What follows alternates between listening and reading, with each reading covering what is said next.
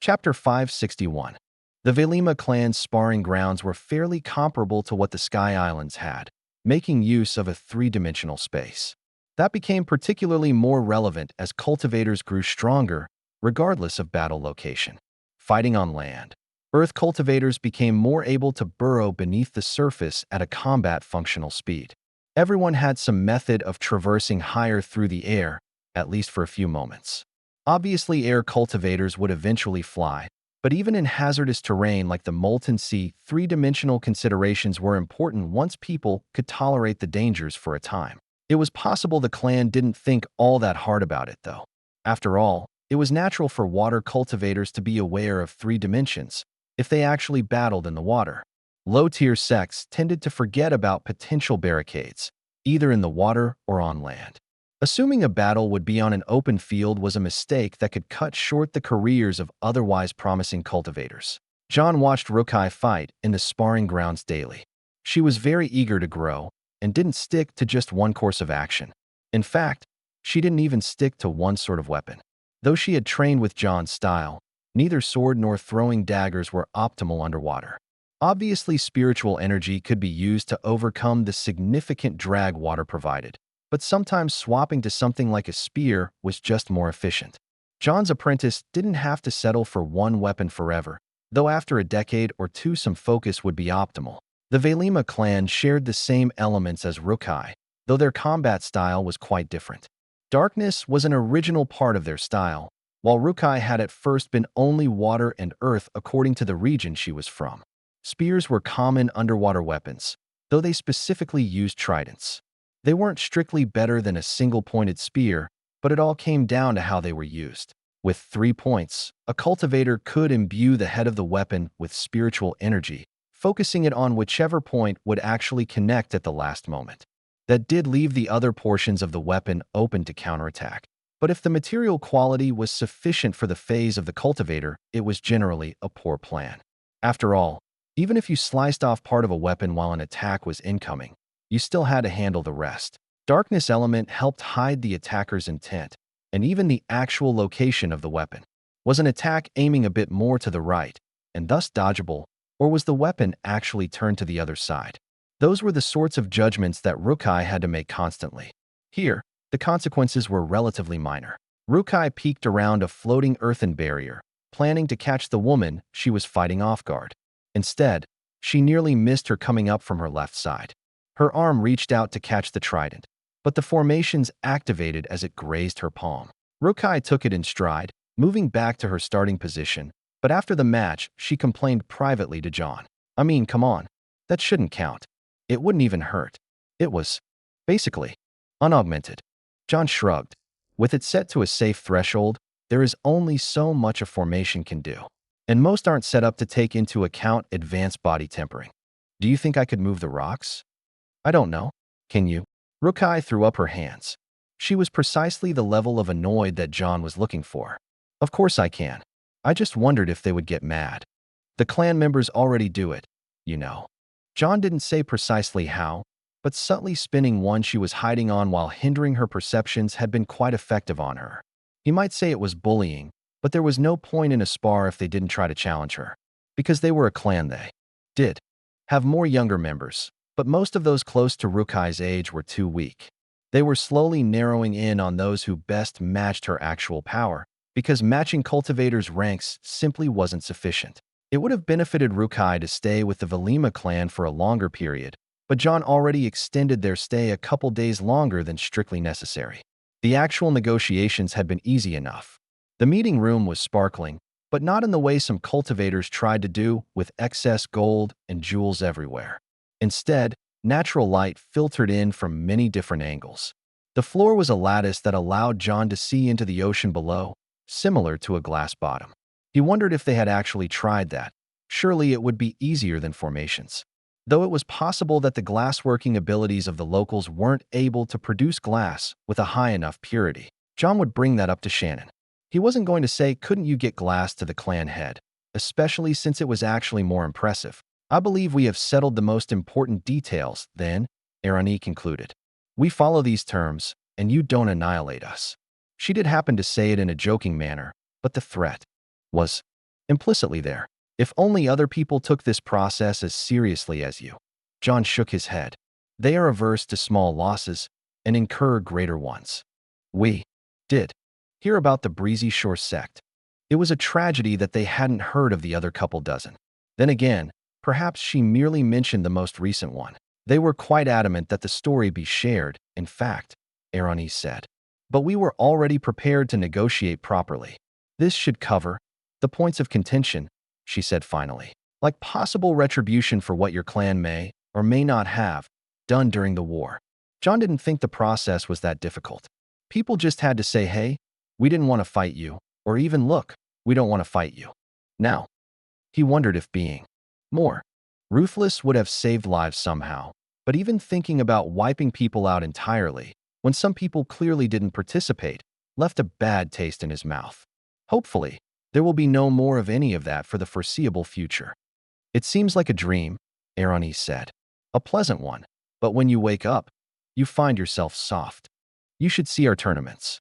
You are invited if you can make it that far. Lunson might need to expand. Then again, it would be expected for participation to grow incrementally as people grew used to the idea. It was unlikely people would come from all over the globe with the current travel methods. A couple months every 10 years was still a lot of time investment. If it was anything like the Olympic Games, the location would move every time. It sounded extremely inefficient to create huge arenas that would be used mostly for just 1 year, even if it theoretically promoted worldwide unity. Perhaps they could focus on something else, such as regional arts. Unfortunately, not that many cultivators were into music or theater, at least not in any way the public would tend to hear about. Trade would have to be enough. Fortunately, the opportunity to get rare resources, at least rare for a particular locale, would provide a good enough reason for people to get along for a while, until people got greedy. Viriato seemed to understand the concept of long-term profits, but people in later generations might not. John couldn't worry about those too much, at least until he made sure people weren't going to start killing each other right away. Spiritual energy. That was what made this world thrive. Perhaps it would be much akin to Earth without it, or maybe it would have never settled down. Life certainly wouldn't exist in its current form, as most beasts and a great number of flora required spiritual energy to survive. Without it, no amount of physical matter would be sufficient for them to maintain their diverse abilities. John was more than familiar with spiritual energy. He knew every element, and every combination from pairs to the full cycle.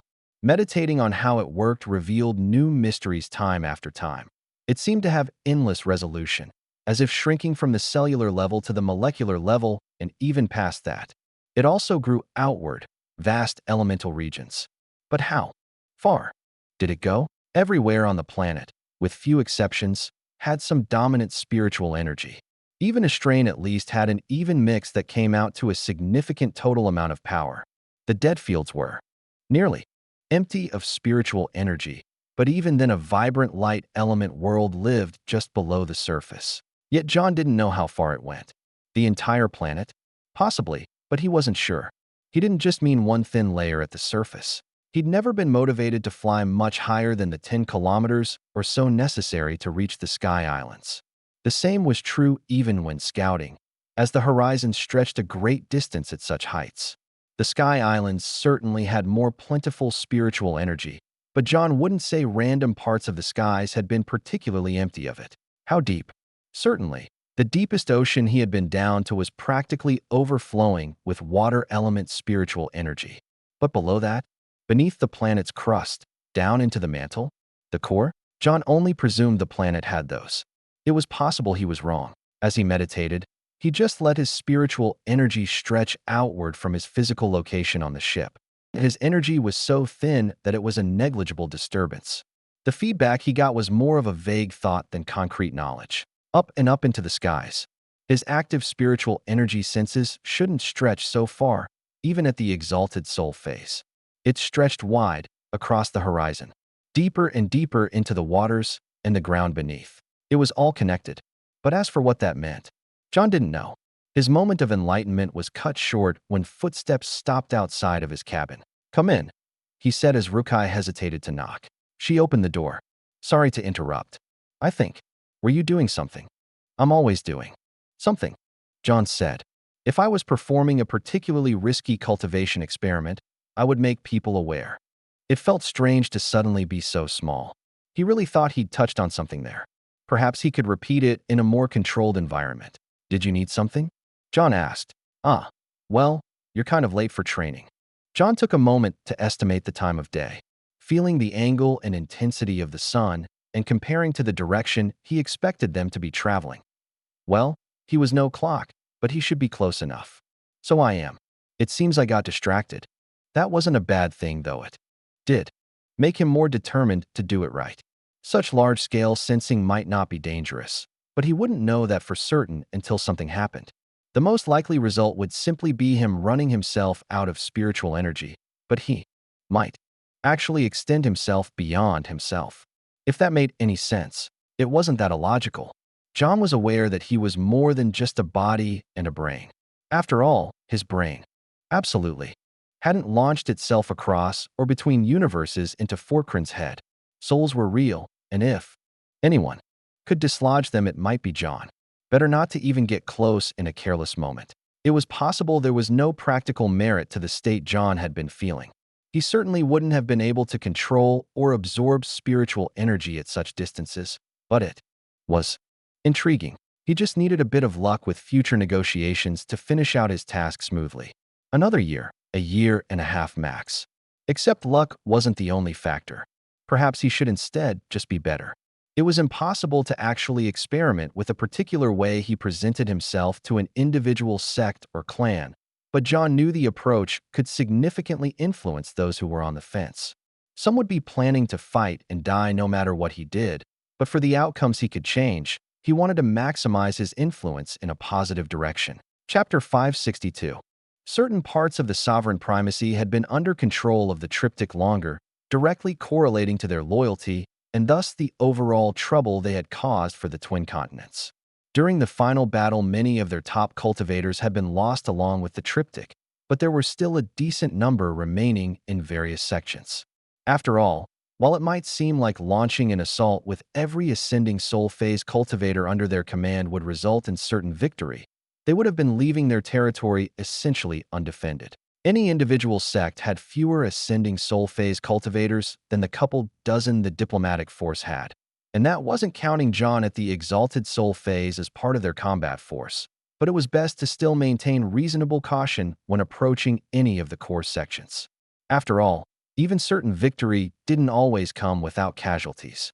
The Unified Heart sect had strong ties to Kalnan, the triptych who had cultivated the core elements. John still thought he'd made a huge mistake doubling up on water and earth instead of balancing across the Allied divide. Of course, taking advantage of that had helped John and Aldera secure victory, so he wouldn't actually have given the man that advice even if there had been an opportunity somehow. Given the circumstances, John thought it was wise to be cautious. Considering the reception they had received, he was even less inclined to let his guard down. Sinead Rosaline was a mid-ascending soul phase cultivator verging on advancing to the late phase. While John wouldn't be inclined to call her youthful, she was still young enough to have potential. Under the guidance of Kalnan, she might have grown to the exalted soul phase given time. There was some chance that she had already heard precisely the insights she would need to supplement her own meditations. Regardless of the circumstances, that advancement would take time. Her smile was fake. It wasn't simply unenthusiastic, but sycophantic. She couldn't hide the disdain in her voice, though she certainly tried. John hadn't intended to relax his guard, but the fakeness implied he needed to look for more particularized dangers rather than something general. It was a good way to practice subtle spiritual energy sensing anyway. Despite what she seemed to think of him, she couldn't help but show off. She seemed to take particular courage from being flanked by two peak ascending soul phase elders, whereas John only had mid-ascending soul phase guards. Indeed, the current diplomatic mission was almost entirely devoid of peak ascending soul phase cultivators. Yet John was certain both of his guards outmatched Sinead herself. Ahan and Lyre were also core cycle cultivators, but as a pair they would achieve a double core cycle. Perhaps that didn't really mean anything. John had no examples to actually work from, but their potential was higher than the sect had. Perhaps not innately, but they had put in great effort to rise up from their early state. John had watched them grow and had great confidence in guiding them further. Behold the might of our defensive formations. Sinead gestured. Most of what she did was brag. John gave polite replies and didn't bother hiding his senses. It seemed that the barriers could keep people out. Or in. Just something to note. Our vast herb gardens, she waved her hand broadly. Lots of poisons there. Though, there was a significant overlap between poisons and medicines. The sect occupied an area comparable to a mid-sized country. It was technically at the corner of 4 elemental regions. As they traveled about, John spotted signs of previous stabilization methods. Currently, it appeared that the spiritual energy was carefully guided towards a core section. Various cultivators were training there, though John probably wasn't supposed to be able to feel them easily. After all, the same formations that contain the spiritual energy in the core should also keep out unwanted spiritual energy, like John's senses. Technically, they did. However, it was imperfect, so John could feel numerous distinct energy fluctuations. Nothing that currently concerned him. The Unified Heart sect might appear to be a decent match for the diplomatic expedition on the surface, but they lacked one important feature: recent military experience. Except for 1 or 2, John was certain that none of them had been active during the war in any meaningful fashion. And of course, there was still himself. Depending on circumstances, he advertised more or less of his power. This was one where he thought he would achieve his best results by appearing to be slightly less. Our armory, the sect head continued. John wondered if she knew she was pointing out weaknesses accidentally. Obviously, he wasn't supposed to be able to find any weak points, but there were quite a few. Like the way the internal barriers divided elements into different quadrants of the sect. John's senses weren't just on the tour he was having. He kept an eye on the others that came along with him, especially Rukai. She was the weakest among them, with her position as his apprentice providing some risk. She had been traveling a different route, with her guide sticking to more mundane parts of the sect for the most part. Rukai did linger in certain areas, which made John focus on what was happening. He couldn't hear what words were being said without potentially revealing the extent of his sensing, but he could passively take in spiritual energy. Most of the spiritual energy in the area was boring, and boring was notable. It could just be the sect's energy-gathering formations draining unnecessary areas. But John took note of the specific feeling. John had been around certain cultivators that were unsociable before. He'd also been around great conversationalists that had been plotting to kill him, only some of which would actually make the attempt. Sinead wasn't much of a tour guide or conversationalist, and it wasn't because she wanted to get back to cultivating.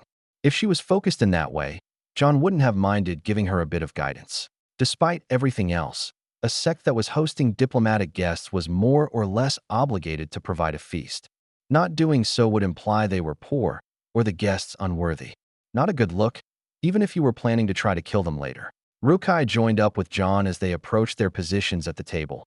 As his apprentice, it was only right that she be placed a few seats down from his seat of honor next to the head of the table, even if she was far lower in cultivation than others around.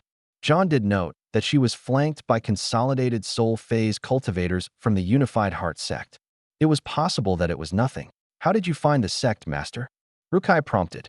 I can see their great power, John said. Strong formations defending them, able to secure plentiful resources. Did you see anything of note? Rukai chatted about a few places she went. Most of it was irrelevant, but a few lines stood out to John. I saw some herbs I might like to cook with. The spicy kind. She paused only briefly to make certain John acknowledged her words. They could really numb the tongue. Ah, I think they have used it as a garnish on some of the dishes. Is that so? John said. Some of our companions have low spice tolerances. Should we warn them? A little bit of spice won't be a problem, she said. Yet she brought it up, knowing that John was resistant to poisons. John felt there must be something potent enough to affect him, yet not directly dangerous. Sufficiently troubling to require a warning, though. John ate at a measured pace as he had bland discussions with those around him about cultivation. One of the men nearby really needed to focus on fortifying his earth element totem if he wanted to continue his growth. It had remained at a low rank. John wasn't going to tell him that, though. Food went into John's stomach, where he isolated it from actually being digested. Then he slowly searched through individual components to isolate a particular spiritual energy, or near lack of it. He couldn't directly ask Rukai without giving anything away, but he thought. This particular poison might numb spiritual energy senses. Presumably, it would be subtle. If he was right, it could be a risk for others if they got into battle, but it didn't seem to resist his spiritual energy. In short, cultivators would be able to quickly purge it once they were aware. Ursel looked as if she was trying to eat all of the food they had. John had a short exchange with Rukai to make sure that wouldn't be a problem, but she seemed to be avoiding the problematic dishes. Ahan and Lyre's spiritual energy seemed to have detected something was off with John. Without probing, obviously, he couldn't tell if they were doing the same in their stomachs, but everyone was already on guard anyway. John at first thought that the spread of food was unimpressive, but it turned out that the Unified Heart sect had prepared multiple courses. Food kept coming out, and the extremely uninteresting conversation stretched on for hours. John had to focus to make sure his perception of time was correct. He didn't seem to have been subject to anything but boredom, though. What was it for? He kept his spiritual energy senses open, but didn't sense any problems. Nobody was gathering around suspiciously within the sect. However, that wasn't the case far away. John finally felt them coming 100 kilometers out. Cultivators approaching en masse. Enough ascending soul phase cultivators to overwhelm the diplomatic expedition, including John. If they were going to flee, there was only one chance. At the current pace, the sect would be surrounded within 2 hours. If they pushed themselves, it could be half that. Even more if they left behind the additional consolidated soul phase cultivators filling out their numbers. The expedition ship was docked within the sect, having traveled up a large river. They could retreat together with relative certainty. Ursel, John called out down the table. I need your judgment on something. I haven't tried the little pies. They were getting some strange looks. After all, they hadn't concealed their voices but transmitted it broadly. Yelling at people at a distance was rude in most cultures. I just need to know if I'm arrogant and prone to overestimating myself and my companions. Ursel tilted her head. And you're asking? Me? You'll be blunt about it. I didn't know you were desperate for compliments.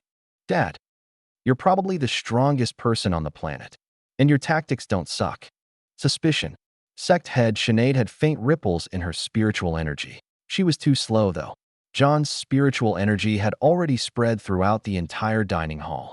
A faint ripple, but it was sufficient for all of his companions to ready themselves. Sinead's was sitting at the head of the table, of course, across from John, and immediately to his right were the 2 peak ascending soul phase guards.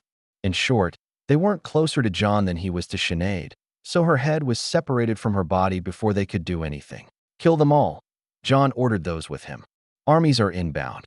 They needed to secure the sect and its defensive formations to properly stand up against their incoming foes and wipe them out. Ursel threw the table at the people across from her. The whole thing, and the table seemed to have been formed from a single mighty tree. It could seat 100 people. Sadly, it didn't even hit 50. Then again, some good portion of those on the other side of the table were on Ursel's side, and thus not where the spiritual energy was focused. Whether it hit them and cracked on their own defenses or they dodged out of the way, they were fine. A few of the Unified Heart cultivators were crushed against the wall. Rukai had suddenly disappeared. Most likely, she had intended to hide under the table, but she merely ended up in the sudden empty space. Even so, she brilliantly blended her spiritual energy in with the surroundings, such that the 2 consolidated soul phase cultivators on either side of her cut through empty space where she had been sitting a moment before. Battle broke out. John truly hoped it would be one of the last. Of course they would have to counterattack the sects involved here, but it didn't appear they had left much in reserve. Chapter 563. In a controlled environment, John would have liked to see how Rukai fared against a consolidated soul phase cultivator or 2. In a world where enemies would prefer to use her as a hostage or attempt to cause trauma by killing her, there was no room for that. The head of the Unified Heart sect had barely touched the floor before John took a defensive stance near his apprentice. Not so close that he actually gave away her position, of course. It was good for her to test the practical limitations of her stealth skills without interference. On his way over, John sliced off the arm of another ascending soul phase cultivator. He didn't intentionally limit himself to that much, but the man had instead sacrificed his arm to avoid being bisected. Apparently, John held back just a little bit too much. He wasn't underestimating the sect, but he had to consider the other approaching enemies. There was an important balance between a swift, overwhelming victory and keeping enough energy for the next battle. Ursula wasn't wearing her signature armor. Apparently, even she couldn't justify such war readiness during a feast. If she had made the attempt, she might have sparked earlier conflict. It would have been fine knowing what they did now, but John appreciated her willingness to compromise. It was unfortunate for her at the moment, as someone hit her with her own club, snatched off her back during the very first moment of battle. The impact from the heavy stone weapon was augmented by the force of the core elements, though Earth was the most powerful. The weapon was aimed for her head in a downward swing, but it ended up striking her shoulder. The cracking sound wasn't just the floor beneath her. Ursula absolutely could have dodged the attack. Perhaps she should have, with her shoulder's current stage. But John could tell she was far too focused on her counterattack, which required the enemy to retain a predictable position. Fingers of her left hand grasped her foe's wrist as strongly as they could in her current state, but her right hand was far more important, reaching to grab the man's shoulder. Cracking and popping sounds resounded together as Ursula crushed the man's shoulder and wrists at the same time as she repositioned the bones in her own shoulder. She wouldn't suddenly be healed, but if she was careful, she would at least avoid causing further damage throughout the battle. The man tried to pull back, but Ursula gave up her grip on his wrist to pull him further in, arms wrapping around and simply squeezing him. Flames surrounded him, trying to burn away Ursula's spiritual energy, but she responded by creating an impenetrable shell of earth that reflected the heat back inwards. The man didn't have much opportunity to burn, because splitting his energy between redirecting his own energy and avoiding being crushed turned out to be insufficient. His torso crumpled, and Ursula had her club back. "I'm impressed you managed to swing it," she commented to the dead man. Then she proceeded to swing the dense stone club one-handed, barely even needing spiritual energy for the task. Foes both weak and strong would fall before her. Venera focused on efficiency, drawing together weaker cultivators with the weight of earth and striking them down with lightning. Even though the Unified Heart sect could theoretically make use of advantageous elements, none of them were individually strong enough. Having lost their sect head immediately was also a huge blow to morale. Ahan and Lyre were core element cultivators, just like the sect, but their actual style was much different. The two of them added together were greater than the sum of their spiritual energy, with Ahan entangling foes with his spike chain and Lyre cutting them down with her glaive. Even Shannon was holding her own as a consolidated soul phase cultivator not focused on battle. One of the opposing elders was bombarding her with a rain of projectiles, metal darts, and dense stones. Even with a disadvantage in cultivation, she was able to use her water element to deflect the incoming attacks. She wouldn't be able to hold out forever, but she merely needed her side to gain an advantage. John took down a handful of enemies, some with his sword and some with thrown daggers aimed at various parts of the banquet hall, before someone successfully activated the sect's internal defensive formations. Immediately, the flow of energy shifted. Free spiritual energy was drawn into a pattern, feeding into the cultivators of the Unified Heart sect. Or at least, that was what it was supposed to do. To some extent, it worked. However, they were far from the only core cycle cultivators present. While the energy might seem elusive for others, members of the 6 Elements Crossroads were all able to access it to various extents, regardless of their actual totems. That included Ahan, Lyre, Rukai, and many others. Then there was John. It only took him a few moments to assess what the formation was doing, analyzing it as he would any foe in battle. In this case, it had a set pattern even if it might seem chaotic to some. It was trivial for him to appear to be only a core cycle cultivator. His attacks grew in power just as much as the rest, but he wasn't done. At the current moment, they were basically on par with the balance before, perhaps slightly disadvantaged. Even as he distributed his own energy around allied forces to defend them from an onslaught of attacks, he continued to focus on the formation. Then he took control of it, diverting the flow of power through himself to be distributed only to his allies. Yet to the Unified Heart sect, he distributed only lies, his light and darkness working overtime to make them feel empowered. In battle, a few uneven exchanges could destroy a person. Most would not even realize the problem before they were annihilated. The battle within the Grand Hall didn't drag on for long. The elders that were hidden within nearby training grounds arrived too late to properly join with the rest. Once the momentum was against the sect, it was too late for them. A sect wasn't just its head and various elders, though. John had to address the majority of the remaining members, projecting his voice over their broad domain. The Unified Heart sect has betrayed the peace, poisoning its guests and preparing an ambush. For this, Sinead has perished, and the elders as well. I declare the sect dissolved. All disciples are to leave the sect grounds within the hour, or to suffer the consequences. John really didn't want to slaughter thousands of disciples, innocent or not. They were at least complicit with the rest, but he simply couldn't afford to leave them around, nor spend the time killing them. After all, the remaining armies were still incoming.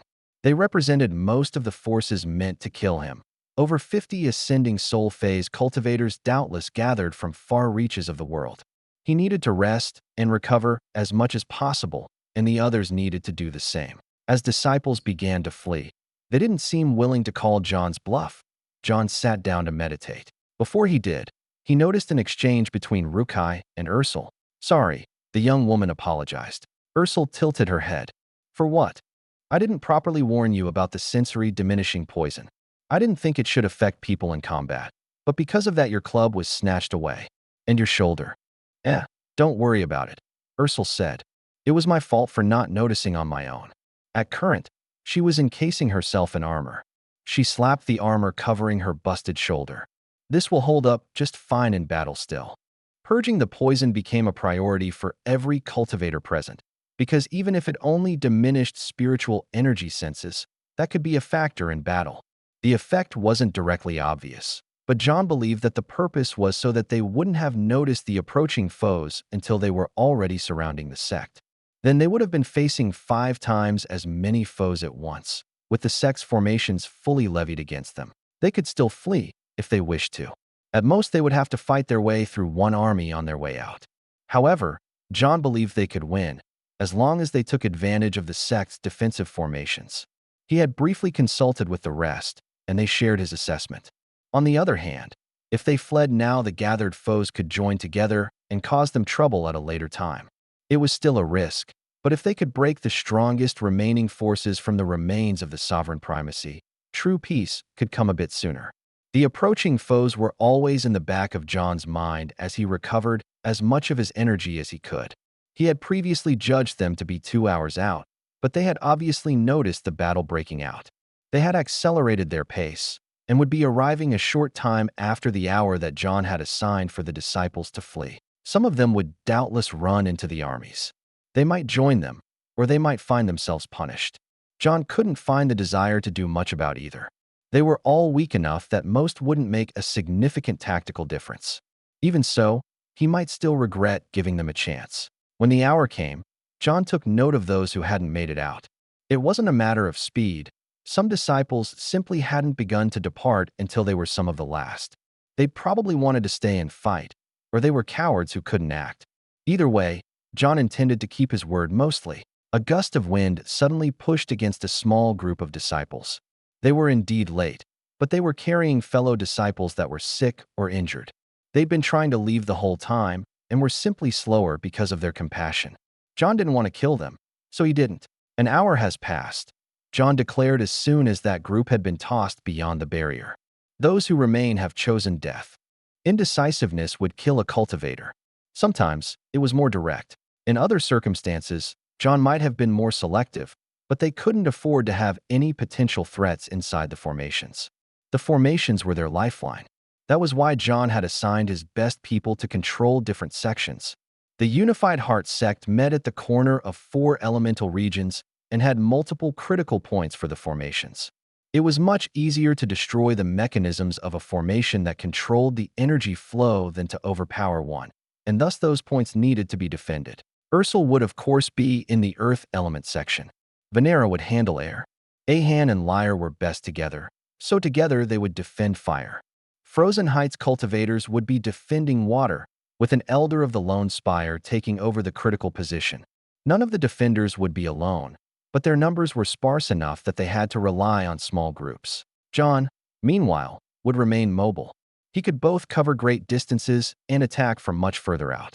Anywhere within a few hundred meters was effectively the same for him. but he could attack a few kilometers out if he was willing to accept some loss of power. He intended to cut down as many foes as he could, as quickly as feasible. With the support of local formations, he had great confidence. Half of their foes might be a bit much. However, John was confident he could defeat at least a quarter of the enemy forces. That would still require the rest of them to face something akin to 3-to-1 odds, but the defensive position should be sufficient. Besides, if John actually got anywhere close to his potential kill count, the effect on enemy morale would be significant. It wasn't just about people turning to flee. Cultivators could be anywhere from recklessly brave to entirely concerned with their own survival. Whether they fought to the last or broke didn't matter as much as the mental toll the deaths would take. Their spiritual energy control would weaken, even if they didn't notice. Chapter 564. The approaching enemy forces had a few stronger individuals at the head, though none in particular stood out as the strongest. Likewise, their lower end of cultivators were in the soul expansion phase, but it wasn't possible to pin down any of them as the weakest. That wasn't so with the continental forces. John was a phase above the next best. It might appear to be only a few small ranks, but it was actually a huge leap. Meanwhile, the weakest individual that had come along with them was probably Shannon, except that Rukai was even below her. She wasn't actually from the continent, though. Rukai was aware of this, and the enemy forces would be able to sense it. That was a problem. She could just hide, of course. She could, but she might not be able to live with herself afterwards. Even if her dream of avenging her mother might be impossible, gaining the strength she dreamed of was still possible. However, she wouldn't do that by avoiding conflict whenever it turned rough. On the other hand, she didn't want to die, and she also didn't want to force John to protect her, as he was the very core of their chance at victory against overwhelming odds. For her own sake, she had to do something. For the sake of the people she had come to know almost as a family, she couldn't screw it up. She had barely spent any energy during the battle in the banquet hall. She had ducked for cover. Fighting two consolidated soul phase cultivators wouldn't have been a useful challenge, and then contributed only in small ways to the following battle. John had been protecting her. It was nice to feel safe, but she wanted more, and she knew he couldn't afford to devote that attention to her now. Yet he would do so without a doubt, if she couldn't handle herself. That meant Rukai couldn't afford to even appear to be on the back foot, or at least not in a way John would believe. With barely an hour to plan, she could only rummage through the herb gardens of the sect. They had many herbs meant for healing, but they also had poisons. Some overlapped. She could pluck as many as they wanted. John wouldn't care, and nobody else would be concerned about potentially building up their cultivation if they didn't survive to that point. Ugh, Rukai said as she looked at a few. This one needs to be dried, and this one has to be ingested. She seriously doubted her enemies would sit down and eat a meal she cooked them. That had been one of the only ways she thought she could poison John, though, so half of her poison studies had been in that area. I guess I could dry this, she muttered to herself. She might screw it up, but she could certainly accelerate the process. Water and earth elements should work together for that just fine. As it turned out, it was possible to dry out a plant. Too much. It crumbled to dust, and not in a useful manner. The next one almost turned into a rock, but the third one was usable. It wouldn't be enough, though. Rukai looked around, taking in the herb garden. She would have to repeat the process a dozen times to feasibly defeat a consolidated soul phase cultivator. The same would be true if she faced even a small fraction of the available soul expansion phase cultivators. She really didn't know what most of the plants did, but did it matter? There was an opportunity here to make a real impact. She only actually needed a few things to do their job. Rukai busied herself among the plants, doing her best not to constantly sense the impending doom rushing towards her. Cultivators surrounded the sect. Their numbers were finite, but they seemed as if they were everywhere. In truth, they were attacking at maybe a dozen positions around the greater sect, looking for weaknesses in the outer barrier. Even though the actual plan doubtless involved them being let through, they didn't hesitate to adapt. Rukai felt them, and she felt John. His power was unmistakable, beautiful and deadly, though Rukai would never admit to the first thing. She felt his attacks, and was reminded of how he could have completely destroyed her upon their first meeting. He would have been justified, because even if she didn't stand a chance she had, truly, intended to kill him. The war hadn't been his choice. Even Rukai had understood that when her mother went off to fight. The triptych had declared it, so it was justified. That was how people acted, but that wasn't true. They'd never visited her home. John was making sure to show himself to the majority of the population. Split with that empress. Aldera, apparently. People said so much about her, but Rukai didn't know what was true.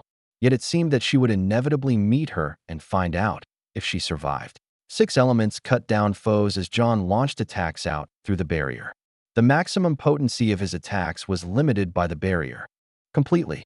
One-directional barriers had their own weaknesses. Even so, he clearly made the most out of what he had, efficiently slaying the strongest foes he could. All would have no trouble killing Rukai. It was kind of depressing, but she had to think about her a decade from now. She would be stronger, and she could use that strength to maintain the peace she truly believed would come about. The barrier couldn't last. 5 minutes, 10.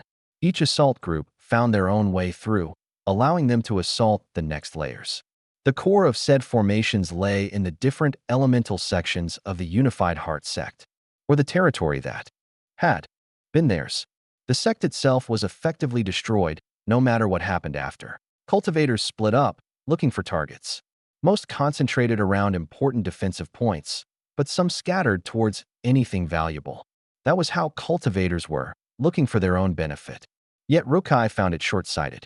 Certainly, obtaining their own loot would be valuable if they had to retreat, but if they simply focused their efforts together, they would be less likely to reach such a state.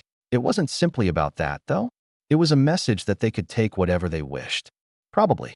They might not actually say that even in private. The widespread chaos could force a sect to defend less effective locations, but nobody cared about this. Place. Surviving.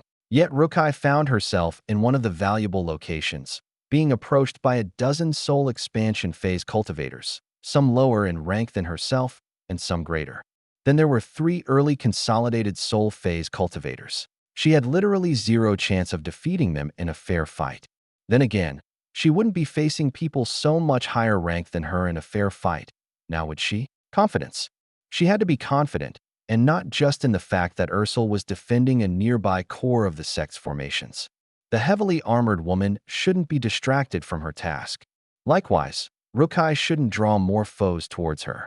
But it would be comforting to feel the woman fight, and if she had to, she could get protection without distracting their most critical cultivator. Rukai brushed away John's sensory energy. She couldn't actually stop him from paying attention, but she wanted to let him know she could handle herself. As enemies approached, Rukai did nothing except hide. Not because she was afraid, though she thought it was quite reasonable to be fearful even when one had a good plan. Instead, she waited because half of her work had already been done. Cultivators carelessly plucked up herbs with the strongest spiritual energy, regardless of whether or not they would survive the process.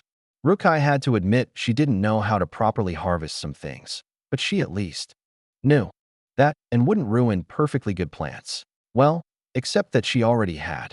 All of the most important ones, be they the biggest targets or the poisonous plants, she actually knew how they functioned. As soon as hands were laid on them, they exploded. Fire and air elements burst forth, filling the air. Some of it would inevitably be breathed in. Rukai was fairly sure that some of the plants were good as a calming incense. She would also bet that breathing flash-vaporized leaves and stems was not all that great for people's lungs. Some of the herbs would promote healing, and Rukai had no idea how much it would take to overdose on them. Ultimately, it didn't matter. Damn it, it's a trap, one of the consolidated soul phase cultivators said. What a foolish man. Of course it was.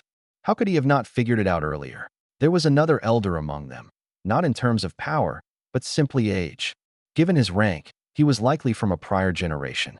He might have been great once, but he'd long since reached his limits. We will sweep the area. Whoever laid this trap may still be hiding nearby. 5 people had already walked right over Rukai. The fact that they were more actively sweeping the area with their senses barely seemed to help them. Though eventually, someone actually found her. Over here, buried in the ground. Rukai had a very good reason for her position, despite how it limited her movements. It was simple.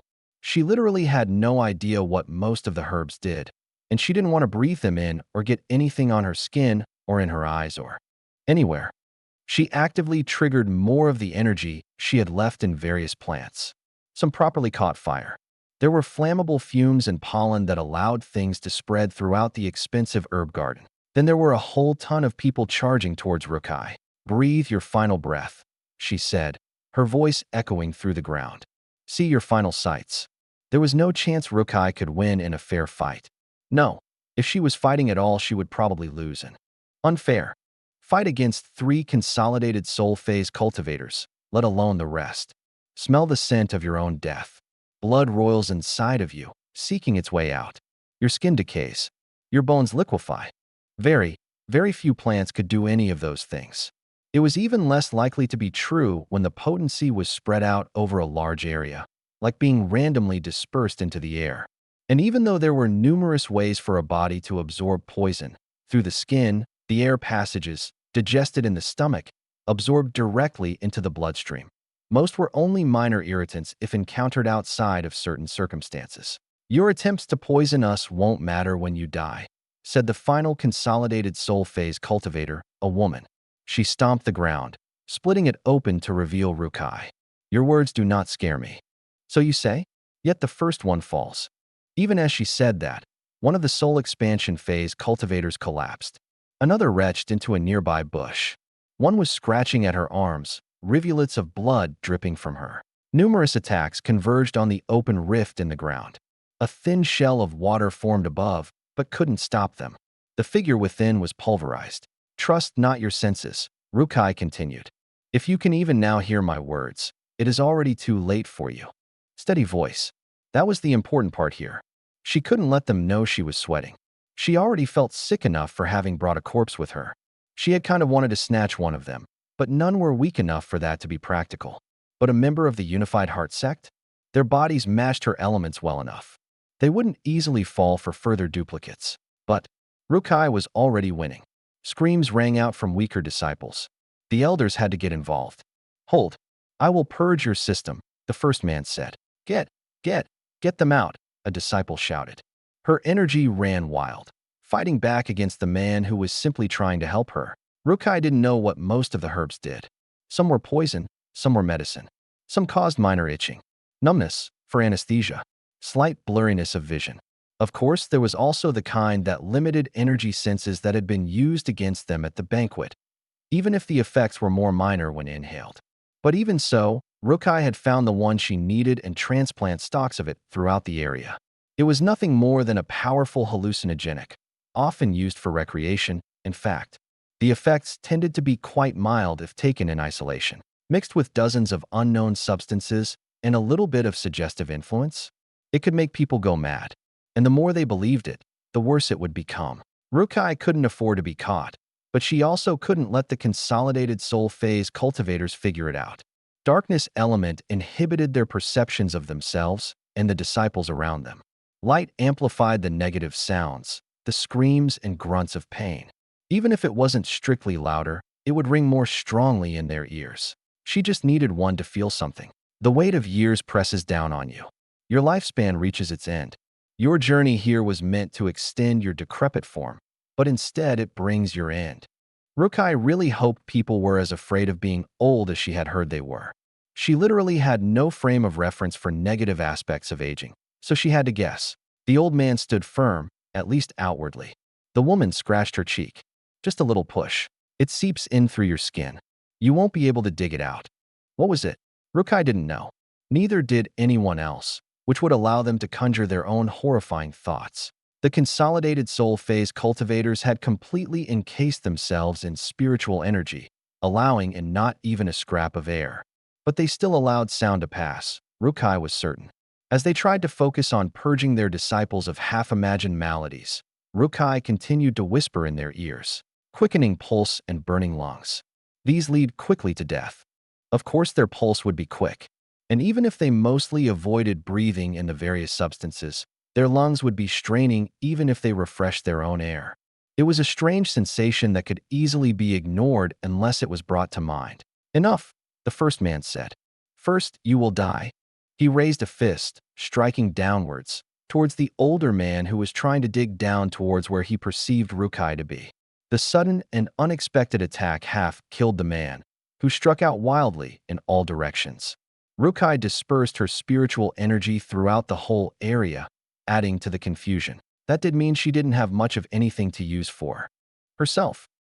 She felt the crushing weight of earth as she held her breath, afraid to even purify the air in her lungs. Yet up above, chaos continued unabated. The human mind was strong, especially that of cultivators. If one believed that blood would leak from their pores, it might actually happen, even if no such poison was present. Likewise, if one believed they were infected with madness, mad they would be even if there was no other reason. The three consolidated soul phase cultivators all seemed to think the others would kill them, striking out as they could. The older man perished first, the surprise attack weakening him far too much. The remaining man and woman finally separated, but not because they saw through anything. Instead, they were concerned only with their own failing bodies, the damage happening more from their own spiritual energy losing control than any toxins inside their body. Though perhaps they had received compounding doses of dozens of troublesome flora. Rukai truly didn't know. Slowly, she began to dig her way out at an angle. The earth was heavy atop her, but she recontextualized herself and what little remained of her spiritual energy. Soon, it was more like a liquid, and she swam upwards. Swimming was her favorite, and she had never worried about suffocation underwater. She couldn't take a deep breath when she surfaced. Instead, she simply had to use the last of her spiritual energy to shield her body as she trudged out of the area. Hopefully, she had made an impact. She had been so focused that she really hadn't been aware of the rest of the battle. Somewhere upwards of 50 ascending soul phase cultivators. Each of them could have squashed her underground without effort. There had been that many at least. But among their foes, Rukai could only count 30. No, 28. The number dropped by 2 all at once, though it wasn't really mysterious. A storm of elements covered the center of the sect. At the center of it was, of course, the sect head of the 6 elements, Crossroads himself. He was terrifying. Just like herself, Rukai hoped that their foes didn't recognize the fragility beneath the surface. At least, not before they were about to die. Chapter 565. There was only so much one person could do. Though John was wielding a massive amount of spiritual energy, he had his limits. If he had a partner who could work alongside him, those limits would have been far higher. However, the mere thought of seeking to marry for a third time made John's chest uncomfortably tight. He didn't know if he could handle loss like that again, or even the idea of loss. Perhaps if the world were peaceful. But it hadn't ever achieved that in the century or so that John had been around, so he wasn't sure if it was truly possible. John had to respect the Unified Heart sect's choice of location. The corner of 4 elemental regions was perfect for their purposes, and the formations were optimal for augmenting their battle style. If they had anyone left to actually control the formations, they would have greatly shifted the balance of power towards their side. Or rather, John would have had to flee. But their plot had been discovered, the surrounding armies spotted before they could arrive. The elders of the sect had been annihilated and the rest of the disciples driven away. Those who were foolish enough to join together with the incoming armies instead of continuing to flee simply didn't have the capability to take the control out of John's hands. Power coursed through and around him along with a storm of elements around him. Not just the 4 the sect intended, but all 6. Light and darkness carried along with their allied elements. John found the sect grounds worthy of being part of the sovereign primacy's core, even if their leaders lacked such worthiness. Faced with over 50 ascending soul phase cultivators on his own, John would have doubtless perished. Instead, less than half of the enemy forces were able to concentrate on him, as the rest were dedicated to capturing the formation cores.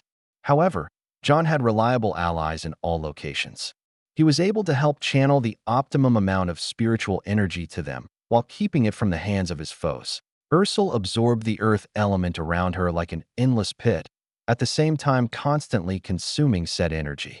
She stood nearly immobile at the core of the earthen formation, surrounded by stone pillars. Attacks rained down on her from multiple ascending soul phase cultivators. Consolidated soul phase cultivators came in several times their numbers as well. Points of weapons bent against her armor, blades cracked.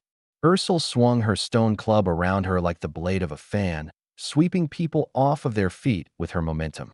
In the rare cases they actually managed to stop her attack for a moment, the force of her blows would still send them back, and her weapon would rebound in the other direction, never stopping.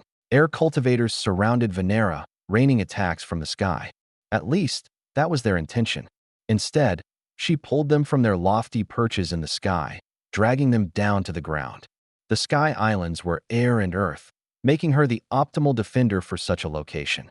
She could make use of the air element herself while also having the dominant element for any attackers that would try to benefit from the area's elemental balance. The incoming attackers didn't completely conform to the single elements of each region they were attacking, but they had a clear bias.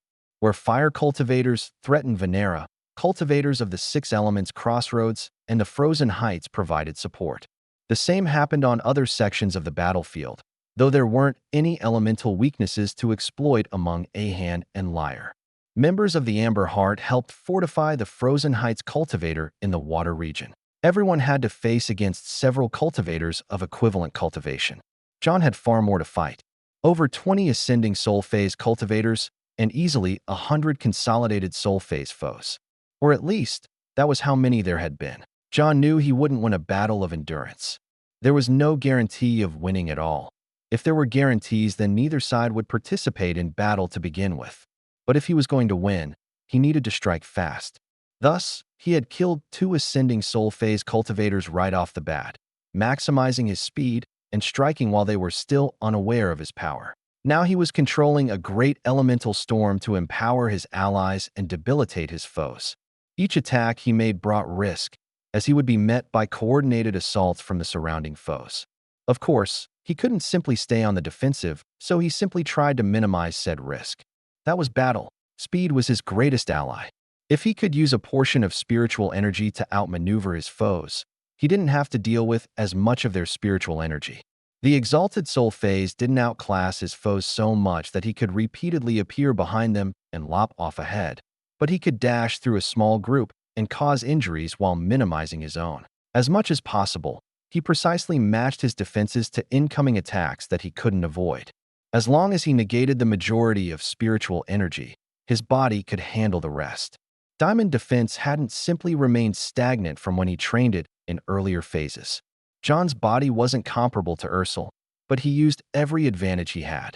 A blade sliced along his throat and left only a slight trail of blood instead of slicing off his head. For that, the man who made the attack lost an arm. It was a shame he hadn't been killed, but injured opponents might have a greater psychological impact on the enemy than simple death. Even if the man fought with his other hand, he would be weakened by a significant margin. Arrows flew past John, spears striking for his heart and swords slicing at his body. He flew through the air, rebounding off of buildings and diving into pools of water throughout the core of the sect.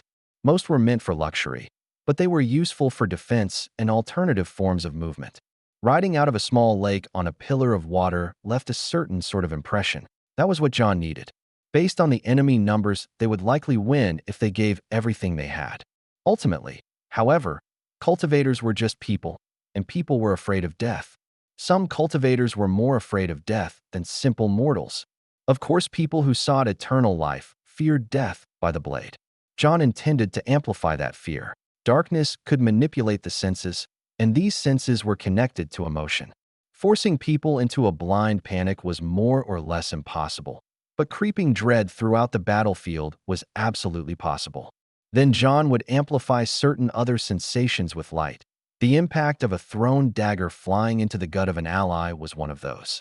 Each injury they gained he highlighted while downplaying the scrapes and cuts he sustained, implying a sense of invincibility on himself. Despite his training, his improved reaction times, his vast spiritual energy, John had limits on what he could process. He was only vaguely aware of the battle Rukai was participating in. He could do little more than include her in the empowering aspects of the formation.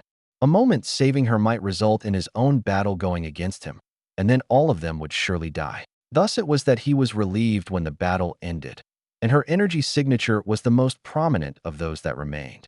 His own morale, and those of his allies, was surely just as important as that of their foes. More, perhaps. John grinned. He allowed his true feelings to surface, and barely even had to exaggerate them. "Do any of you have apprentices?" he casually asked as he leaned back, ducking under a wide, sweeping blade. At the same time, he caught the ankle of a cultivator that hadn't expected him to bend so far. A gust of air lifted them with his strength, swinging them into the path of incoming attacks.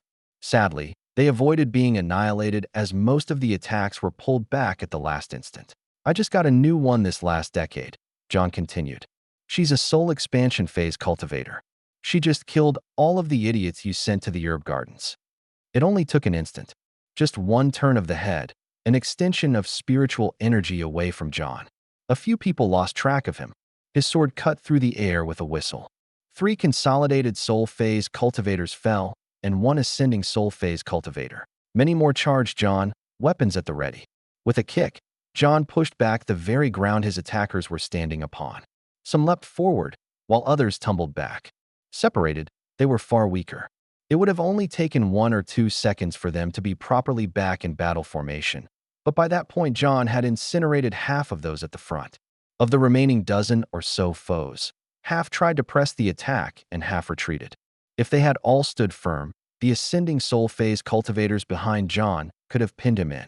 Instead, he was able to cut his way through the group of mostly consolidated soul phase cultivators. Feel those earthquakes? John asked. That's my daughter. You're lucky my other children aren't here today, or you'd all be dead already. The end of that brag was a very convenient time for someone to be knocked towards them from Ursul's section. The woman was only propelled a few hundred meters, not quite the kilometer or so that would have been necessary to actually land among John's chaotic battle. But the impact was still real. Every time his foes hesitated, John acted. If he hesitated himself, even once considered how he might lose, it might actually come to fruition. He couldn't fight forever, but he could last long enough. A quarter of the enemy forces fell, approaching a third. Some of John's allies had fallen. Ahan and Lyre were barely holding on. Yet far more of the attackers were down, and they were afraid. You know, I haven't just been sitting around after we killed your triptych. I'm stronger now. And you seem to be all out of exalted soul phase cultivators. Someone actually understood what John was trying to do. A woman from one of the air sections. He's trying to disturb our thoughts. We can still dash. Unfortunately for her, she was too slow. He cut her words off by stealing the air around her, then propelled her into the sky atop a pillar of earth. John met her there, where she tried to fly away from him. He simply rode the same winds as her as he cut her down. In some ways, it didn't even matter if people knew he wanted them to be afraid. No, it might actually be beneficial. Because the people here had no core. They were just a bunch of disparate sects joining together against a common foe that they hated, simply because they had lost their footing. Even if they somehow killed John here, they wouldn't live. The twin continents would bring far greater forces to bear and annihilate them. But for a single moment, they could believe they had control of their own destiny. Who wants to die next? John asked. Nobody volunteered, of course. Instead, they hesitated. Instead of trying to kill any of his foes, all on guard and ready to cover for each other, he simply threw a dagger charged with his energy towards another battle. Pure disdain for those in front of his eyes, as if he couldn't possibly lose. At the same time, a tactical shift to their side as he saved the life of the elder from the lone spire and slew his distracted opponent. No volunteers? That's fine. I'll just pick whoever is slowest as you run away. I'm sure some of you can outrun the others just fine. John deliberately went after an earth cultivator, a man of steady firmness. Fire blazed in John's eyes as his sword was covered in brilliant white flames, not concealed as his ethereal flames usually tended towards. The man lifted a heavy shield, but John cut through it, his forearm, his breastplate, and everything the man was. Those surrounding him that should have sprung forward to attack John instead moved to find their own safety. The first to flee were actually near Ursul. After all, she was remaining stubbornly in place in her formation. She couldn't chase people without leaving the area, or so it appeared.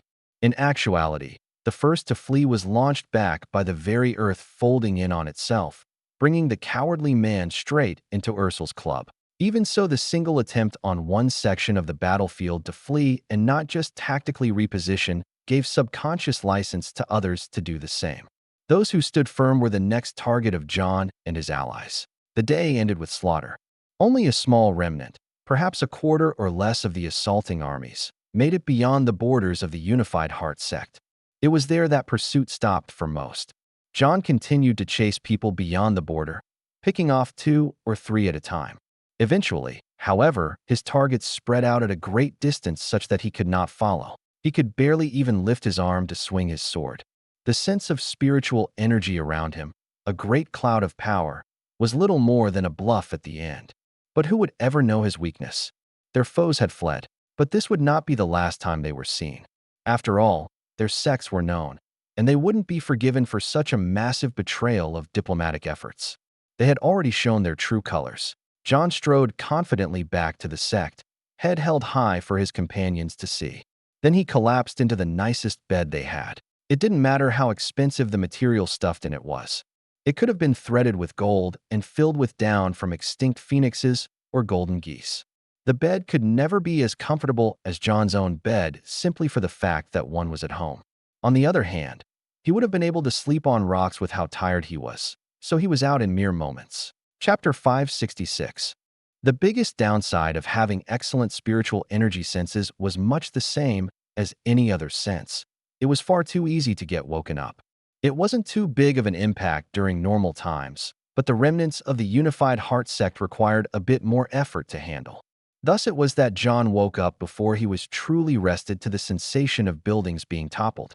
He did approve of the effort, of course. The sect's core would be eliminated for their betrayal, and they weren't the only ones on the list. All of the others who had joined the attack would be removed as well.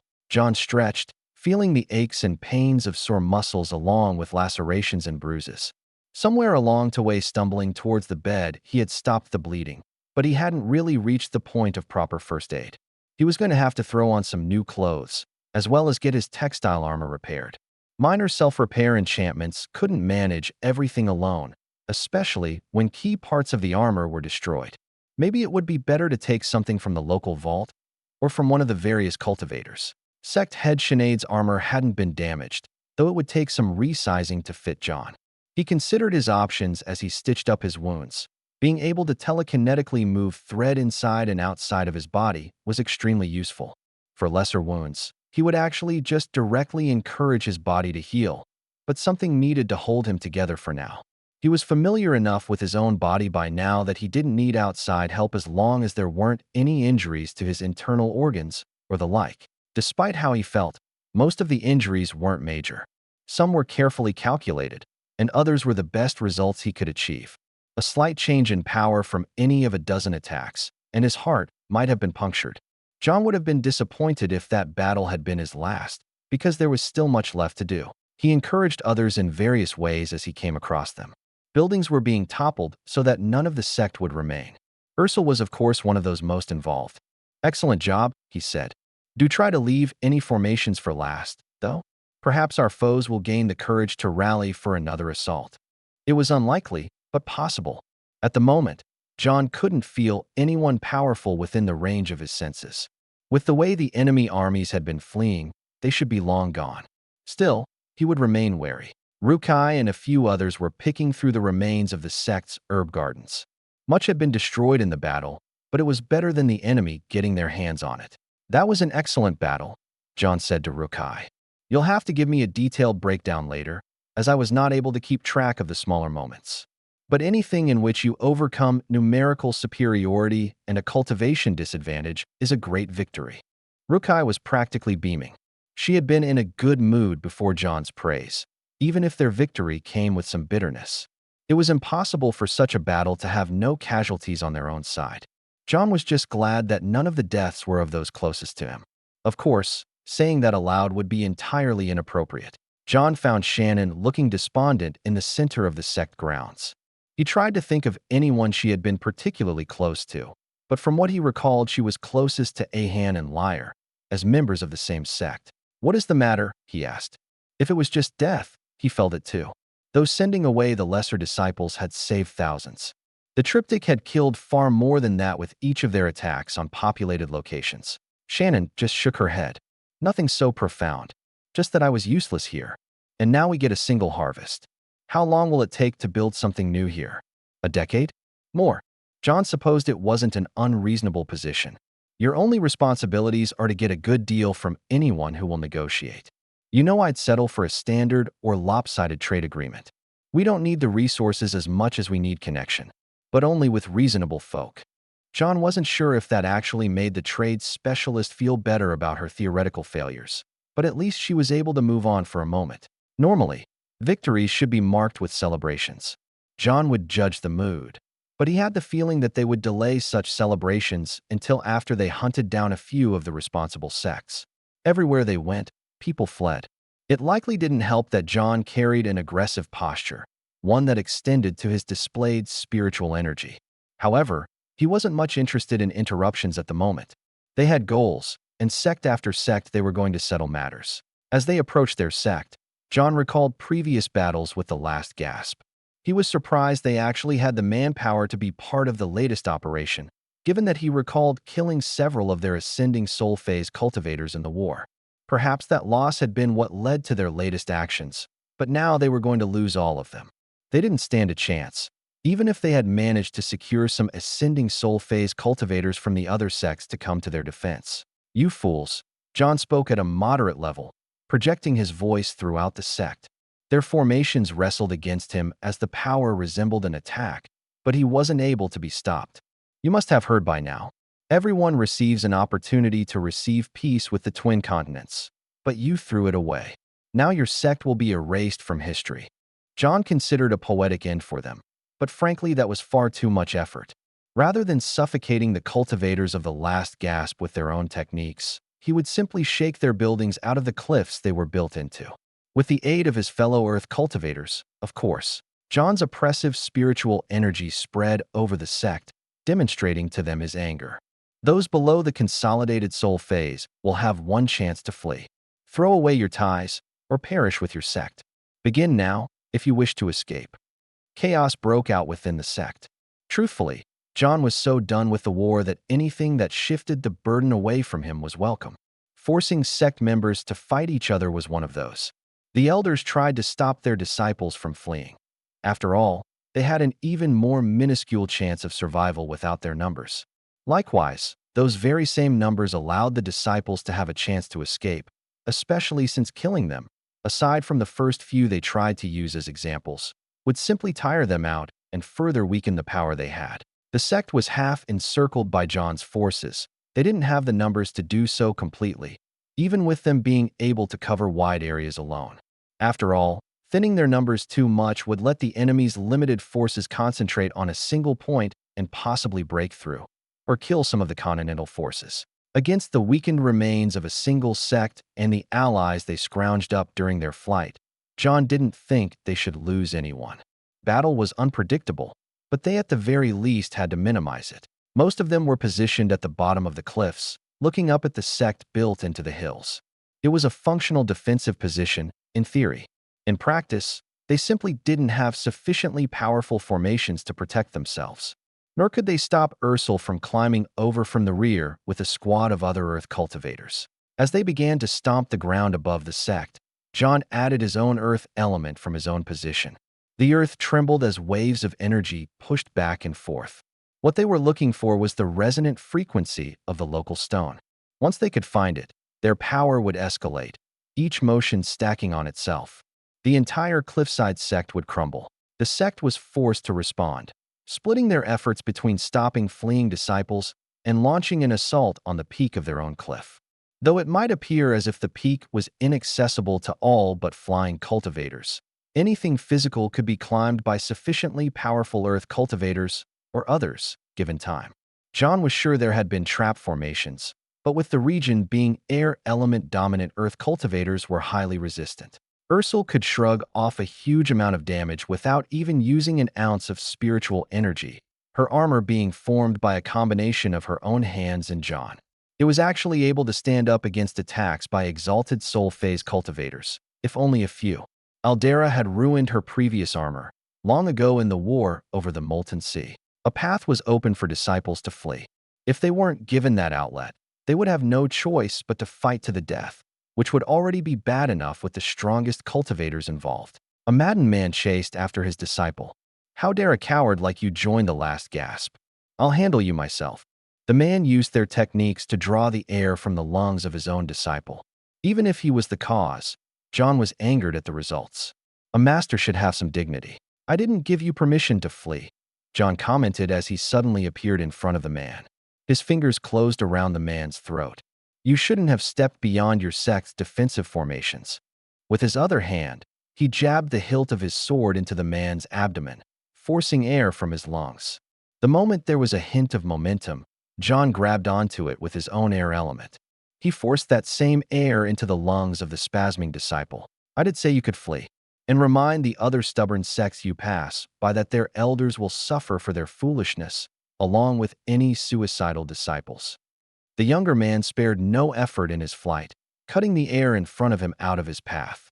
John didn't bother with properly suffocating the elder. He snapped his neck as the man was unable to provide sufficient resistance even with all of his spiritual energy brought to bear. John had missed a few pulses of earth, but he rejoined the efforts. The cliffs were trembling now, and disciples were leaping out of the windows instead of finding their way down the stairs. The sect's formations were already being overwhelmed from different directions.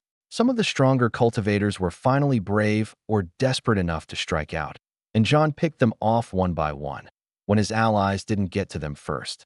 There weren't even a dozen ascending soul phase cultivators present. How could they be a serious threat when they had just destroyed another sect that was stronger and fought against at least 5 times those numbers immediately afterwards? Another victory, but it didn't make John happy. Not that he expected it to. He had a more realistic view of the world. He just wanted to spend time with friends and family, specifically not during a war. War was tiresome.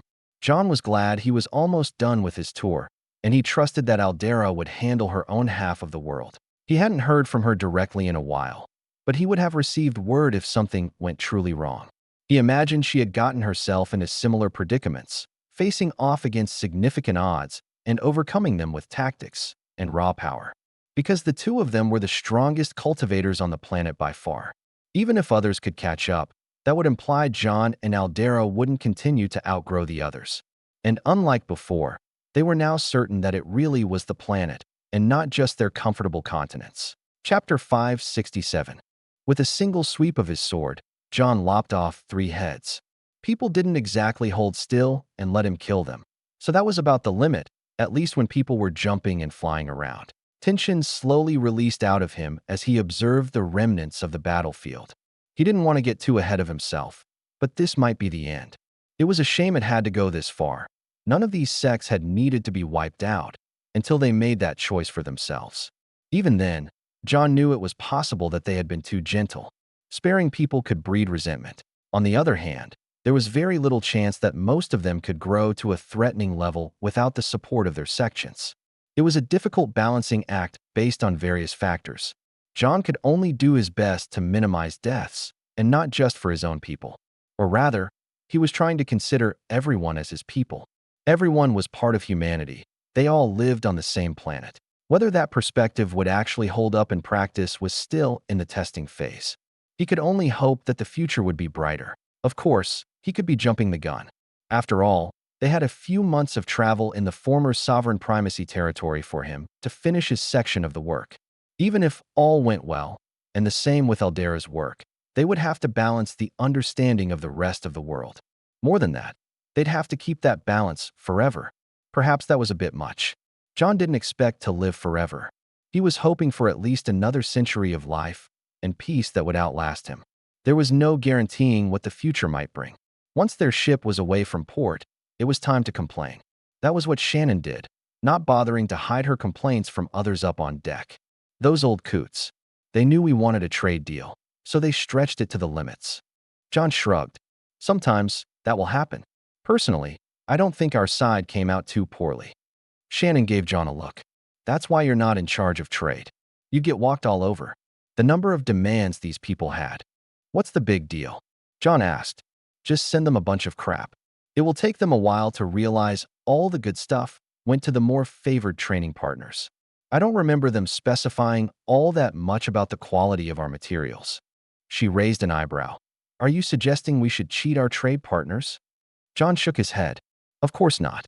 But since they insisted on getting everything in detail, you should go a particle beyond what they demanded. Perfect weights, flawless counts, the most mid-grade of mid-grade metals, and the most common of commonly traded techniques. They can even have all the copies they demanded of the triptych's cultivation methods. The additional notes aren't part of that, obviously. Simply reading the contents of how the exalted soul phase cultivators cultivated up to that point wouldn't do anyone much good. Indeed, it was possible to overexert oneself trying to match 3 of the most exceptional people on the planet. Obviously, personal guidance from them would be impossible, so their notes were the next best thing. There were quite a few scattered around different locations and written down by various disciples. Shannon nodded her head as she considered John's words. I suppose that will work, but they won't be happy.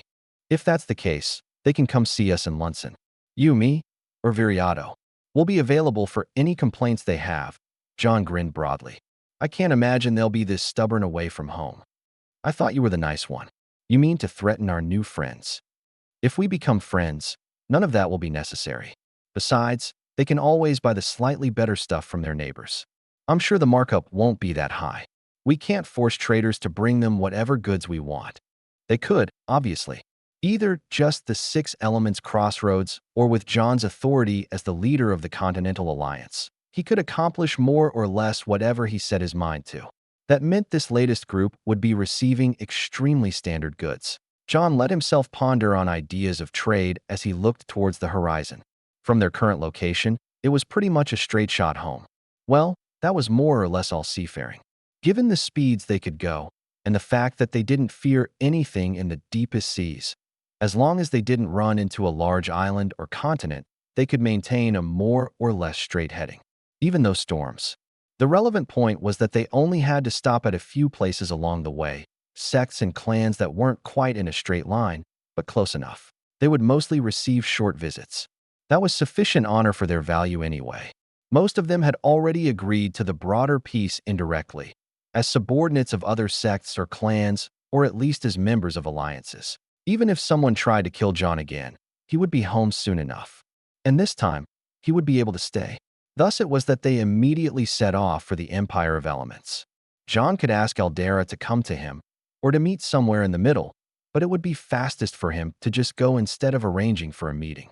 And so he did, surrounded by only 4 core element cultivators and his disciple. He didn't need a grand following, but he did have to show his allies. Obviously, he just wanted Rukai to see the Empire of Elements, but she was his personal disciple, so she had official reasons to go as well. They didn't have to rush to their destination, but John kept up a powerful pace with the intention for them to be more leisurely on their way back. I can fly on my own, Rukai complained as they passed through the breathless plains. You are, John said. I'm just making sure we get there in a timely manner. Besides, he was dragging the others along as well. As an exalted soul phase cultivator, he could use and recover more spiritual energy than any of the others. Thus, the threshold for what counted as strenuous movement was different. Even if he had to literally carry 5 other people, he would still be faster than an ascending soul phase cultivator moving alone. And Rukai simply hadn't had enough time to grow into the consolidated soul phase, even if her trajectory was quite good. Travel was fast, but still not nearly as fast as a good jet plane. John wondered how long it would take to develop more air-based travel. Air balloons were already more practical for cultivators than humans on Earth, with the possibility to go against the wind, but they weren't fast. The problem was that mediocre plane designs would simply be worse than what a cultivator could do alone. Or would they? What if they just skipped most of the plane and simply carried wings? It was unlikely something like that would be good in combat. The materials would likely be easily destroyed, but for travel purposes, it could save a lot of energy. It was too bad John wasn't much of an engineer. Even if he did fine in such classes, he hadn't had any practical experience, and all of his learning was a century in the past. Memories from back then were pretty vague. Traveling across the molten sea was still most efficient in a proper ship. Not having to carry your own weight was a boon, and the vessels were designed to be easily moved. Obviously, John had access to enchanted options. He borrowed a ship from the burning delta, pleased to see how the sect had expanded into the surrounding areas as they grew. Not all that many new cultivators wanted to move to the molten sea, but there were enough for their ranks to grow year after year. Then, of course, there were the occasional children. John never wanted to pass up teaching opportunities. You guide the ship for a while, John said. You've seen how I do it, right? She nodded. It's like water. kind of, but with a really stubborn viscosity. Rukai didn't have a fire totem, but her water element held up well enough in the molten sea. Moving through the molten sea was another step up in difficulty from swimming, with air providing the least resistance. That said, because they were able to go faster in the other mediums, they often hit surprisingly high drag coefficients. John didn't let the ship slow too much. Time was still valuable, after all. Rukai could also only keep up her effort for so long, even if John took care of propulsion. Training was supposed to push people to their limits, and the molten sea could do that easily. Even John could have tired himself out, but it wasn't a good time. Instead, he simply kept up a quick pace that was comfortable for his own power. Rukai was dragged along through various regions of the Empire of Elements until they reached the Bright Trinity, the core of the Empire of Elements. The spiral city stood above the surrounding area, and John was pleased to see that Aldera was present. He would have been willing to wait for her if necessary, but messages took time to travel, even with his slow but persistent pushes for upgrades in that regard. Currently, the seas were the greatest barrier. Aldera flew out to meet them, even if she didn't need to do so. After all, she and John were more or less equal. Welcoming him from inside the city would have done just as well. Then again, a public welcome was probably a good look for their alliance. The twin continents hadn't been the best of friends before the war, even if they had reached peace for some time. In a way, the war had drawn them together. "Greetings, John Miller," Aldera said as she flew over the gates of the city. "I trust you have been successful on your long journeys." "Indeed I have, though of course there were some inconveniences. Based on the latest word, the same is true of yourself." She nodded. "Peace comes to the continents, and to the whole planet. Together, we shall make it last." Hearing about the various difficulties Aldera had, John had forgotten one disadvantage she had, specifically, that she was a woman. Female cultivators weren't definably weaker than males, but that didn't change how people acted. It seemed to be a constant between worlds that some simply would not submit to a woman. Most of those same people wouldn't have submitted to John either, but Aldera still had to deal with a higher proportion of trouble. Together, they continued to complain about the massive trouble the triptych had brought them. Though formality was optimal in public, when simply surrounded by their subordinates, a more casual atmosphere was more appropriate. "So, this is the apprentice you picked up along the way?" Aldera asked. She smiled lightly as she inspected Rukai.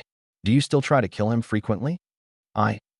Rookie clearly hadn't been ready to be asked that, and so directly. "I have learned much about the world under the tutelage of my master. I understand that my anger was misplaced. I almost wish the triptych were around to go after, but," she shook her head, "they would just cause more pain while I grew strong enough to defeat them." "Oh," Aldera raised an eyebrow. "You believe that you are capable of reaching that strength?" Rukai hesitated. "Eventually, yes. With master's instruction and care, I imagine far in the future reaching the exalted soul phase. Though perhaps two of them would have expired from age before I got close to catching up." Aldera laughed.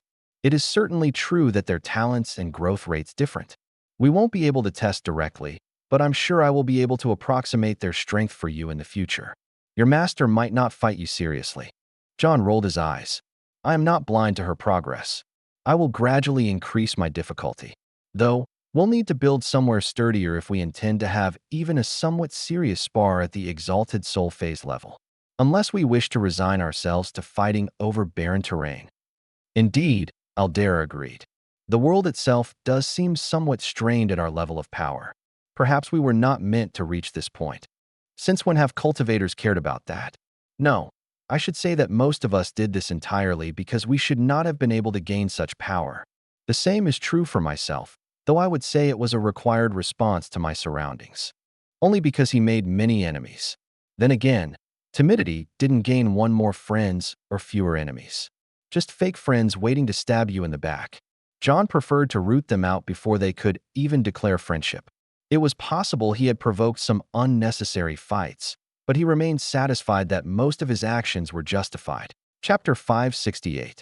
Tribute from around the globe would be flowing into the twin continents, but much of it wouldn't be staying.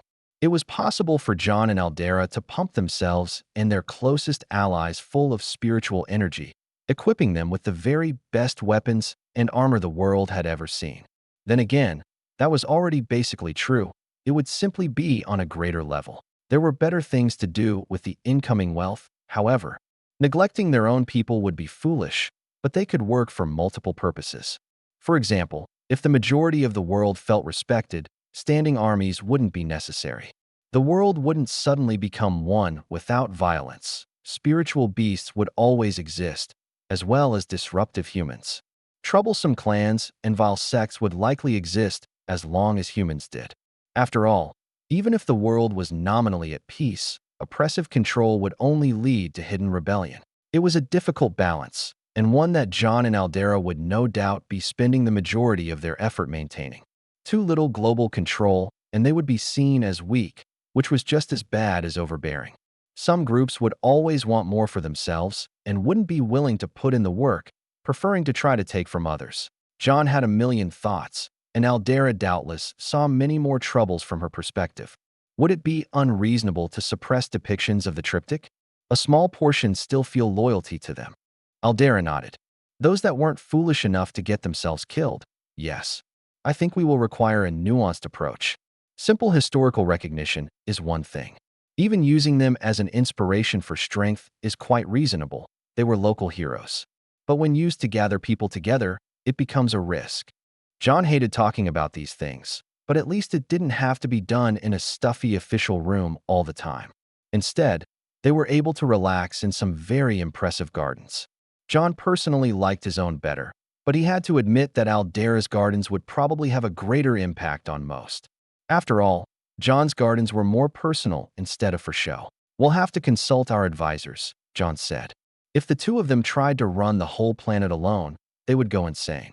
Yet they still had a responsibility for many things. Coordinating our efforts will be important. The relay towers through the molten sea are a reasonable idea. We simply must build the infrastructure. The exact position of the molten sea in the current planetary situation was awkward. Placed between the two greatest powers, there was also a history of conflict with both continents.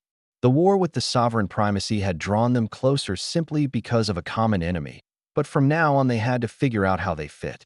Nor was the molten sea the only place such as that, merely the closest.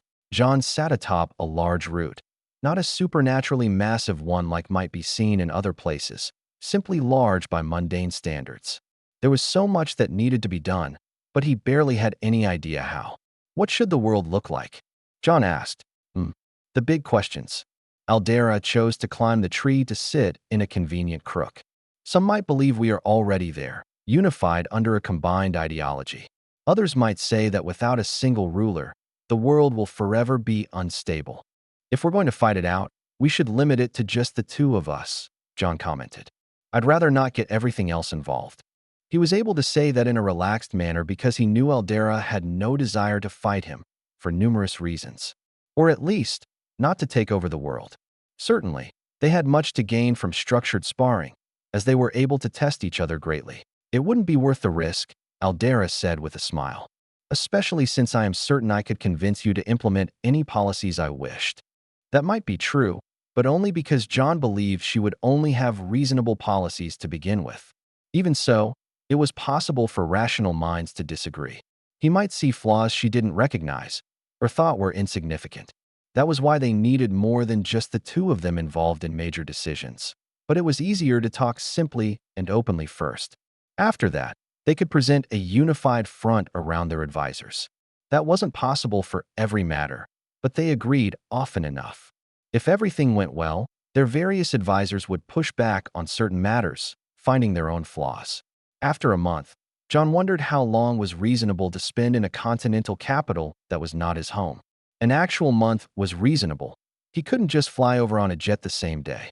Even alone at his top speed, he would probably take numerous days and end up exhausted. Given the travel time to the Empire of Elements, a month was quite reasonable. A year was not. Somewhere in between, he might find the limit. He wasn't in a hurry to leave, yet the longer he stayed, the more he wished to return home. There were plenty of opportunities for Rukai to develop her own abilities, but John still found it valuable to guide her growth. If nothing else, he could agree that she was on the right path, or at least a feasible one. Knowing what was right for a person, oneself, or another was impossible to determine beforehand. Even hindsight would be imperfect, relying too much on information that was unknown at the time. How have you found your training? John asked. Are there enough appropriate sparring partners? She nodded. More than enough. I could spar with 10 new people every day. Forever, perhaps. Though at some point, I might outgrow them. She thought for a few moments. Do you think everyone could display the same potential if given the personal attention of an exalted soul phase cultivator? No, John said directly. Though, it could certainly make a difference. Some people are less motivated. They don't need the strength you seek in the same way. For those who are content at a lower phase, they will find themselves fulfilled. And there are other things in life worth pursuing. Such as what? Rukai asked. Friendship. Family. Family had been a sore point with Rukai for quite a while. Yet as years passed, she was gaining a greater sense of peace about her past. Personal hobbies. Developing talents outside of combat or cultivation. Cultivation helps improve anything one might do, though, Rukai commented. It can, John agreed. But some might find sufficient pleasure creating mundane art. Somewhere out there are wonders we cannot imagine, yet someone somewhere managed to place on a canvas. But they might never be recognized by others, and we in particular will never see it. Rukai nodded. I understand the idea. You prioritize people as much as you can outside of your training. That does make me wonder, though. She was rarely hesitant to say anything to John. No, she was often quite straightforward.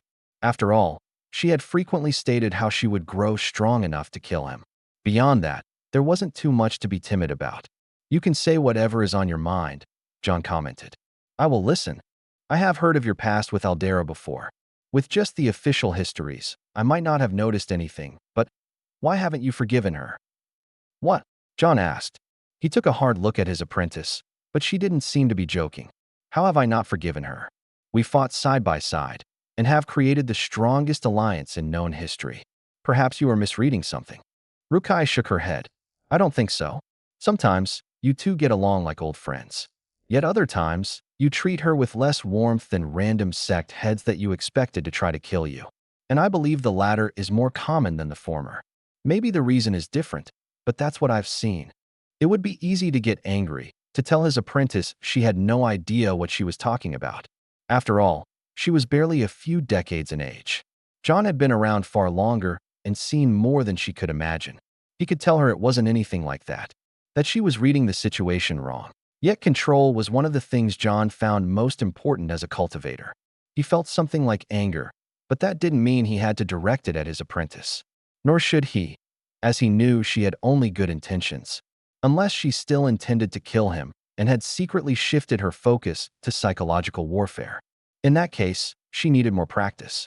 It is impossible to maintain perfect interactions between any two people, John commented.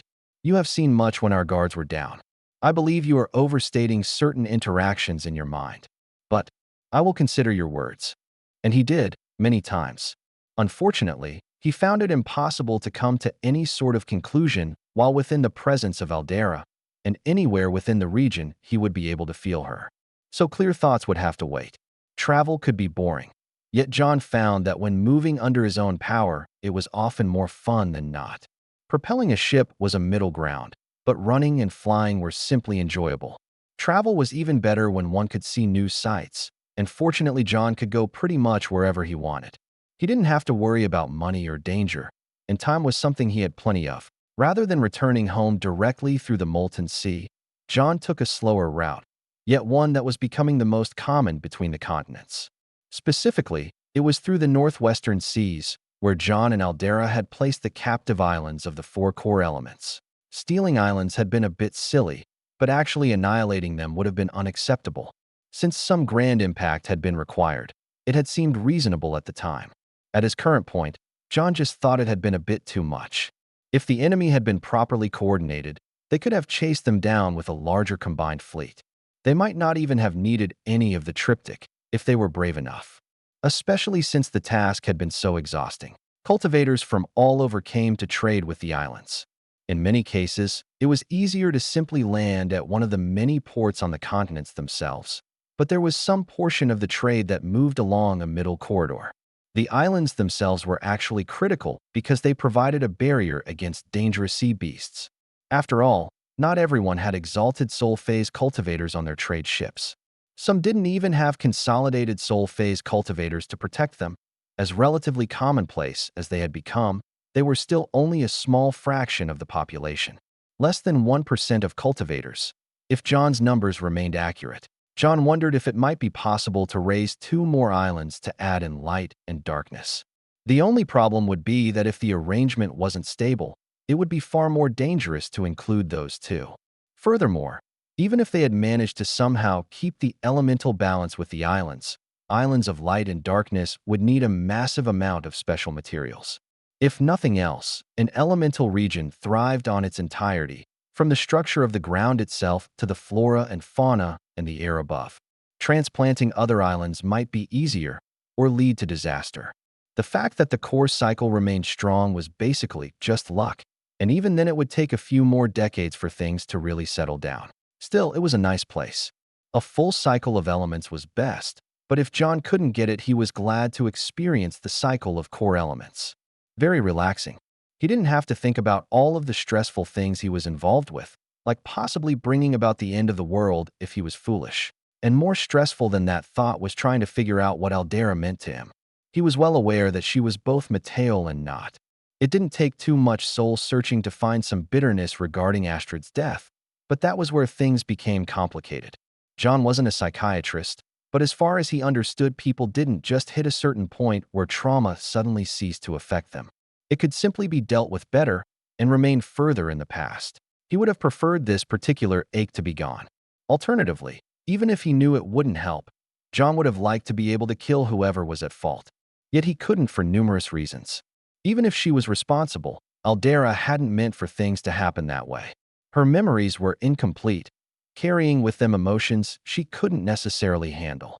Beyond that, the world needed her for stability. But of course, there was another problem. She wasn't the only one responsible for Astrid's death. Aside from those actively sabotaging her, they had been killed. Events didn't happen because of just one thing. And of the people that John could easily place near the top of responsibilities for many major events happening, it was himself. He could have had the bravery to face Aldera earlier in the war, regardless of the strength she surrounded herself with. It didn't matter that much of his regret was a product of hindsight. John still felt it. Rukai had seen something, though her perspective about who John hadn't forgiven was incomplete. The tangled mess of the past was something he could blame himself for as much as Aldera. He wondered if he could ever move past himself, and what it would mean for the world if he couldn't. It would have been so much easier if John had never become anyone important, but he knew that wasn't realistic. After all, he would have perished along with most of his friends and family. Perhaps the world would have been better off that way, but not John's world. And he wasn't so selfless that he was willing to give that up for an unknown future. John wondered how long it would take to build up a culture of psychiatry to help him out.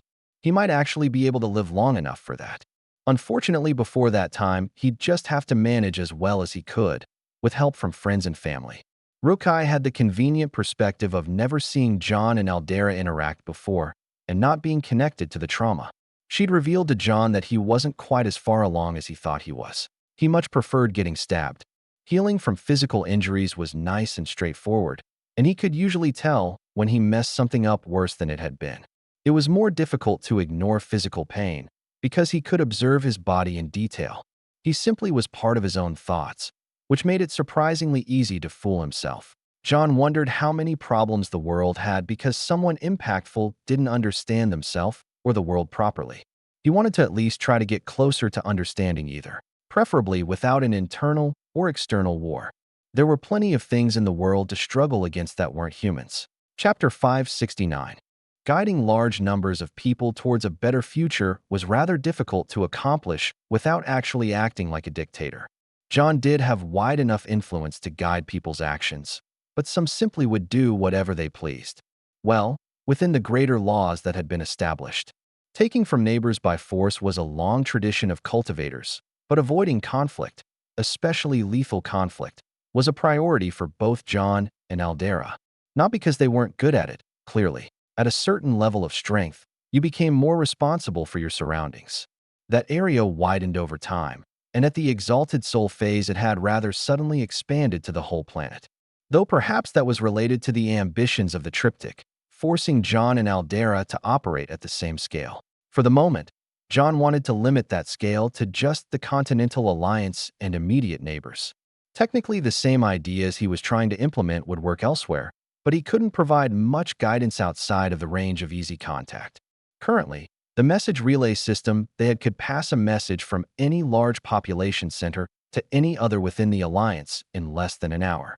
It wasn't even up to telegraph standards yet, but it was far faster than any other form of communication. Speaking of telegraphs, he had to be able to do that, right? It was so simple in theory. Just send an electrical signal down a line and read it at the other end. There wasn't any machinery to support that sort of thing, but people could just do it. Though maybe some aspect of formations would be able to make that more automatic. John was slightly disappointed that he wasn't a genius with formations and enchantments. That would have made his life far easier. Then again, who needed to be a genius? If he wanted to do it, he should just start learning. It was something he could do with the time, and it was within the boundaries he was trying to set for others. Trying to tell cultivators to stop growing would be about as foolish as telling regular people to stop breathing air. Not quite, but it was nearly as ingrained as life itself. It was simply a continuation of earlier ideas, but properly using the resources they had was important.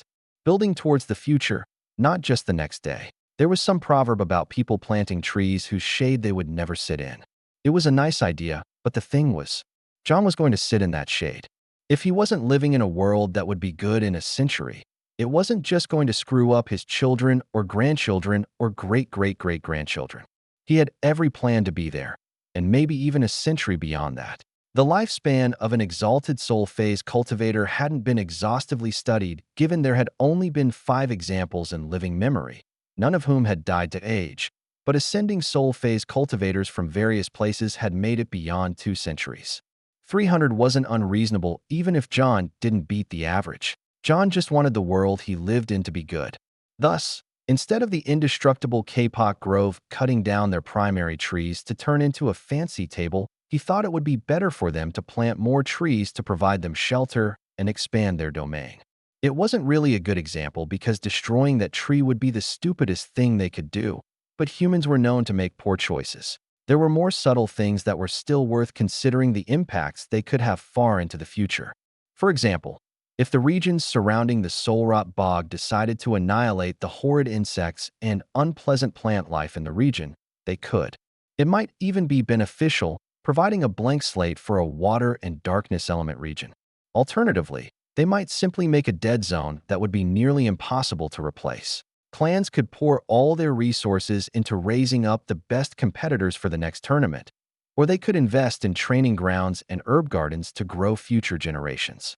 That path was far closer to something John might actually see, but the former path would likely result in less productivity as a whole. On the other hand, having only long-term goals might cause people to lose focus as they felt no progress. Thus, a combination might be more appropriate than either extreme. Personally, John intended to continue to expand the 6 elements crossroads, orchards, and gardens. Though the plants did consume some of the spiritual energy that people would use to cultivate, they could actually be much more efficient than humans. Consuming food imbued with spiritual energy was an excellent way to grow stronger and more efficient in some ways. Likewise, herbs could be made into pills for growth or healing. Even without battles, cultivators often found novel ways to injure themselves. If they survived, they would need assistance recovering to their full potential. John wasn't sure he was actually a good person. He just wanted the best for himself and his family, which meant the world had to survive. He would prefer that other people be content so that they didn't start wars. He didn't have to be happier than others or stronger than them to feel fulfilled, so it was probably easiest to just try to get everyone to improve everything. He just hoped that he didn't screw it up too much. As long as his abject failures were outnumbered by his successful projects, he would be fine with the future. Viriato wasn't more of an inventor than John himself, but he was a merchant and thus used to pitching ideas to others. He would be helpful for determining if John's ideas were feasible to spread. John went to him with a length of copper wire, moving into another room with only minimal explanation. "So you just zap this," John commented. "Bam, signal. It's not precise, but you can tell the difference between short and long pulses. A simple code can transcribe necessary letters and punctuation. Instant communication." "But we could just speak," Viriato said. "Well, Obviously, you use a long wire, John commented. I could go all the way down the hall. I do believe you mentioned something like this before. Isn't there a problem with loss of power? Can you actually extend your spiritual energy across a continent? Look, John said, we just need a real electrical pulse created by spiritual energy. And I guess a whole ton of insulation around the wire. And people constantly waiting to receive the message. It sounded bad when you laid out all the flaws at once, but it was actually great. You're in charge, Viriato said. If you think this is worth spending resources on, I won't be against it. It will be faster than what we currently have, John assured him. And more private. John had a million ideas. Planes? Honestly, not the best idea. Individual cultivators strapping on wings for long-distance flight efficiency was actually quite reasonable. Anything else was so far beyond the technology available that it was pretty stupid. Trains, though, trains they could do. The engine might be replaced with a person, but that wasn't unreasonable. If John wanted to spend a whole ton of money putting down tracks across the continent, who could stop him? Except all the people who owned the various bits of land. His direct control over anything outside of a strain was limited to the vicinity of friends and family, or at least long-trusted allies. His actual resources weren't endless either, though buying a bunch of pretty much mundane steel and wood to make tracks was actually pretty inexpensive overall. People would need to see something that worked before they wanted it everywhere. For that, John would just do the logical thing. A simple trial. They would have to experiment with track width and carriage construction and, of course, braking. Actually, outside of a strain, there would be the complexities of unbalanced spiritual energy that could be an issue too. Still, if he could make a track from Pearl Landing to Lunson, that could greatly accelerate some of the trade that passed through from the sea. Cutting through the mountains into the stone conglomerate would be both a large project and one that was at the same time fairly achievable, but continuing east into the sunfields was likely more reasonable. As long as railroad ties didn't spontaneously catch on fire and the tracks themselves didn't break down around light element, it would be pretty functional. A single line. That wasn't too bad, honestly. The only problem was, well, everything. Designs, materials, labor, land. He could do it though. He just had to make sure he didn't make any stupid mistakes such as, say, wiping out the bison population. There just weren't enough beef-like meats available on the market. He already had a conservation program in place for the animals of a strain, and he strongly encouraged everyone else to maintain the flora and fauna within their borders, unless they were truly certain that something should be eradicated. The Solrot bogs and Viridia wildlands would probably get by just fine without mosquitoes, though it would limit the options bug controllers had.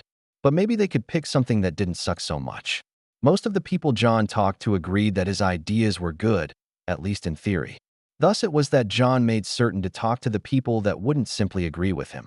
He wanted to actually be right.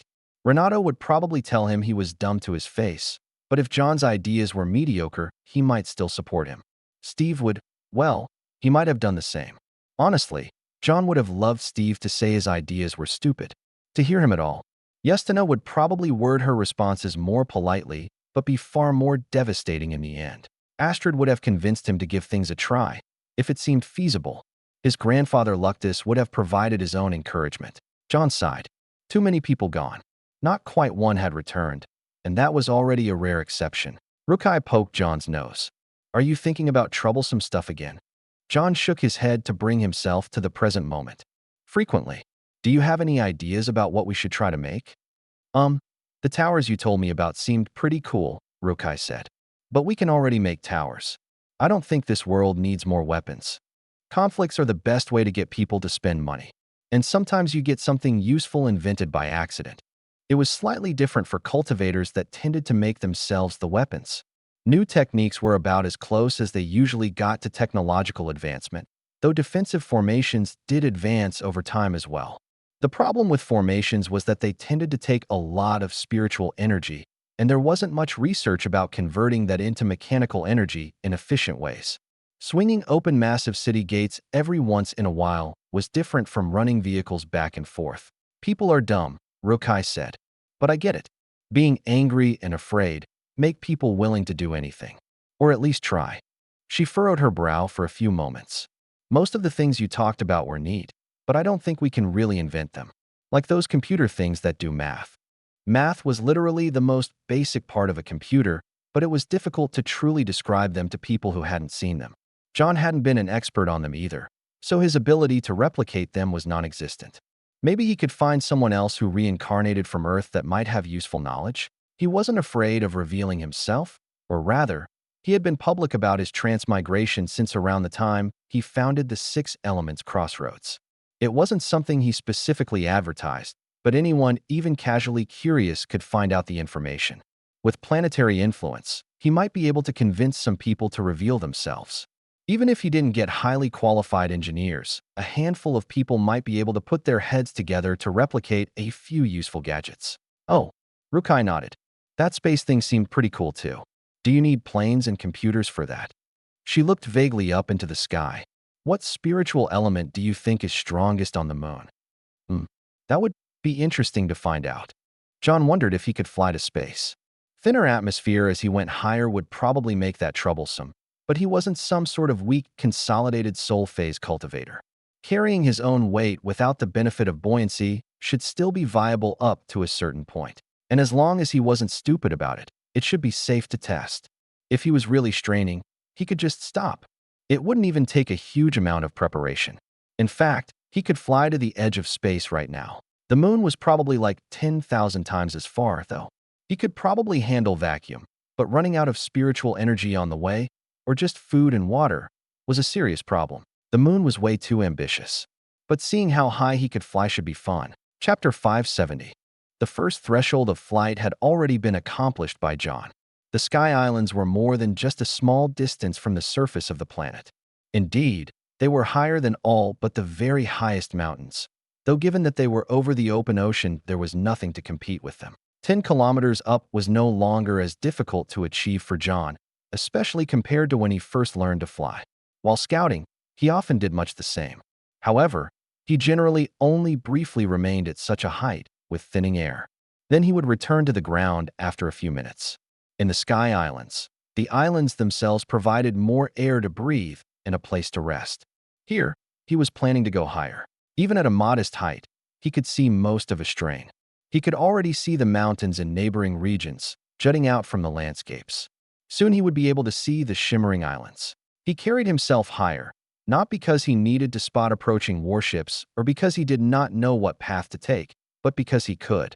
Because Rukai's curiosity about the world prompted his own. John had dealt with the pressure of the deep sea before, but a reduction in air pressure was something he usually experienced only for a short time. It was strange. He was already refreshing the air in his lungs manually instead of breathing normally, so a further reduction in air density mostly affected his flight. Creating buoyancy required extending his spiritual energy further. He also provided a constant upwards force to complement his limited buoyancy. The strain was manageable. As he went further, John expected the constraints of gravity to lessen, but they didn't. Not at a level he could actively sense, at least. Determining his exact height was impossible, but he could see into neighboring regions, though any details besides the overall landscape were minimal. The Phoenix Forest and sunfields glowed warmly even during the day, though the former was somewhat harsher. John was certain he climbed several times higher than ever before. 30 kilometers, 50? Maybe a bit more. There was no air around him at all, and he had to actively shield himself from the effects of vacuum. No, John even found some concern about the sun's rays. The spiritual energy wasn't all that strong, but he was concerned about traditional radiation he wasn't certain he could sense. As for the actual spiritual energy, it was mainly light and heat along with a thin mixture of every other element. Even a tiny bit of darkness, outside of the planet, was empty. Effectively no air, nor air element spiritual energy. Disappointingly, no darkness either, only what was. That would have made the idea of space exploration many times easier. Additionally, even though the sun itself was extremely powerful, its rays were weak. John could gather spiritual energy from a large distance, given there was no matter to interfere, but it would be taxing. If he pushed himself, he might make it a bit further.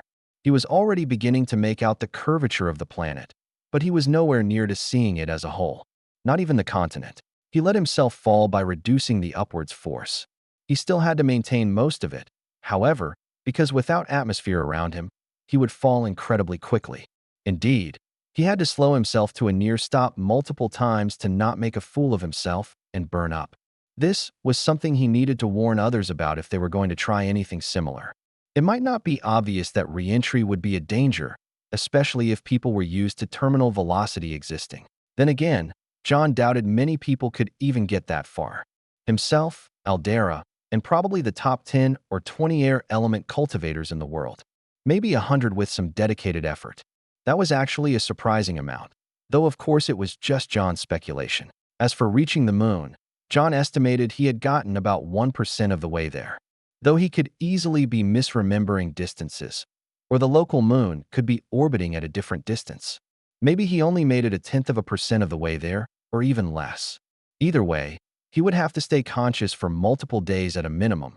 His current journey had taken a number of hours. In the end, John actually had no intention to reach the moon. It was simply an arbitrary goal with no merit at the current time. Far better would be spending his time improving the state of things on the world where he already lived. But cultivators were all about growth. Someday, he might be able to go. What better measurement than something that seemed impossible? He certainly didn't want to test if he could blow up a city, or how many cities he could annihilate. A distant journey might be just the thing. Either there weren't very many transmigrators from Earth, or they didn't want to talk to him.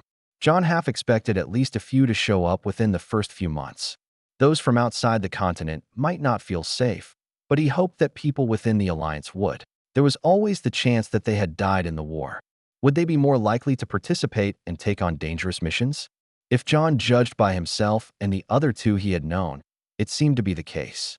More likely to be strong, but just as susceptible to being not quite strong enough. John couldn't just wait for other people to show up, but instead he began inventing things himself. Or at least, trying to. He was also studying formations and enchantments. He had basic knowledge, but actually creating them wasn't within his expertise. After some months of study, he could firmly say he still didn't know much of anything. Though his teachers all said he was making excellent progress, clearly this wasn't the sort of thing he could just pick up over a season. Transmitting signals through wires was easy, either by himself or with formations providing the spiritual energy manipulation, which would then impart electricity onto the wires. Making wire was also easy enough. Repairing wire was astoundingly efficient. No worries about running many kilometers of cables only to have a snip made in the middle. It was possible to fuse the material directly, or even add new lengths if some was missing. A perfect repair. He was still missing a good material for sheathing, though. Copper wire was a good conductor, but it needed insulation of some sort to avoid losing power. That was still something he was working on, because he didn't have rubber. He wasn't sure he wanted to introduce rubber to the world, even if he knew how. Rubber was pretty bad, but plastics? Actually, surely with supernatural powers they could be efficiently broken down instead of becoming waste. But he didn't have the knowledge to make them, so he had to look for more esoteric solutions. Finding the precise properties he wanted took a lot of expensive experimentation, only to end up with an organic coating made from special air element grass that was still not at all cheap. But he still ordered the construction of his combined telegram and rail network. It would probably be finished sometime after the next tournament, assuming there were no delays. Selfishly, John would have liked to include an invention category into the tournament. Practically, it didn't make any sense to have in a tournament. John doubted that it would be easy to create other events that drew the same amount of participation, but he was willing to start small. Besides, he wouldn't be able to personally judge thousands of entries anyway. With technological advancements being more of a dream at the moment, John was able to witness the first tournament where literally the whole world was invited. Obviously, it was very difficult for some to travel to the tournament even with the resources of cultivators. And in the end, less than a quarter of the participants were from outside of the twin continents. Some might have doubted the authenticity, simply seeing it as an excuse for spying. And frankly, it did end up that way. But they would have been able to do it too, keeping tabs on the Continentals. A quarter was very low, given that at least 2/3 of the population was from outside the area. Still, it was a start, and the tournament was peaceful. Even if most of the outsiders entered the combat sections, and not the sporting events, it was a way to build up goodwill. John helped organize the tournament, but he didn't run anything. He didn't even announce the start. Instead, he sat in his extremely fancy box, next to Aldera's extremely fancy box, and watched his disciples fight each other and, of course, many outsiders. That included his personal disciple Rukai, just barely having made her way into the consolidated soul phase. A rapid pace of growth, truly, but still not sufficient to be one of the top cultivators. Creating entirely fair tournament brackets was impossible. Some would want to be judged on age, others training time, others simple cultivation phase. Ultimately, there were different categories that at least partially satisfied people's wishes for their own personal advantage. Rukai faced off against other relatively young consolidated soul phase cultivators, winning 2 matches before losing her third. Then she would go on to win several more in the secondary bracket. Calling it the loser's bracket felt condescending. It would have been nice if each participant could fight every other in a round-robin format. But that was impractical for all but the smallest cohorts of cultivators. The tournament would probably take 10 full years, instead of a month or 2 out of 10 years. A few people might like constant competition, but it wasn't really practical. Aside from combat, Rukai participated in some of the arts tournaments, a cooking competition specifically. Both participation and attendance for such side events was much smaller, but John didn't want to neglect the more peaceful options. The cooking competition had a number of different challenges, though ultimately it tended to come down to taste. Rukai's final round was in a challenge about spice, facing off against someone from one of the Western Islands. The old man created a bubbling concoction that seemed as hot as lava, but John had to admit it tasted great. He may have leaned on his privilege as the sect head to get small bits of the best dishes. Rukai's food was good too, but there was something missing. "What did you think?" Rukai asked after it was over. John gave his honest opinion. "You did well, but I believe he won fair and square." John exaggerated, waving his hand in front of his tongue. "I can still feel the burn, but a pleasant taste lingers too." "I could have won," Rukai said, "but only with certain ingredients." "Is that so?" John asked. She nodded. "I'll make you something. But I didn't want to kill the judges." "Oh." John raised an eyebrow. "You actually found some poisons that taste good?" Rukai clutched her stomach and grimaced. "After much experimentation, yes. Good news. I have developed a resistance to many additional kinds of poison. Be careful when you eat it. I doubt you can surpass my decades of advanced body tempering." Not if it was something she could withstand herself. Yet John wasn't such a fiend for new flavors that he absolutely needed to taste something poisonous. He just felt a sense of nostalgia. For safety, perhaps they should have the best antidotes they could available. Chapter 571. In one hand, John held a heavy hammer. In the other, a metal spike. Strike after strike, he impaled the latter into the structure that would hold it together. Further along the same route, others worked with the same rhythmic motions. Certain high-ranking cultivators thought themselves above manual labor. Personally, John found no one more suited to many forms of labor than himself. He was faster and stronger than pretty much anyone else, and he was able to meld the 6 elements into whatever he was working on. Not that it made him necessary for this particular task. Trains worked just fine without any supernatural augmentations. As long as nothing damaged the infrastructure, it wouldn't require anything groundbreaking to hold together. Sturdy wood and metal that wouldn't rust easily. In the neutral element zone of a strain, nothing further would be required. Technically, there were some hazards to deal with. Specifically, the bison had the potential to damage the tracks, or more worryingly, to appear in front of a train. Cow catchers might solve that problem to some extent, but John really didn't want to decimate the local animal populace. He had to live in this world, and he wanted to eat burgers. Plus the sanctity of life and all that. There could be multiple reasons to do the right thing. It was a problem that needed to be solved, because by their very nature, train tracks covered everything. Creating massive barriers along the tracks was impractical, as the resources required would far outweigh the cost of the tracks themselves. This was supposed to be something efficient. Building a fence would be cheaper, but not as reliable. An in-between option was some sort of warding formation that simply made it so that creatures simply didn't want to wander towards the tracks. Those could be surprisingly efficient, especially if they didn't need to influence human-level will. Each swing of the hammer brought the tracks closer to Pearl Landing. The project was being worked on from the other end as well, but it wasn't going to be done in a short time. John's personal participation barely changed that timescale. He was simply being involved to oversee the project and provide what practical benefits he could. Besides, if he worked, it was difficult for others to complain about it. At least, They wouldn't complain in front of him. Perhaps they would think that it was too easy for him or the like, but John tried to work proportionately hard compared to his strength. He had a lot of time to think during the day, and some of those thoughts were worries about whether his projects would be valuable. Did anyone really need this sort of transportation? Trade already worked just fine, and people moved around. Actually, it was difficult for John to say that people moved freely and safely. Cultivators could do that, but others would find it difficult. As for the transportation of goods, while storage bags did allow individuals to carry far more than they otherwise would, there were limits. Cultivator merchants still used wagons to carry bulkier goods, along with lower-value things like fish and grain. Speeding up their transport would be valuable for numerous reasons, even if they could be preserved long-term with few issues. Mostly, though, John wanted to build something that would last, hopefully. With the first stretch of rail complete, a simple carriage was placed on the tracks. It had only a few kilometers to cover, going from nowhere of importance to an empty field. A proof of concept, including the engine and brakes.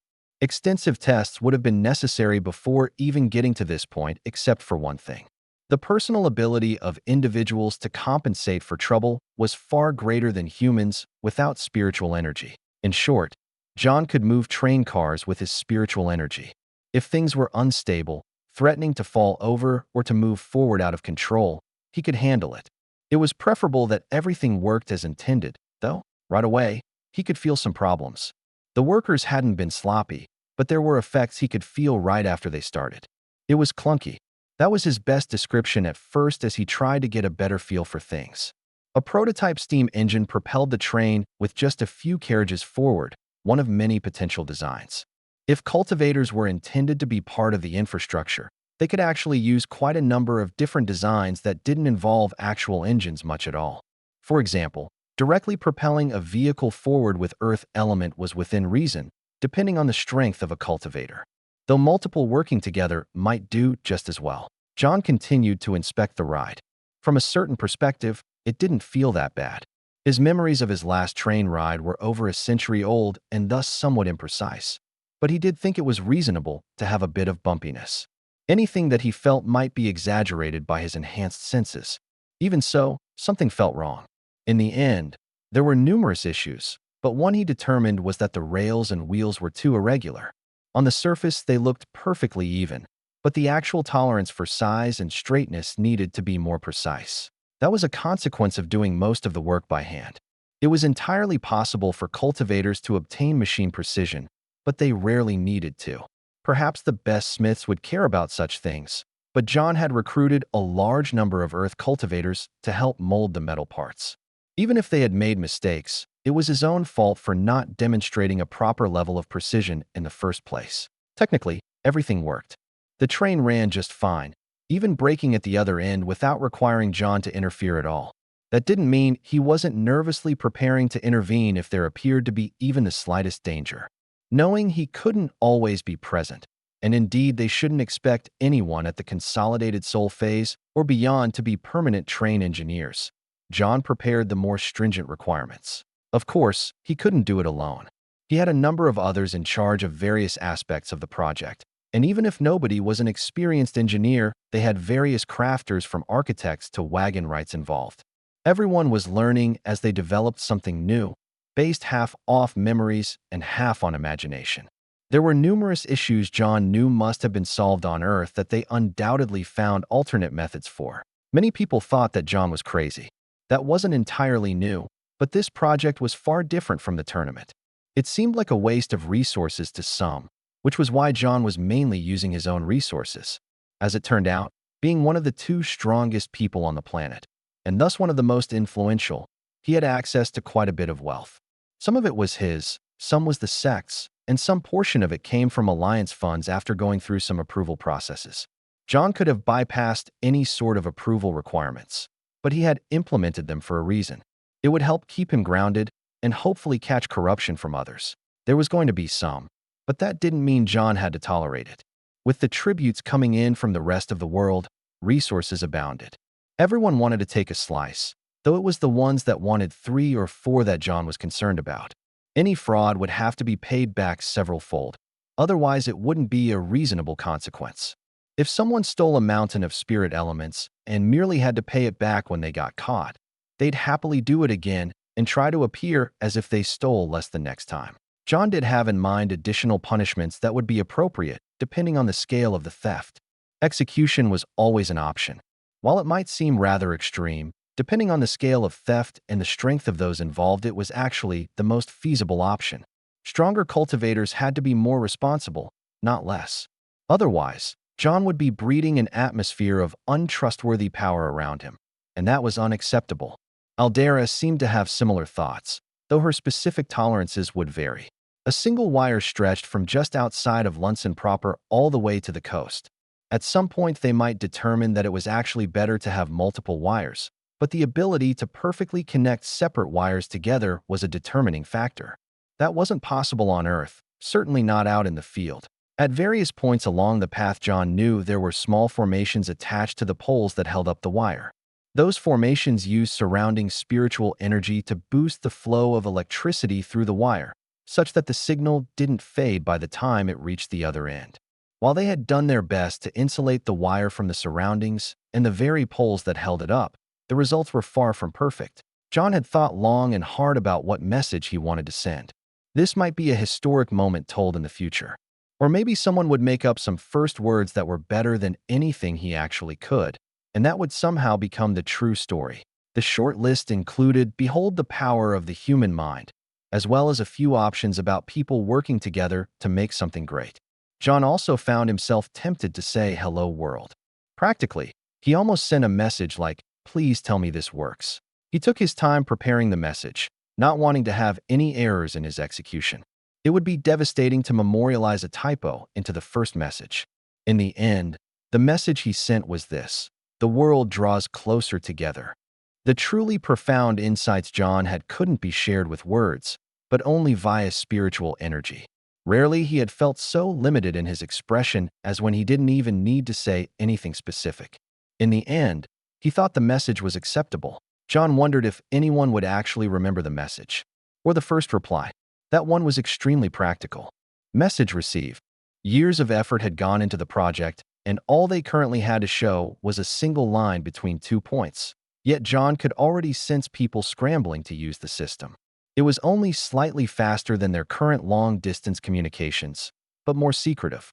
Obviously, the message would still pass through the hands of a particular operator, but that was still better than passing signals of light between towers where anyone with eyes and a little bit of knowledge could overhear. The speed increase would also multiply over greater distances.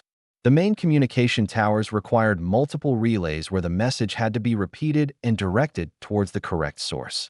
The more distance, the more relays required. Meanwhile, this method would remain effectively instant across any distance.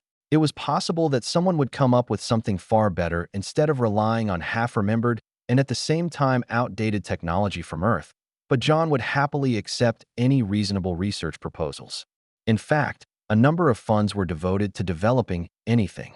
Though personally John preferred that it not be geared around combat, having more martial power in the hands of the continent would still be advantageous for him. What he really wanted was a good way to keep in contact with everyone else.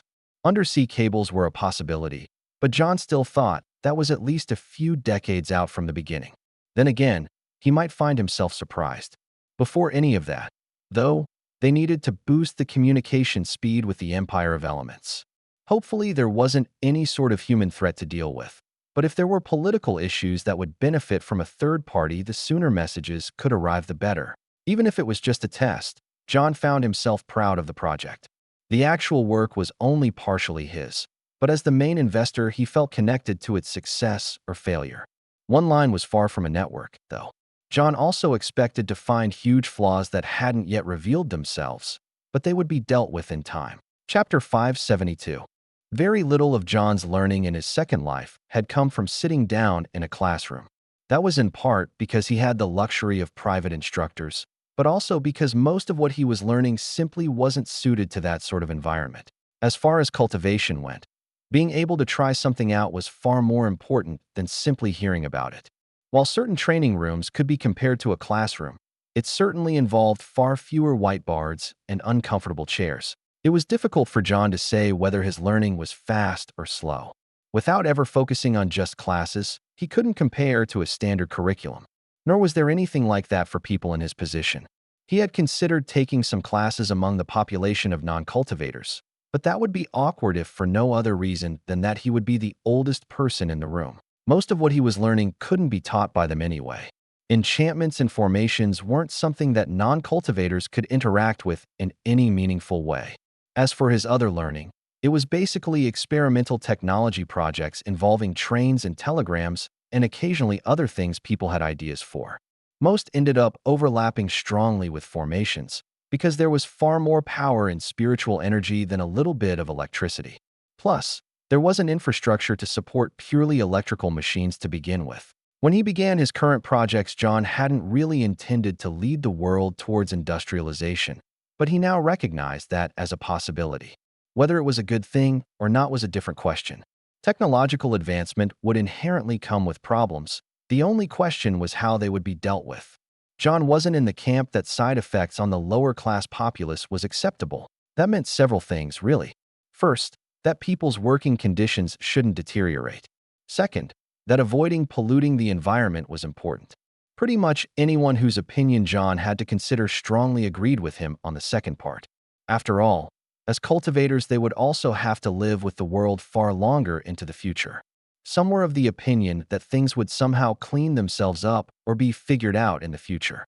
John was going to hold them to that, though it was better not to dump tons of elemental slag all over the place to begin with.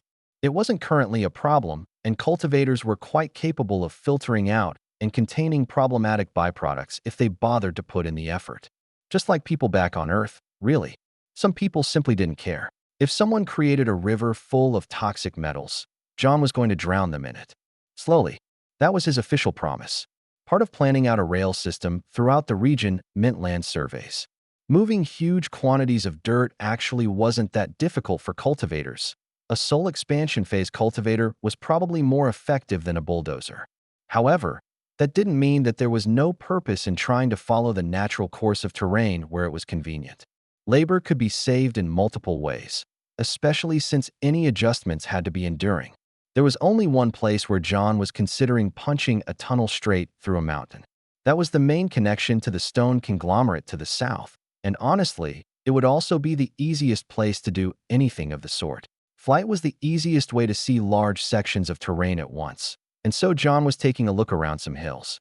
He would compare thoughts with some of the people working on his projects. In this case, Amara would need to be brought along to see what he saw. She was an earth cultivator from one of the agate clans who had taken an interest in the rail projects. If nothing else, she thought that forming large amounts of earth and metal would be interesting.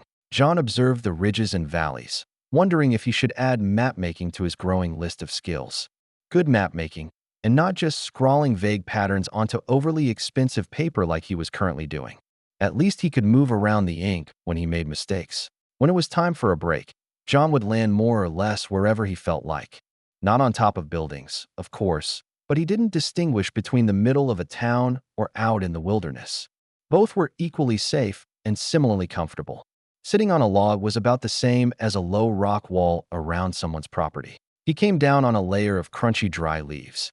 It was autumn, so it was perfectly reasonable to find them. Finding the sound somewhat pleasant, John stomped around for a bit. Even if it was only mildly diverting, he couldn't come up with a reason not to do it. Small pleasures in life should be taken as they came, and recognizing them was an important part of that. "Carl," a thin voice called out.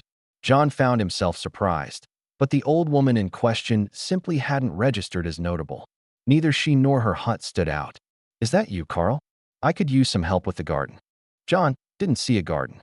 A tangled mess of brambles? Absolutely. However, there was a reason he hadn't really registered the hut. "Sorry, I'm not Carl," John called back. He began to walk towards the hut. What does he look like? Is he supposed to be coming today? He stepped around her hut to spot the window she was speaking out of, his eyes finding the woman just as old as his spiritual energy did. Wrinkled like a prune, with skin browned by the sun. "Carl is a young man about your age," the old woman said. "Red hair. He usually comes by every season or so to help me with my garden." There was no way Carl was John's age. But of course, the woman meant how John looked. Somewhere in his mid-20s, the prime of life. She wouldn't know otherwise, though. She didn't have the faintest trace of cultivation within her, merely the level of spiritual energy that life naturally possessed. Perhaps a bit less with her age. I don't believe Carl is coming around just yet, John replied. He couldn't feel anyone that fit that description within a day's travel, at least. There were a few nearby villages, but he wasn't among any of them. Do you know where he lives? He's the son of a cooper down in Thistleton. John had no idea which town that was. He did determine that there weren't any active cooperages around. That seemed like it would be a problem, though maybe they just bought all their barrels from passing caravans. He might not be around for a while, John said. What did you need done? Well, I was going to have him cut back the brambles from the house. That absolutely needed doing. Some of them were beginning to slip under the eaves and through the slats of the window. Hopefully, he would chop some wood for me as well. I can do that, John said. He didn't really know why. He didn't make a habit of helping old ladies. May I ask your name? I'm John. Simon, she said. I'd be quite glad for whatever you can do. I can pay for your labor. That won't be necessary, John said. Sensing the coin she had, John had literally never had to care about such small denominations. Once he was himself, he wasn't careless with money. But Fortkran had absolutely lost individual coins worth more than Simon's admittedly thin coin purse. I'll get started cutting away the brambles. Thank you kindly. I have a few tools. So she did. A hatchet, handsaw, and some sort of rake. Ragged gloves. None of them were precisely the right tools for the job, and a bit of rust had built up on most of them. John dealt with that first. Then he walked around the back and pulled out the brambles. John had considered performing manual labor for some variety, but the project really required him to use some amount of spiritual energy to do it right. Otherwise, he would likely damage the hut as he tried to save it. He coated the hut itself in his spiritual energy as he pulled out the intruding brambles, shearing off bits of them that he would sweep away in a few moments. Then he reached down for clusters of roots in the ground, loosening them and pulling the brambles away. Thorns tried and failed to dig into his skin as he pulled out deep roots. Since he didn't need proper leverage, he was able to do that for all of the main stalks in mere moments. Soon enough, he had pulled away a patch of brambles larger than the hut itself, at least in volume. After that, he pulled out his sword and chopped it all into tiny pieces. A sword wasn't the right tool for the job, but it wasn't as if the blade would actually touch any of it. In another region, the task might have been much tougher. Stone creepers were quite common just a bit to the south, and fire thorns up in the Phoenix Forest were a pain. In a strain, the nearly equal blend of spiritual energy merely provided a healthy environment for plants in general, instead of ones only suited to special environments. This location did lean slightly towards Earth, but most still would have considered it neutral or even elementless. John saw Simon draw some water from a tiny well, barely big enough for the bucket that was falling apart. Perhaps he could provide some encouragement for the old bits of wood that seemed to hold everything together. Under one section of brambles was a small pile of old firewood, and some pieces that were probably waiting to be split. It didn't seem like enough, so John also gathered a couple fallen logs. He actually used the hatchet, though he did have to fuse a few splinters of random wood into it to keep the head from flying off the handle. Simon's garden didn't have much else indicating it to be a garden, not even a proper fence. How long would it take to throw something like that together? John didn't know where her property line was, if such a thing even existed. John thought that perhaps the old woman should have lived in one of the nearby towns, but he wasn't sure if she could survive there. Currently, she was putting together a soup with what appeared to be acorns, foraged mushrooms, and a number of other wild plants that must have been from nearby. At least she was somewhat mobile, then. The brambles would have torn her apart, though. What else did she need? Well, something growing in her garden might be nice. John didn't carry seeds everywhere with him, but he could grab a bunch from the nearby forest. Flowers were nice, but she mostly should have food. John did nab a few seeds from a nearby village as well, right off some of the plants. The infusion of spiritual energy he gave the plants should more than make up for any losses, though. Not many plants would want to grow in fall, even with the relatively mild climate of a strain. John knew he could make some grow still. He wouldn't be around for maintenance, but he could boost their immediate growth and provide some water. Soon he had a decent-sized patch of soil cleared and planted with random things. John really wasn't sure why he was putting in the effort for someone he didn't know.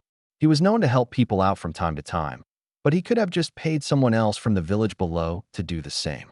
It would be more efficient, even.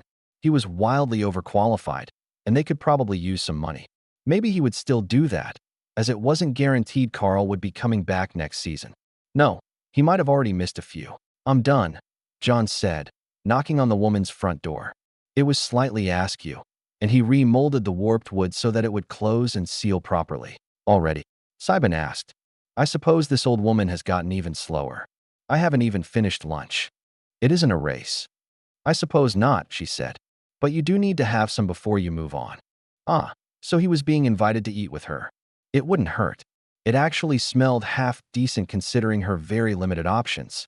During lunch, Simon asked John about himself. He responded truthfully, though he did leave out being a cultivator for some reason. Honestly, it was nice to be around someone who didn't know who he was. He told her about growing up in the stone conglomerate and traveling the continent. She expressed concern for his safety, but John assured her he would be all right. Thank you so much for clearing the brambles from the windows, Simon said. They seemed quite determined to come live inside, even though there isn't any sunlight in here for them. And you have some firewood, John said. For the winter. I did hear some of that wood chopping, she said. A distinct sound, and my ears haven't quite failed yet.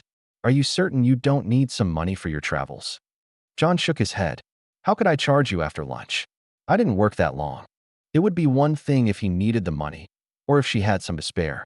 John couldn't imagine she earned many coins foraging, and the hardest months would be on their way. But at least she had firewood, and her hut would be much more proof against the weather. John had patched up all the holes the brambles were making during their forced entry. He molded more bits of wood and fused them into place where material was missing.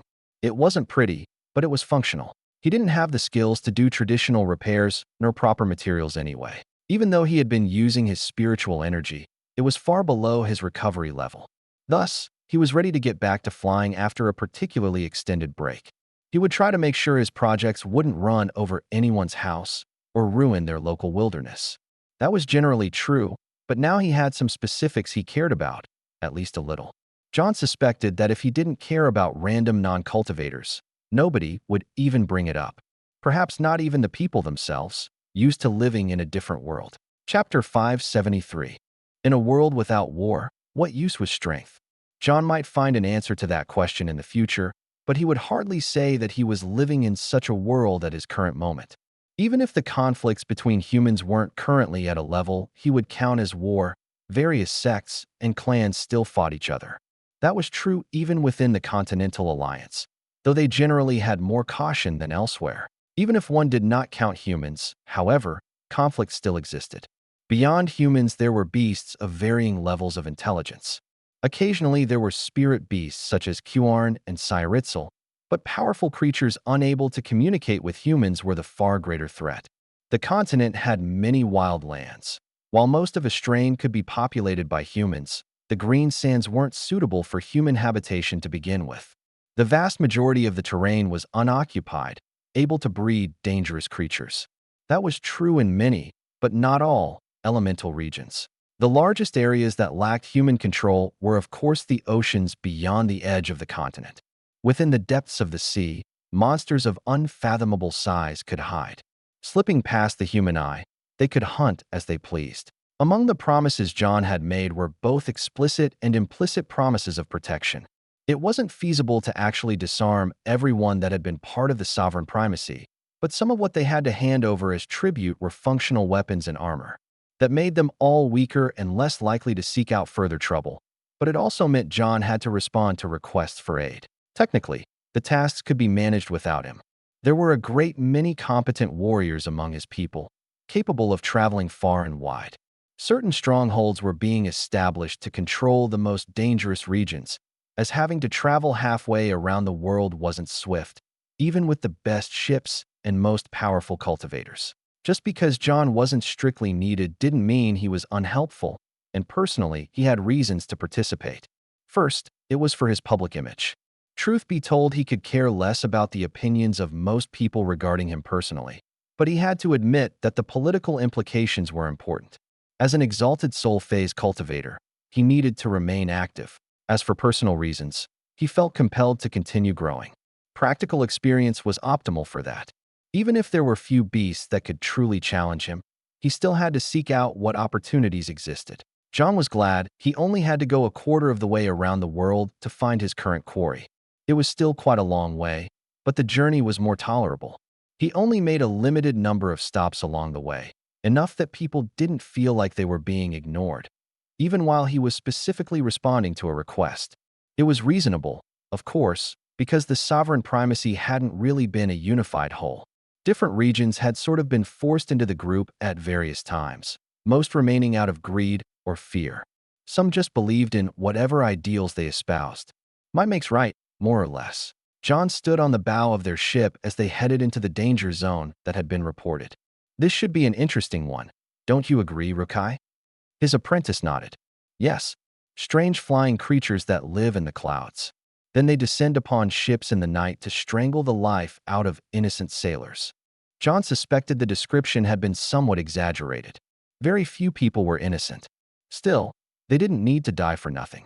John wondered if they did something to disturb the creatures, or if it was merely passing through the area. His eyes scanned the clouds. He didn't see anything, but why would he? From what he was told, they were nearly invisible creatures of the air element. Some of the reports had described them as the wind itself, but John found that unlikely. Spirit beasts that lacked a properly physical body were quite rare, but these creatures appeared to be numerous. Sadly, there wasn't much evidence either way as no bodies had been recovered. John didn't want to scare off the creatures, so he kept his spiritual energy restrained. With just his passive senses, he couldn't detect any signs of danger from his current distance. Then again, they had a fairly wide zone to search through, and the clouds weren't exactly close. Several days passed before they found any signs of strangeness, and it wasn't the creatures themselves. Instead, it was floating chunks of meat and bone. Large fish, perhaps, something akin to a whale. John thought that the bones should have sunk, even if they weren't terribly dense, but a faint residue of air element kept them afloat. What do you think? John prompted Rukai. Did something tear these beasts apart? Well, she took her time responding. Certainly, the various pieces were severed at some point, but I don't see damage that indicates it was before they began to be digested. Something might have eaten these creatures whole and then excreted what remained. John nodded. There were still undigested bits and pieces attached to the bones, but only a small amount. He merely wondered why the bones didn't seem to be of value, but he figured that out quickly enough. Various fish scrambled to eat the remains as they floated on the surface, first small feeders, but that in turn drew in larger predators. John watched carefully with Rukai and the rest of the ship as they waited for some sort of action, but afternoon turned to evening, turned to midnight with no signs of any flying beasts. John's focus wasn't merely on finding them, however, but also on concealing himself and the other cultivators. They were stronger than the reported crews and didn't want to scare off their quarry. Without a clear nest of some sort, they had to draw out their prey. John didn't realize he had seen something until they were already at the water line. He had taken the slight blur to be his eyes glazing over from boredom. That had certainly happened. The energy signature of the beasts also blended into the background very well, along with their bodies. Once a shark was snatched out of the water, however, John knew his mind wasn't making things up. I've spotted one. He kept his senses passive for the moment, but didn't lose focus on the target. He was rewarded by many more appearing, some of which had clearly already gone deeper in the water to find various prey. It was a school of some dozens of jellyfish. Of course, they were neither jelly nor fish. This kind were especially not fish as they didn't live in the water but in the skies. Go, Rukai, John said. Don't let them wrap around you. She nodded, stealthily flying ahead of him. As she approached, Rukai created a flash of light to blind her foes, but John already knew how little that would do. After all, how would something without eyes be blinded? At most, it disturbed the creatures wrapped up in the jellies, but their struggles did slightly pull the creatures off course. Rukai slashed out towards the first one, cleaving it in two. Then she moved on to the next, dodging nearly invisible tendrils as they reached out towards her. Her sword continued onward to cut through the umbrella that seemed to make up the main body of the creatures, slicing them into pieces. She cut down 5, then 10. The numbers of the creatures were greater than John had anticipated, though as he approached behind Rukai, he didn't yet find their numbers concerning. Then again, he was an exalted soul phase cultivator. Rukai would find it much more difficult to fight them as flight consumed more of her energy, and she hadn't yet killed one. It was to her credit that she didn't let her guard down even behind her where she thought she had no further foes, so that when the half-creatures came upon her from behind, she was able to respond. Slicing apart their tentacles seemed to work, though her blade cut through only a handful at a time before reaching the limits of her momentum. Once severed, they seemed to fall properly dead, but merely cutting the main body in half didn't seem to dissuade the creatures from their hunt. Rather than flee from Rukai, the creatures began to swarm her. Many dropped prey they had already captured, and John's apprentice had to rely merely on her senses to find her opponents in the dark. John figured he should help. Since they clearly functioned just fine, he might as well light up the sky. He created a wave of rainbow light, specifically formed such that the light refracted off of different parts of the creatures' bodies.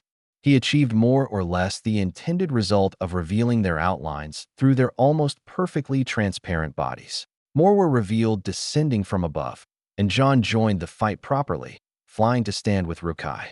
With a single sweep of his blade, he cut down a dozen foes, and they remained fallen. Why did they die? Rukai asked. I was able to cut through them just as well. Simple, John said. You merely split them into two creatures. Or four. It is quite logical to slice apart the main body, especially when they are relatively unprotected from the far side of their umbrella, but it seems everything is redundant. Even their brains. Rukai asked. They won't have much in the way of brains to begin with. John continued his attacks, cutting at different angles. He was able to conclusively determine that severing all the tentacles didn't stop the main body. Nothing bled out from the creatures, surprisingly, so the umbrella bodies simply fluttered into the air and tried to fly away. Most likely they would die if they couldn't find easy prey to digest, but the fact that they lived at all in such a state was impressive. John found that even partially severing tentacles near the base vastly reduced their functionality, and cutting horizontally through the umbrella seemed to sever the connection to various other parts of the creatures. It wasn't perfect, though, so John tended to cut through at several different angles until functionality ceased. Individually, the creatures only functioned as an ambush predator. John suspected that the tentacles had some sort of powerful toxin or something related to that, as he noticed some of the sharks didn't thrash as much as they should have.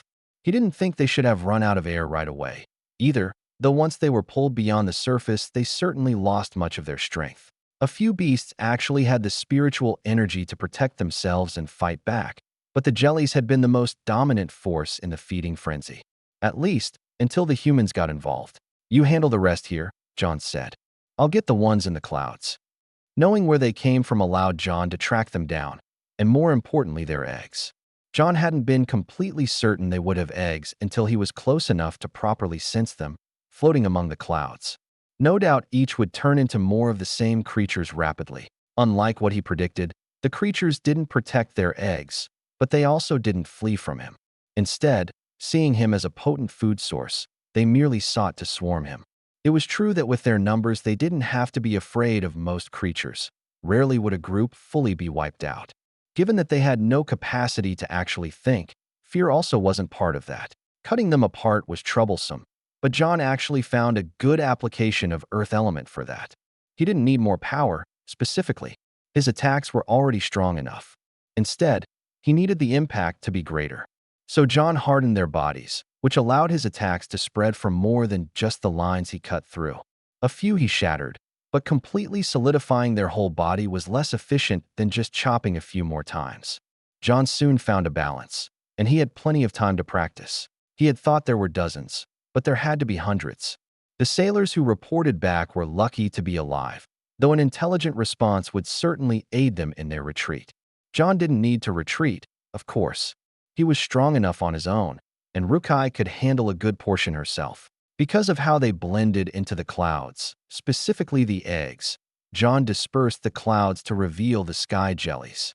He continued to shine light, making it easier for him to pick out the enemies with his eyes. Each sense was valuable in battle, and relying too much on just spiritual energy was a flaw he tried to avoid. The sky jellies were eventually exterminated, something that couldn't normally happen with their prey. After all, even the strongest sea beasts couldn't fly. Not in this region, at least. Perhaps in other elemental regions, the sky jellies wouldn't have found their niche. Normally, John preferred not to disrupt ecosystems with wide-scale slaughters of beasts. However, attacking humans wasn't acceptable. Some beasts could learn to avoid humans. These never would. With this route cleared up, trade between neighboring regions could resume safely. And with John's information, humans should be able to spot them before stumbling into other groups. Assuming they bothered to learn, of course. Chapter 574. The abundance of sky jellies indicated that the region was plentiful with spiritual energy, but it wasn't great for humans. John happened to be biased towards humans as one of them, and significantly culling the sky jelly population along a specific route would make people far safer. They would still need to bring protection along with them on future trips, as well as caring for their route. But the troublesome initial task was complete. John also had some observations to ease the burden on future cultivators. First, the jellies weren't particularly intelligent, merely sensitive to spiritual energy. John couldn't expect random groups of passing cultivators to be capable of stealth, but it could expect that people could follow simple instructions. Drawing just one or two jellies out of a group was pretty much impossible because they instinctively followed their neighbors, but it was possible to split them into separate groups if they were drawn away from different angles. In short, a handful of individuals with sufficient speed or other defensive capabilities could split the group up, while a focused assault squad would take down one section of their foes. There wasn't a precise distance at which sky jellies would chase after potential prey, but John did confirm some general sensory ranges based on their size and age, which were more or less directly correlated. The locals, of course, already possessed some of the knowledge he had, but it wasn't so simple for them to repeat experiments safely. John could completely conceal himself from the senses of the sky jellies, or wipe out a whole swarm of them if he needed to. Directing his spiritual energy around them, he could prompt their movement in any direction. After a few days of testing, he became more certain of their potential ranges. After compiling his notes, John had Rukai and a number of others help him copy them. They would be distributed to nearby locales. John wondered if anyone would actually pay attention, or if they would just let the problem build back up and call for aid again. If the locals didn't choose to empower themselves, there wasn't much John could do for them. He certainly wouldn't be visiting the region himself on a regular basis. He had about half a planet to consider. John's attempt to gather engineers and inventors was well known throughout the world. He slowly managed to find interested individuals, even if they weren't necessarily trained in the subjects of interest. At the same time, he was learning more about how enchantments and formations functioned. John knew he would never be the most knowledgeable about such things, unless those who were already proficient stopped trying to improve themselves, but he was building up some basic skills. Anything he actually needed to be good was left to the experts, but he could hold a tolerable conversation about certain details. As for finding those from other worlds with knowledge of technology, the first reliable source John received was directed to him by Aldera. She had been searching for reincarnators and transmigrators for longer and already had the trust of some. So the first proper engineers John got were found by her. They weren't from Earth, though. It was difficult to tell if their world had been more or less advanced. Perhaps it had simply moved in other directions. Either way, they were practiced with mechanical concepts which very much helped grow the overall knowledge available. Nisus and Marinus were from the same world. Astoundingly enough, they had even been acquainted before their transmigration. Unlike the twins Ida and Corey, they had not transmigrated together. Instead, they only learned of each other due to Aldera's search. Though they had only a tenuous connection in previous lives, the two had become strong friends due to their shared background. John couldn't blame them, because he had grown close to Steve for much the same reasons. Plus, it had been fun to fight annoyances alongside him. Nisus was obsessed with trains. John had no way to know if it was to the same extent as the people on Earth that were very into them, because his social circles hadn't really overlapped with those people. He was managing a burger shack, while most of that sort would be elsewhere. If you redesign the wheels just so, Nisus explained, you will avoid some of the issues you have been having. The slight angle makes all the difference. John nodded. Such were the pitfalls of only having surface levels of knowledge. With a proper understanding, he could have spent far less on the project, which had numerous failures in design. Fortunately, the width of a track was somewhat arbitrary, and they didn't have to be compatible with anything from another world. Nor were there standard shipping containers, just yet. That might change, though.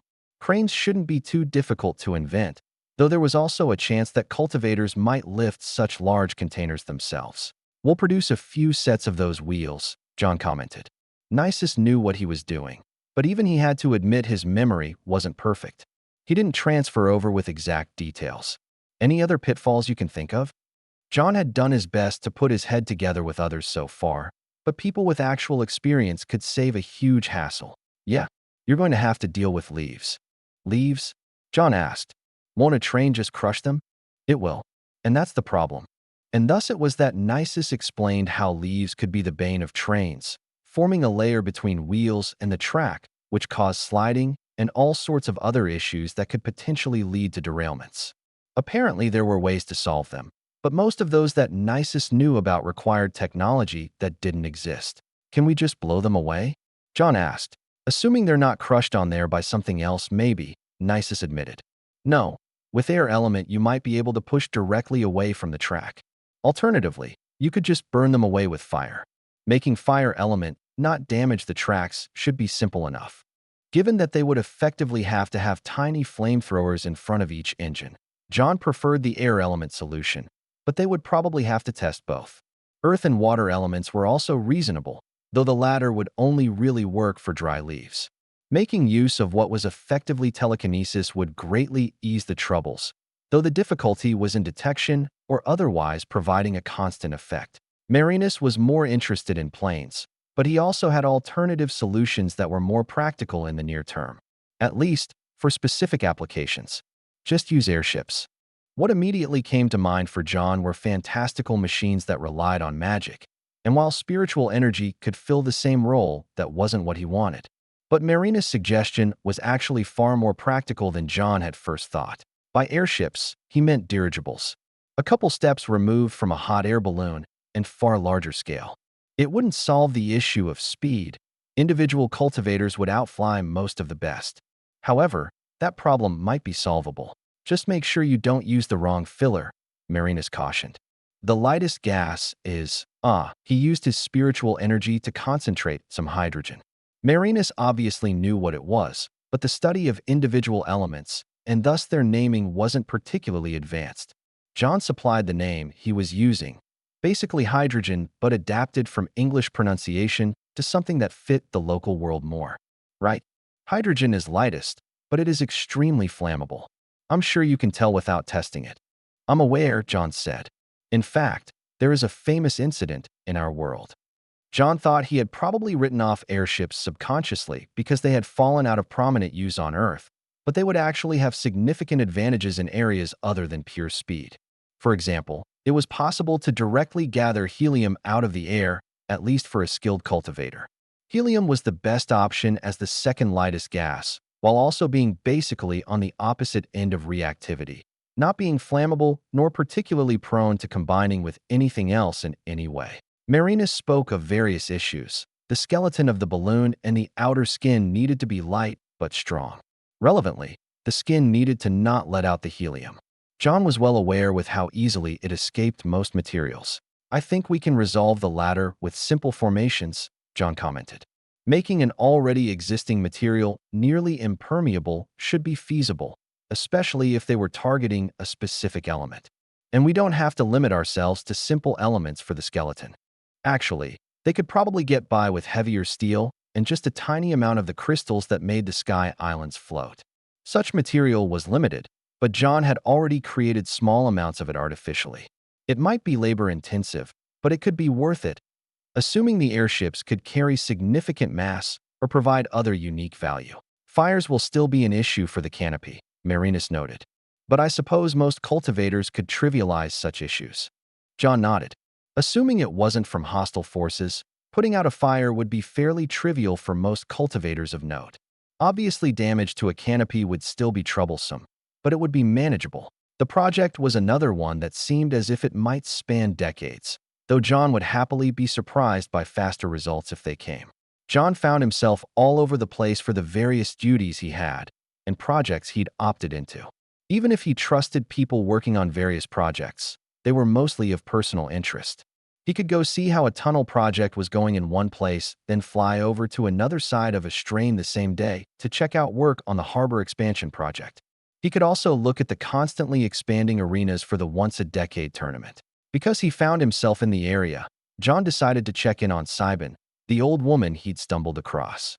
He hadn't given her any sort of commitment for a return, but it had been a few months, and he wanted to see how she was holding up. Snow blanketed the area around her hut, but John already noticed something was wrong. He didn't quite realize what it was until he got closer. No smoke from the chimney. It was possible for cultivators to create smokeless fires, or heat without fire at all, but Cybin was merely an old woman. As John approached, his chest tightened. He could see traces of activity around the hut, a path carved through the snow to the firewood and the nearby well. However, by the time all of that was obvious, he could already feel her body. Humans that didn't cultivate only had a faint amount of spiritual energy within them, but it was even less after they passed away. John opened her door to find her sitting on her chair in front of the fireplace. Piled up ashes indicated it had been in use not long before. Indeed, the chill of the hut was less prominent than that of the outside. On a nearby table was a small cup filled with water, just a thin layer of ice on the top.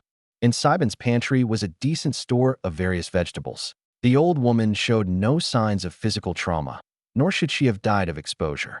In fact, John could tell that his patches had held. The hut should have been more cozy than normal for her last months. John brushed away a section of snow, digging deep into the earth to bury her. He made a basic coffin for her from a nearby tree, reforming the wood into his desired shapes. This he covered with the soil before placing a grave marker above her head. If someone came to check on her, John wanted them to know what happened. He wasn't sure how he felt. Sadness was appropriate, but it wasn't as if they had shared a deep bond. Nor was it unexpected for an elderly individual to pass away. John knew there were many more deaths all throughout the country that he wouldn't mourn, but a simple coincidence had formed a small connection. John was glad that he had offered his help, because as little as it cost him, it should have provided Cybin magnitudes more. As far as John could tell, she had passed away as peacefully as anyone could. Comfortable enough, and with dignity. This was far from the first death John had experienced, and he still felt the sting of those who had been much closer. However, Cybin was the first non-cultivator he had that sort of bond with, even if it had been only a small connection. Even if it seemed as if her death came particularly swiftly, it was actually more surprising that she had lived to the age she did. John simply arrived near the end. The experience mostly affected John because of one detail. He was far older than she. At least in terms of years, he had a good half-century on her, if nothing more. Yet his body was healthy and youthful. John wondered if her life would have been better if she cultivated. Longer, perhaps, though only if she managed to avoid conflict. Few cultivators actually reached the end of their theoretical lifespans. John also wondered if Cybin had ever really had an opportunity to cultivate. The Six Elements Crossroads provided the opportunity for those in the capital, but random people outside the cities might not even believe cultivation was an option. And as much as John personally thought cultivation was the only path for him, he didn't know if it was always better for others. A simple life could be worthwhile. Too bad John would never be able to experience one of those. Chapter 575. The threshold for reaching the exalted soul phase was difficult to overcome, as exemplified by John's peers, none of whom had yet reached that final step even after multiple decades. John himself was well aware how fortunate he was to encounter the exact circumstances he needed, which also happened to be the same for Aldera. A proper battle between the two of them, where both were trying to win, revealed the best of each element. There was a remote possibility that the exalted soul phase was only achievable by those who practiced one of the elemental cycles, but John didn't think that was necessarily the case. The path of single or dual element cultivators was simply different, more focused. Because of that, they were generally more straightforward, but it was also possible to hit a single block that was difficult to work around. Meanwhile, even when John had been trying to integrate light into his six-element style for the final step, he always had different areas to work on. But the final step had still required something beyond his own control. One by one, talented cultivators sought out their own opportunities. Most involved some form of isolation as they pushed for their next advancement. John was willing to advise any of his allies, but as their elemental paths were different, so were they. What worked for John wouldn't necessarily work for Mandlin. John was absolutely certain that Steve would have thrown himself at some insane challenge. Venera of the Sky Islands, Presha of Silver Breeze Gorge, Zachary of the Golden Tomb Guardians, and many more had recently begun their most earnest efforts to seek the final step, or at least, the current most difficult one they had experienced. John's cultivation hadn't stagnated after reaching the Exalted Soul phase, though as far as rank, when he should still be in the early phase. Someone was bound to be the next Exalted Soul phase cultivator, and soon. John would be surprised if there weren't at least two within the next decade, and there could easily be far more. Once they had an ally besides John and Aldera, someone outside of the six-element cycle, they could compare insights with far different perspectives.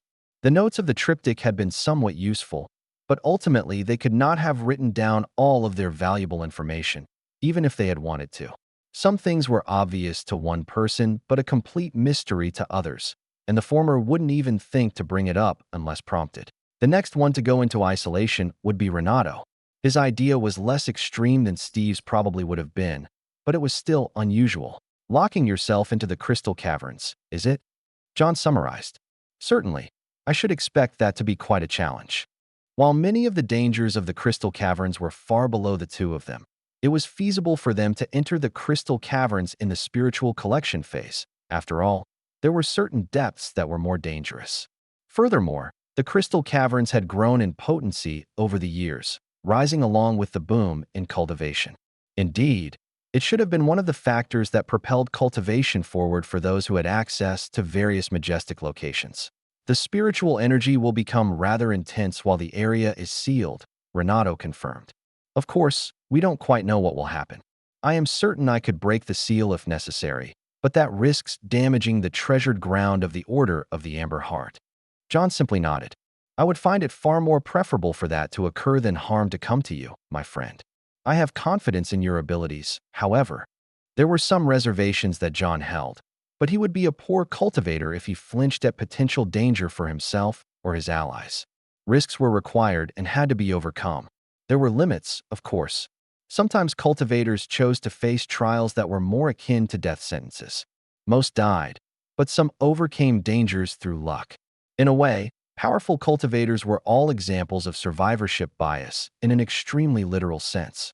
John did like to think he'd earned at least most of his power, though he had to acknowledge he needed to start from a privileged position. Next time you see me, Renato said, I will be an Exalted Soul phase cultivator. Good, John said. I look forward to winning a spar with you. He smirked slightly. It wouldn't be a guarantee, of course, but with all others factors being equal, a slight cultivation advantage would make all the difference. John and Renato weren't precisely the same in terms of combat experience, but they had fought each other many times while momentarily weaker or stronger than the other. The results stood for themselves. Renato just shrugged. Maybe I'll disappear for another few years and show up with a higher rank than you. Unlikely, but John didn't think it was entirely impossible, depending on one's definition of a few years. For cultivators of their age, that number was far more generous. Earlier in her life, John believed that Rukai needed to constantly remain aware of his presence, but that was no longer the case. Her one-time goal of revenge had been reforged into a much more healthy desire for growth. It was unlikely if they would ever know for certain if John actually killed her mother or if it was another, but a couple decades of effort had helped her come to terms with it. Now, she had another reason to be strong, to prevent such tragedies from happening to others. Of course, there were limits to what one person could achieve, but through long consultation with John, she decided to focus on whatever appeared before her eyes. A sense of responsibility to the whole world would crush a person over time, no matter how strong they were. However, each person had their own sustainable limits. Rukai had decided she could handle anything she personally encountered. In short, she should not feel responsible for anything that occurred before she arrived somewhere, nor anything that happened beyond her reach. Like any philosophy, it had its trials and tribulations, but she generally felt her own confidence was secure. Putting that thought into practice meant partaking in a very traditional cultivator experience, wandering the world. After all, Rukai couldn't encounter many threats in Lunson. Indeed, any trouble that took place there should already be resolved by someone else. It did help that there were multiple people that could sense the whole city at once, so hiding crimes was quite difficult. That never completely stopped people, though. To avoid causing her own tragedies, Rukai preferred dealing with threats from beasts. Conflicts between humans were likely to result in the death of family members on either side, and any person could be loved by someone. Rukai was certain that some would find her training inefficient, as she did not distinguish between weak and strong foes. She simply chose a route through populated areas, keeping herself open to fluctuations in spiritual energy that would indicate a battle of some sort. In the blustering peaks, she saved a group of young disciples from frost wolves. On the border of the shining coast, she protected a village from a lion as large as a building that had wandered out of the Viridia wildlands. The former was a trivial battle as a consolidated soul phase cultivator. Keeping the people of the village safe and their homes and livelihoods had been a far more difficult task against a powerful opponent. Darkness had been a key player in her battle. Altering the lion's perceptions had allowed her to lead it away out of the village while keeping its focus on her. It had already been partway through a rampage when she discovered it, crushing houses and trying to devour those that were inside. A lightning-infused dagger into its shoulder had done little to deter the beast, and Rukai was uncertain of being able to take its swings head-on. The creature had been quite confused to lose sight of the village and to suddenly smell something tempting behind it. The creature had still clawed its way into another home, but the residents inside were spared when it could not find them. Rukai, meanwhile, happily revealed herself. Powerful beasts often preferred to hunt cultivators, digesting their spiritual energy just as they would other beasts. This one seemed to want the easy prey, momentarily being drawn towards the decoys Rukai created in its mind. Rukai attacked when she was in a position where a counterattack wouldn't cause too much threat to the village. Her sword cut into one of the creature's paws as it blocked the attack from reaching its neck. Then a massive paw cracked apart the ground behind her.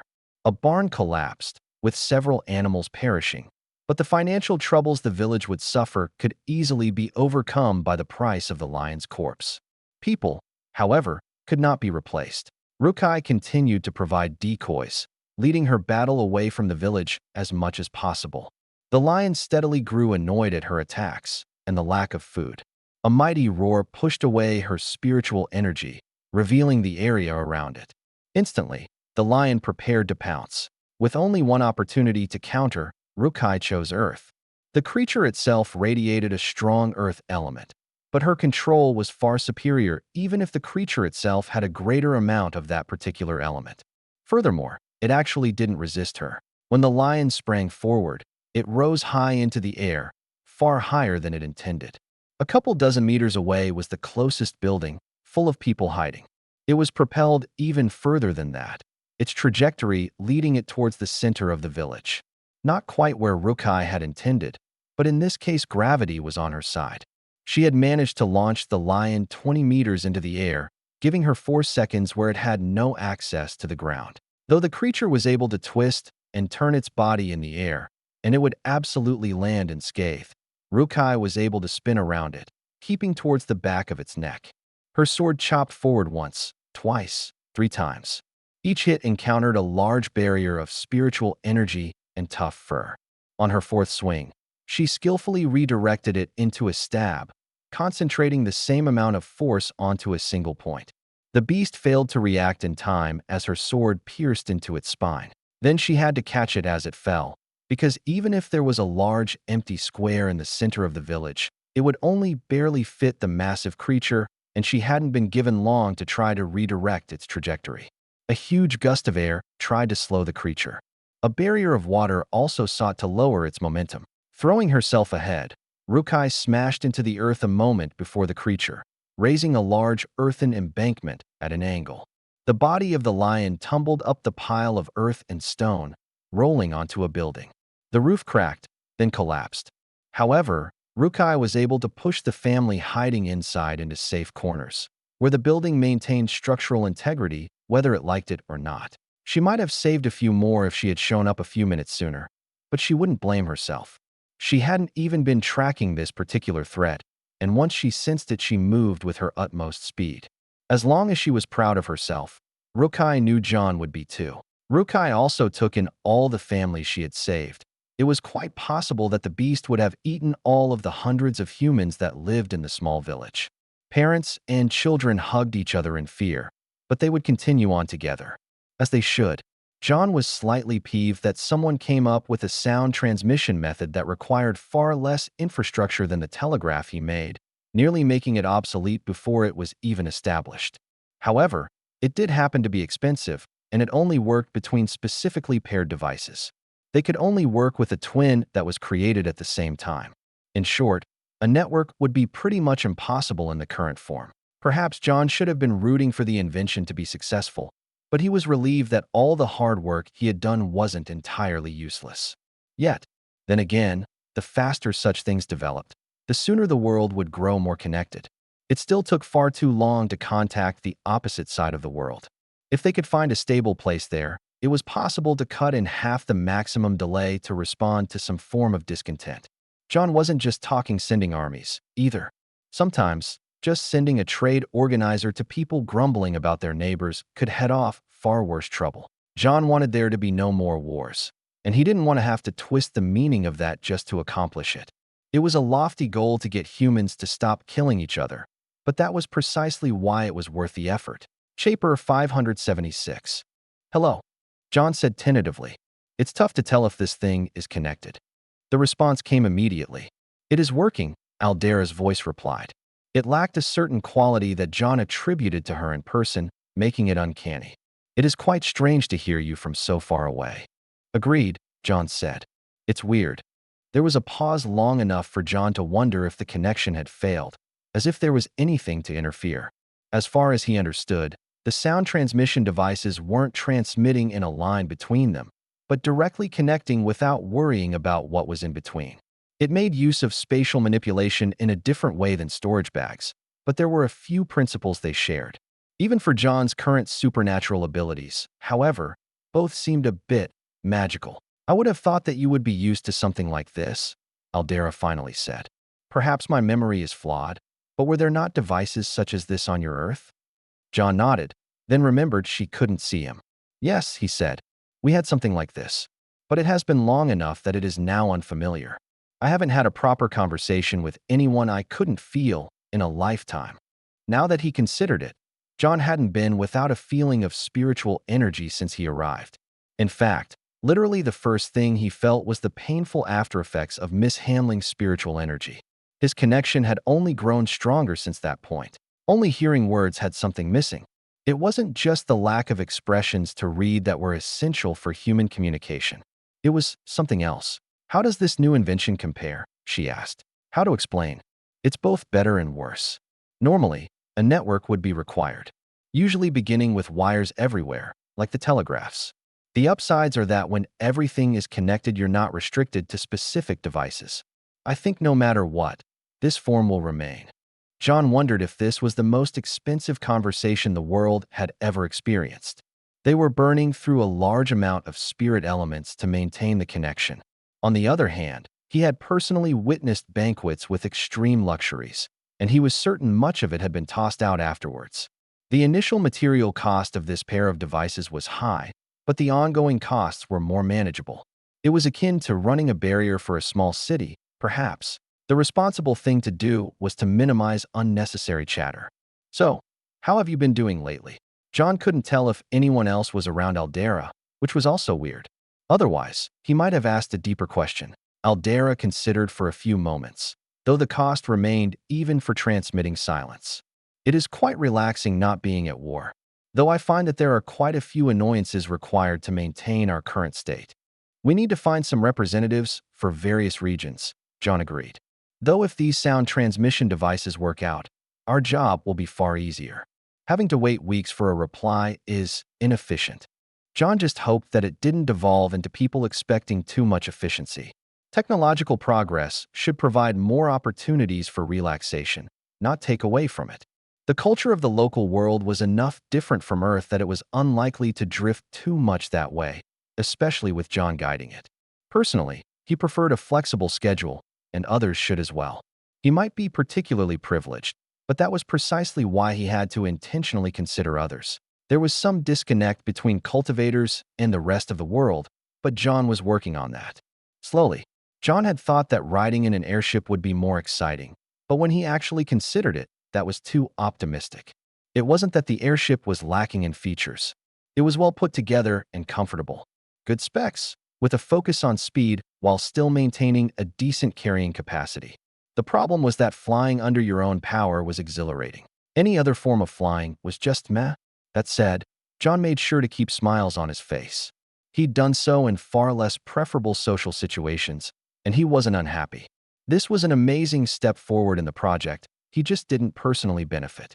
And if not enjoying something was sufficient for him to give up on it, he would just turn into a pathetic tyrant. John found the two lead engineers standing off to the side, despite the shipborne celebration being nominally about them.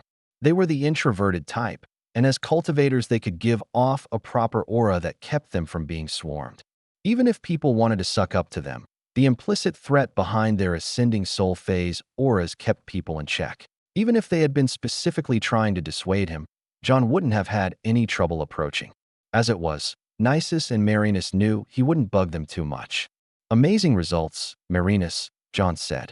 To go from concepts to functional prototype in such a short time shows true dedication. John really meant it. Certainly Marinus had almost unlimited resources to work with, and that helped. However, the timescales of cultivators were different. He could have easily stretched on the project, but Marinus put in personal work and dedication for almost a decade. Given that some of the necessary progress involved a general advancement of machining technology, much had been contributed. Interestingly, the accuracy of handcrafted components could outmatch that made by actual machines, not because they weren't progressing, but because cultivators could do the work. It wasn't common, but the best crafters could shave off individual layers of molecules. John could technically do that, but without practice he was extremely slow. He was good for brute force tasks that required reshaping stubborn materials, though. Marinus was beaming. In truth, I never expected to be able to work on a project such as this. After transmigrating to this world, I thought I simply had to adapt. And you did, John said. But we don't need to limit ourselves to one way. If the only progress we made was in personal cultivation, then we'd only get more people like the triptych. The most impressive thing they could do was blow up a city. Terrible, but impressive. Yet I doubt they could personally construct one, and they never really made anything new.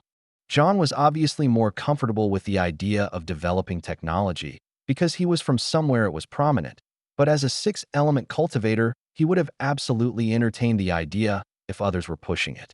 After all, an inflexible six-element cultivator couldn't exist. There wasn't one method of control that worked perfectly for a single element, let alone 2, 3, or 6. That could be applied in all areas of life. Cultivation, social, political. Unfortunately, just because he had the will to adapt didn't mean John always got things right the first time. Did you see the final tweaks to the engine? Marinus asked. Come look. So John did. He had developed a decent enough understanding to understand all the bits and pieces, though if asked to diagnose a problem, he would have probably taken some time to figure it out. Unless it was something obvious like physical damage. Marinus happily chatted about the changes to the design. Since they worked, John was pleased. Hopefully potential side effects had been considered, but if something went wrong, John could lift the whole airship and all of its passengers himself. He'd much prefer not to need to do so. The engine room was quite loud, as it was mainly mechanical. That was the point of the project. If cultivators had to push around the airship themselves, then it was just a big container of helium. There were a few areas where formations utilizing spiritual energy were far more efficient, though. For one, there wasn't a mechanical way to nearly neutralize friction on the outside of the canopy. It wasn't just about friction, but about pushing air out of the way before the ship reached it. With those effects, speed was less limited, though higher speeds still required significantly more power. The airship wasn't particularly fast at accelerating, either, but it was still good. It was the largest flying object the world had ever seen, probably. John couldn't discount the possibility that there was some sort of flying monstrosity that had been wiped out, or that still lived in the clouds of a remote region. Maybe sky jellies could grow to that size if left unchecked, but in that case a single individual would dominate an entire ecosystem. Having seen the Leviathan, John wasn't willing to say other living creatures the size of the airship couldn't exist. Even so, Carl and the other Leviathan babies were still smaller than the prototype airship, even with many decades of growth. They were still tiny compared to their parent, though.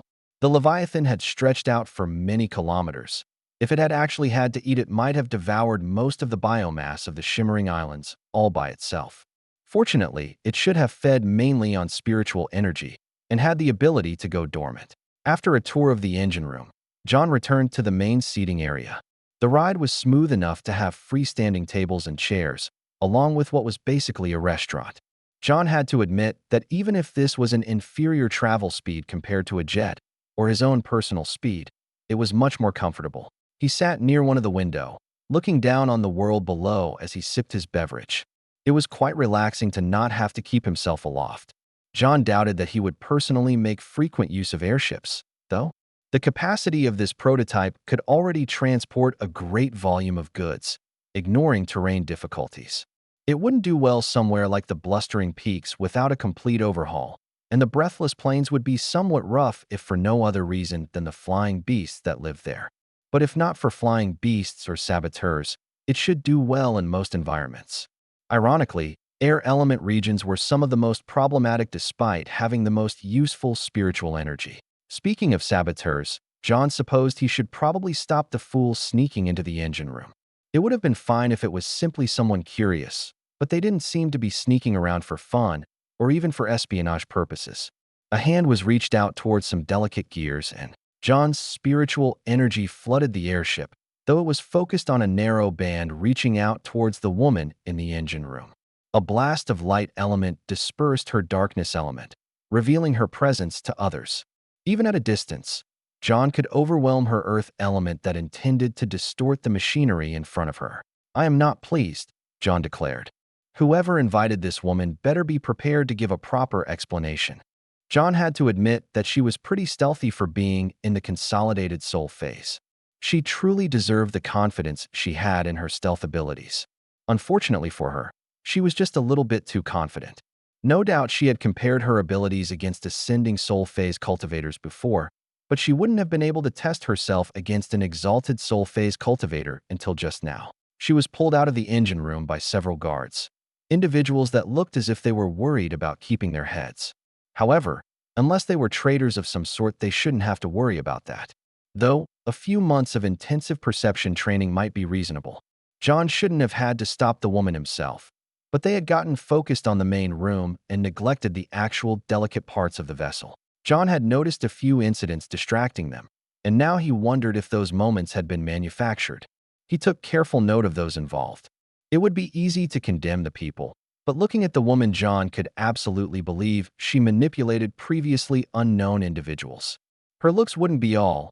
A bit of mental fog from the darkness element could have been involved as well. In a vessel full of cultivators, there had been more than a small amount of activity, so John hadn't noticed anything in the main area. But once she was off by herself, the woman stood out.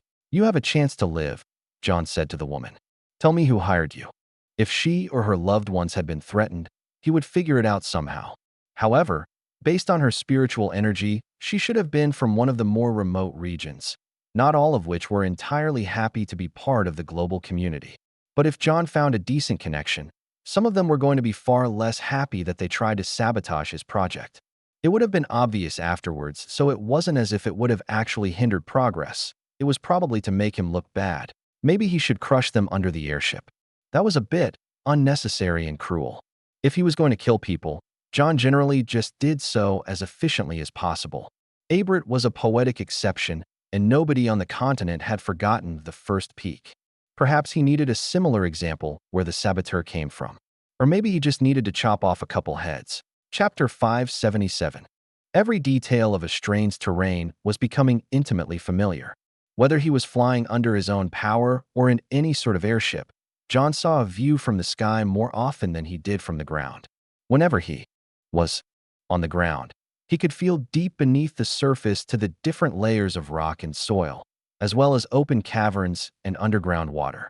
John knew that much deeper things changed significantly, but there was rarely a reason to deal with anything beyond the first kilometer of surface. He didn't neglect visiting other parts of the twin continents either, but John wasn't ready for another world tour. Anything outside of the familiar continents was a straight journey to his destination and back. For the most part, people would come to him. It was a bit much to ask that of everyone, and some wanted to display their ability as hosts, but John was able to spend most of his time in his home country. He was usually busy, though. He never neglected his cultivation, even if it didn't seem as if there was much that could require him to be stronger. For one thing, it was one of the methods of relaxation and pleasure that nobody could fault him for. He enjoyed personal involvement in various development tasks, but he was unnecessary for most of the projects as most of them had progressed past his level of training, and he couldn't afford to spend as much of his day studying engineering and formations as he would have liked. At least he was able to keep up to the point he understood what was being done, even if he couldn't have made any of the designs. Currently, he was observing the border with the Phoenix Forest. Elemental regions were generally stable, but that didn't mean they remained precisely the same in the long term. Any encroachment of the Phoenix Forest into a strain could be problematic, disturbing the nice elemental balance they had. It wasn't unreasonable for it to grow, either. Earth and fire could spread together, though most of the native flora of the Phoenix Forest didn't do well on the outskirts. Fire pines did scatter their seeds across the border, which led to various troubles. During the summer and fall, much of a strain had dry fields that could easily be set alight. It clearly wasn't an existential problem, because that same threat had existed for centuries. Now that the population of a strain was higher, however, special care had to be taken that the populated areas didn't get affected. That included their fields, some of which were mundane wheat and other similarly flammable crops. The border was quite extensive, but for the most part it was managed by the Phoenix Forest. They had the most fire cultivators, and they also wanted to retain the materials from trees harvested near the border. Even so, a strain took responsibility for anything that cropped up on their side of the border from random seeds. Deep roots were an important part of firepine physiology. The young trees could burn away completely above ground in certain circumstances. Regrowing from that state was necessary for their survival. Their robust nature made them extremely valuable for cultivation study, and something like a troublesome weed for those on the border. Even non-cultivating locals could cut down young saplings safely, but pulling out their roots was more difficult. For earth cultivators, it was a simple task to do the latter, but there was a large area to cover. John could provide very significant contributions and make sure nothing scattered past the line they arbitrarily drew. Sometimes, birds or the wind could carry the seeds far further than expected. They didn't even have to be healthy to be a threat to local communities, as any spontaneous sparks were a risk at the wrong times. John stomped a trail along the ground, shooting roots and saplings into the air. Others followed behind to pick up the various bits and pieces. They were both a risk to leave lying around, and of at least some value when used as materials. The roots were often used to enhance male potency, though so were dozens of other things. About half of them probably didn't have much effect, and some would be entirely useless. Mixed in among the more common firepine were some smolder bush. John observed the low heat radiating from one of the bushes, noticing signs that some enterprising individuals had used it as a simple oven. That wasn't a problem, but it was still going to be removed. If anyone wanted to raise their own, that would be up to their community rules. Focused as he was on the task, or perhaps it was more correct to say as zoned out as he was as he walked along, John didn't have the clearest sense of his surroundings. It was impossible for him to miss a great spiritual energy, of course. He felt it approaching, thinking it to be Aldera. He wondered whether she merely happened to be passing by. He hadn't heard word of a visit, and she would always send a message ahead. Especially now that it was actually capable of outpacing herself, it was a simple courtesy. As John focused himself in that direction, preparing a greeting even if she merely happened to be passing by, he realized that he was entirely wrong. It was a reasonable assumption that he had made given that she was the only other exalted soul phase cultivator. But a moment's focus made it clear that the elements were mostly wrong. The one approaching wasn't a six-element cultivator, but a tri-element cultivator of the Bright Trinity.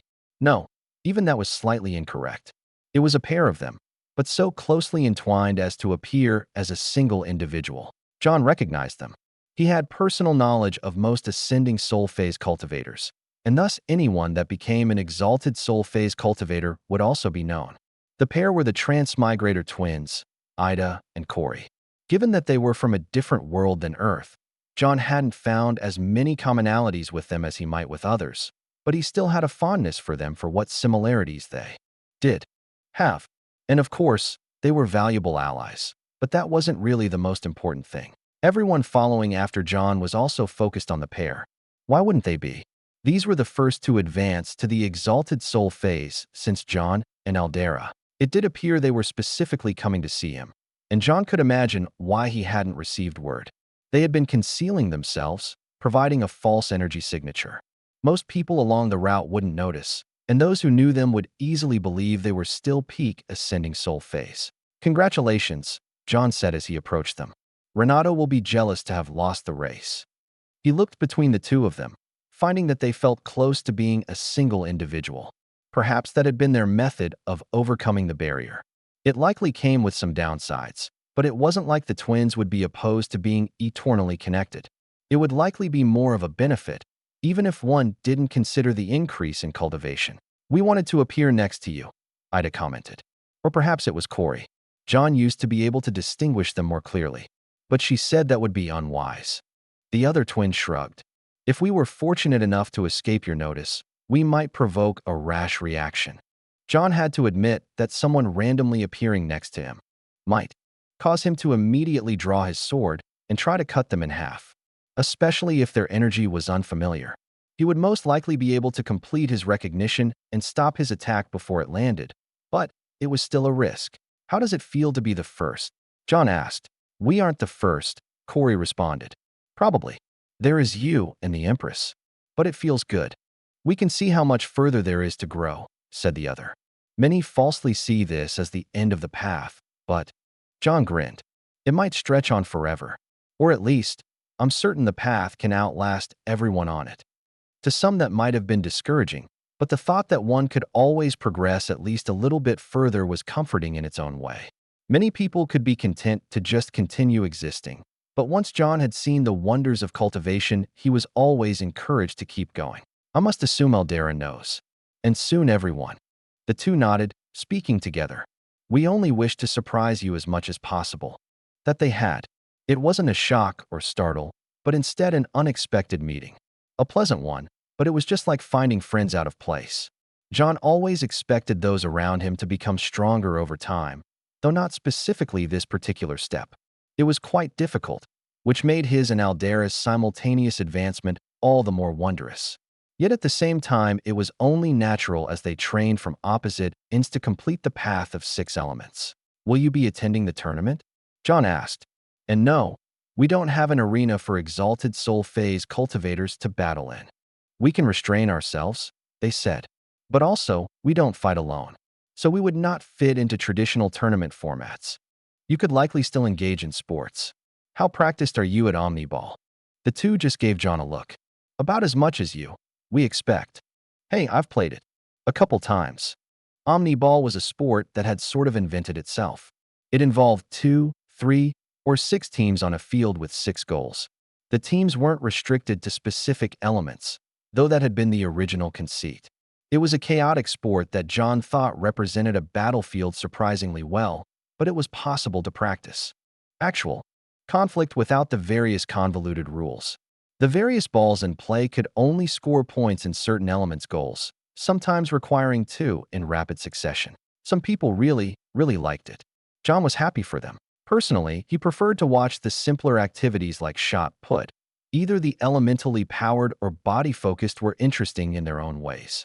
If he wanted something more, combat ultimately ended up more straightforward with the goal of defeating the opponent instead of fulfilling arbitrary goals.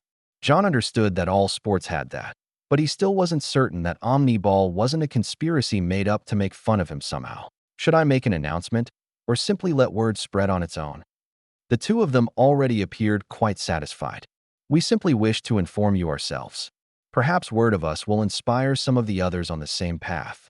John hoped so. Renato was still in training, but John didn't have many additional insights to offer him. He would have to figure out the last steps on his own. "Have the two of you achieved any spectacular insights?" John asked. "Many," they said, "but few that others would find benefit in." We look forward to a prolonged exchange either before or after the tournament itself. I will make time, John promised. Compiling the various insights people had about the Exalted Soul phase would help more and more people make that step. It would mean that John and Aldera lost their unique status, but given that it would be their allies that they were raising up, it didn't seem to be much risk. Of course, it was always possible that some would decide that they were now the strongest and that they should be in charge. They would be wrong in multiple ways, but John would still need to be prepared. Even if someone rallied a faction around themselves, John and Aldera would still have the support of most of the world. Even an Exalted Soul phase could not stand alone. The consequences would most likely end up on weaker cultivators if there was a large-scale conflict, so making certain that he maximized his personal ability was for the best. Cultivators loved duels, after all. Chapter 578. Renato was late for the tournament, which strongly implied that he wouldn't arrive at all.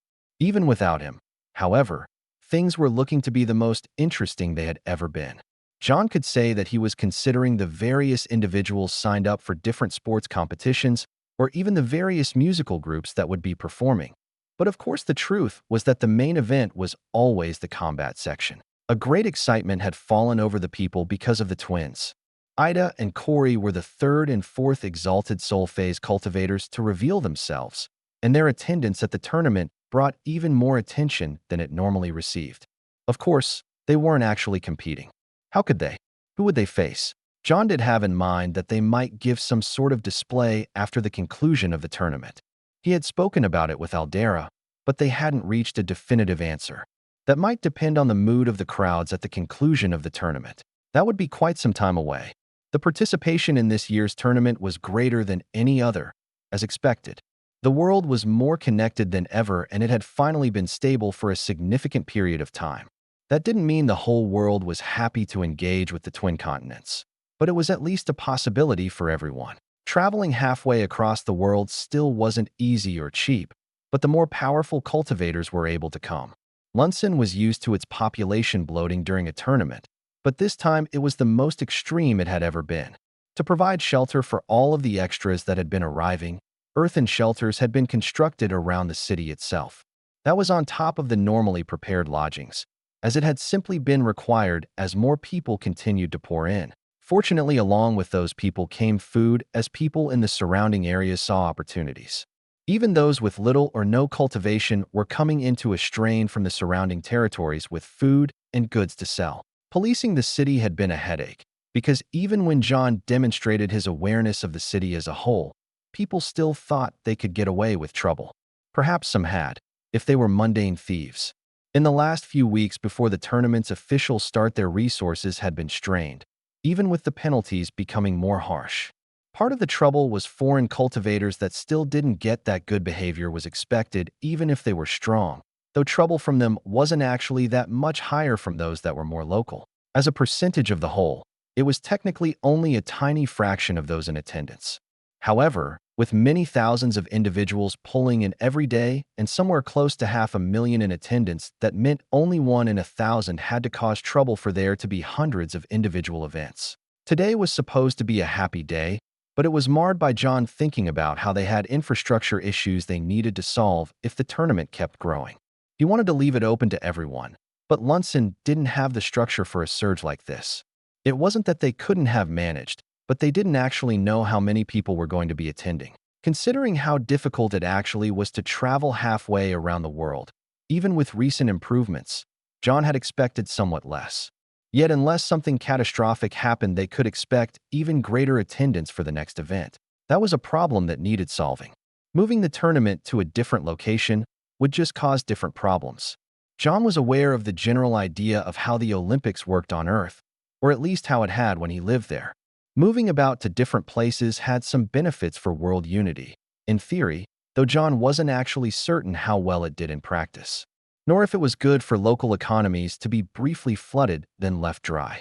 Still, they could at least have sub-tournaments take place in other locations. That wouldn't change much about those who came to observe, but it would at least temper the number of competitors.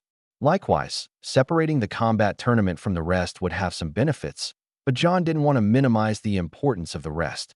They would feel lesser if it was done improperly. Aldera caught his eye. John couldn't tell if she was thinking about problematic logistics or something more productive. Either way, it was about time to move on. Time to announce the beginning of the tournament. Then he could think about troublesome issues during the lower-ranking matches, since he wouldn't have to devote much attention to them. Among various leading contenders were the triplets. Ursula in particular had come out of isolated training before reaching the Exalted Soul phase, with the intention that she might witness something inspiring. Renato only had a few decades as a lead on her, so there wasn't any guarantee she wouldn't pass him up. That would be decided in the near future. Others from the twin continents came from various prominent sects and clans. The Six Elements Crossroads had many of John's original disciples at the top, and of course the Bright Trinity was prominently featured. Every sect of note had at least a handful of participants. However, of most interest to John were those from outside the continents. After all, he was only tangentially aware of most of them. Some he had met during his journey, but Aldera had covered about half of the planet.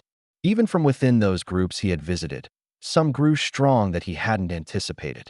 There was one anomaly from the Winding Current. John actually had to consult with Aldera on that one. "Did you meet him?" John asked, referring to a man called Seikani. "Briefly," she commented. "He wasn't the sect head. At the time, Seikani was merely one of various ascending soul phase elders they had. And there were quite a few, as the area they cover is quite expansive."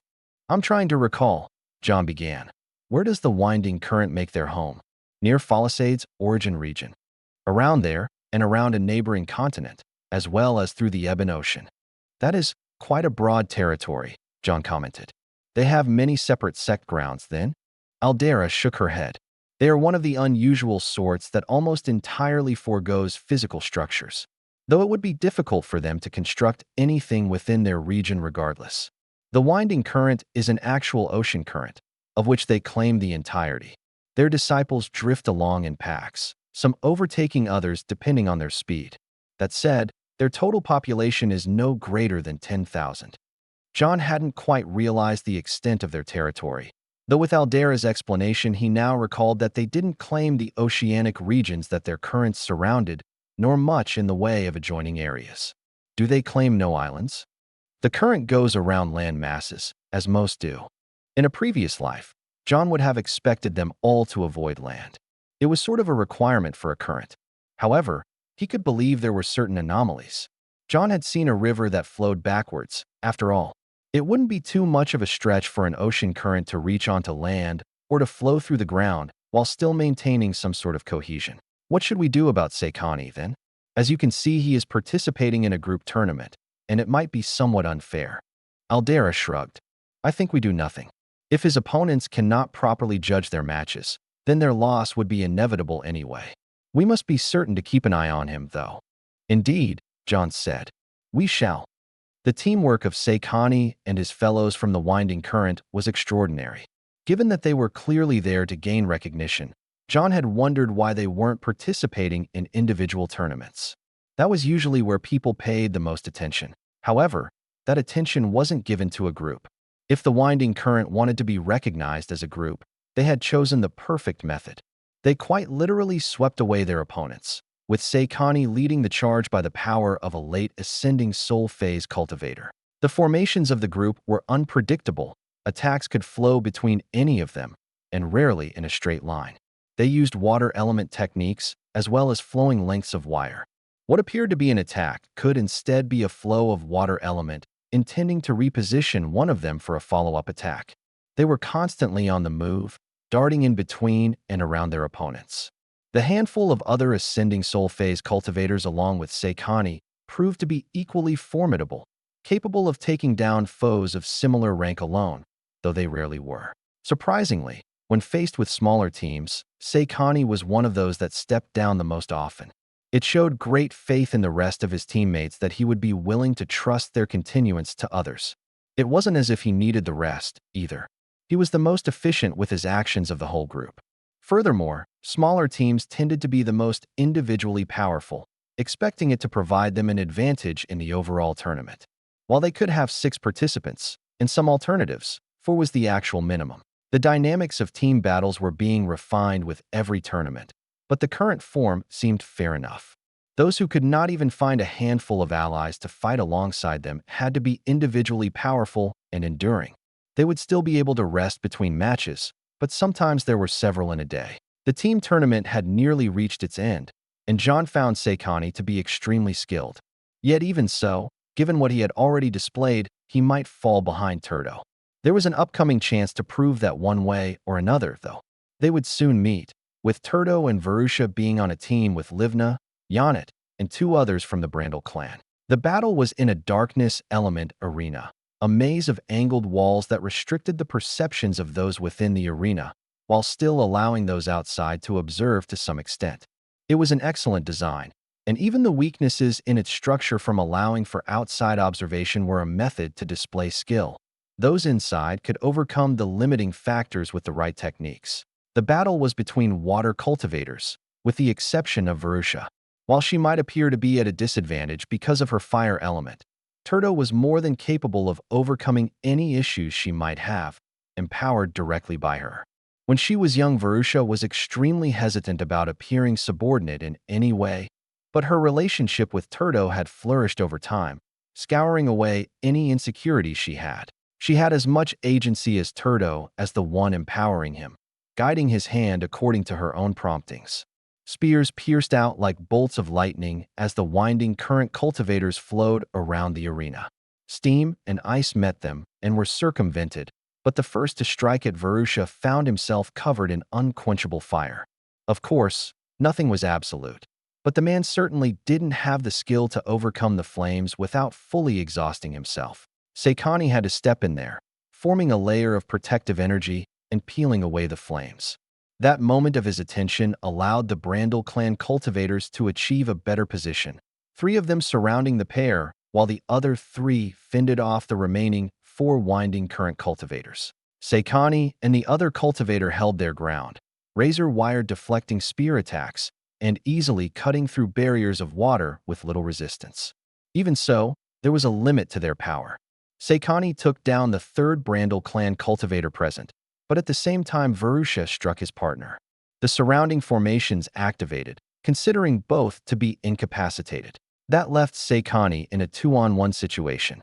It appeared hopeless for him, but that was only if one looked at things on the surface. John knew better, and he imagined that Turdo and Varusha should have figured it out already. If not, they would need more training after the battle. Even so, they appeared quite eager to fight, and John wasn't going to stop them. Winning wasn't as important as having a challenging fight. The results might actually be more valuable than the top prizes available. Chapter 579.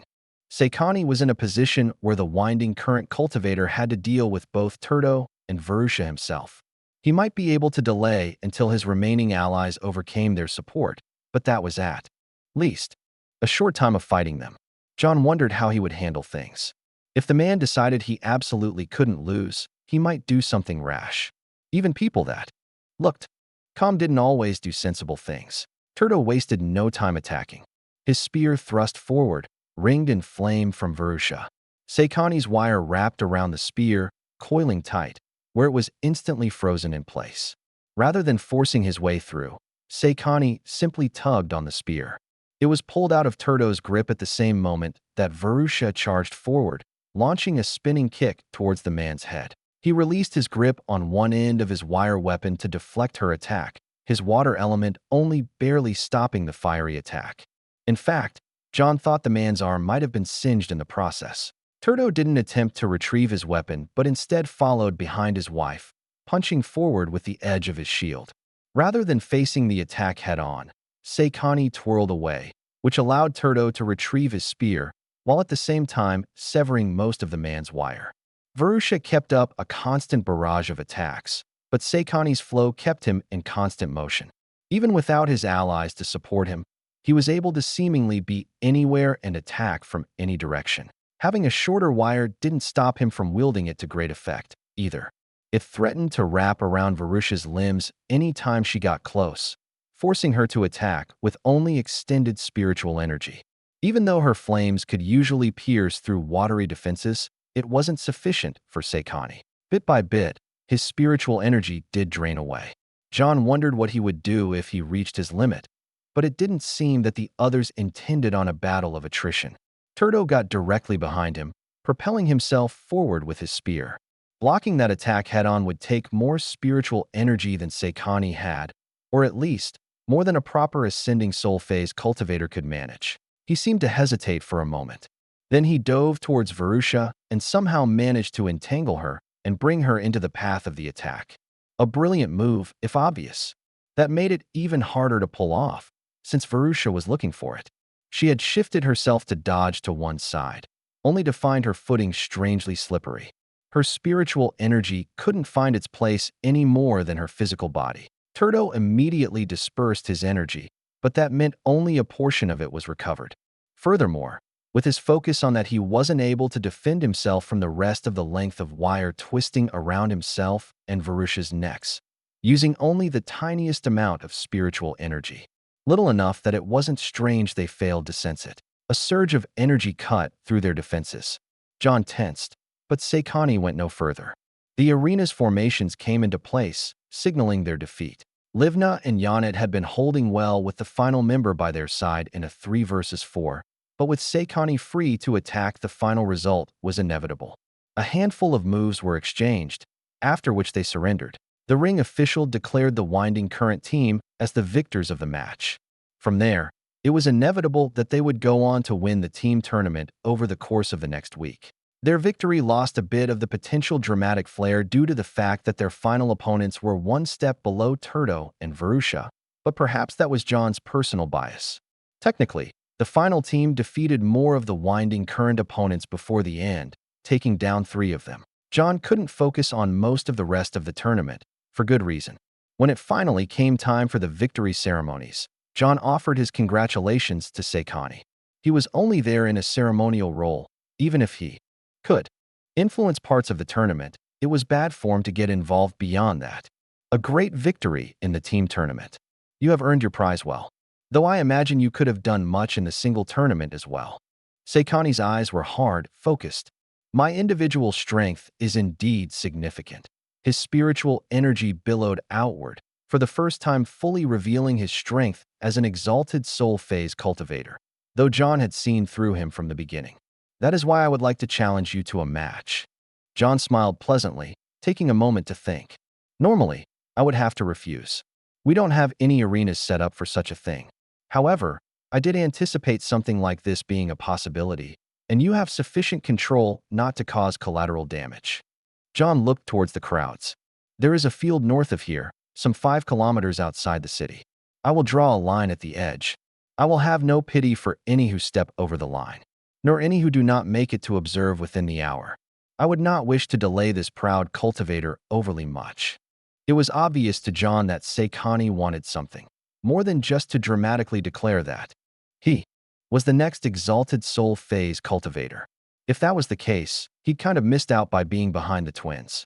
Actually, he might have technically advanced before them, but since he had delayed his announcement, he lost the chance. The rules shall be much the same as the official tournament, John commented. The battle continues until surrender or obvious victory. I trust that you will respect the rules just as you did earlier. After all, you didn't use a single drop of spiritual energy beyond the level of an ascending soul phase cultivator. Seikani nodded. I was competing as such.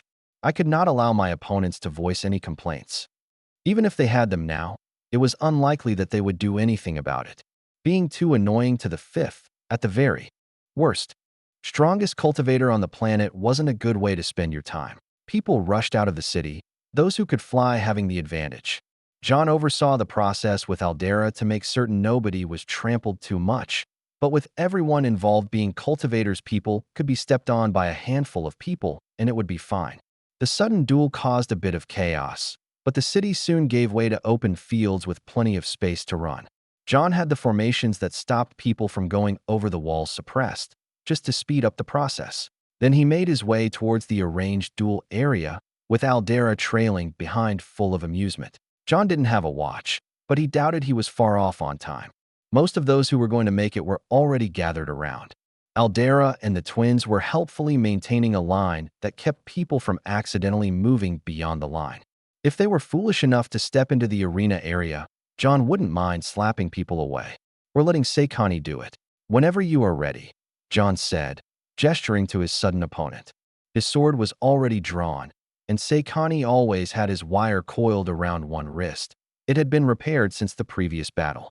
I'm eager to see what you have. Aldera would have probably been better suited to fight him.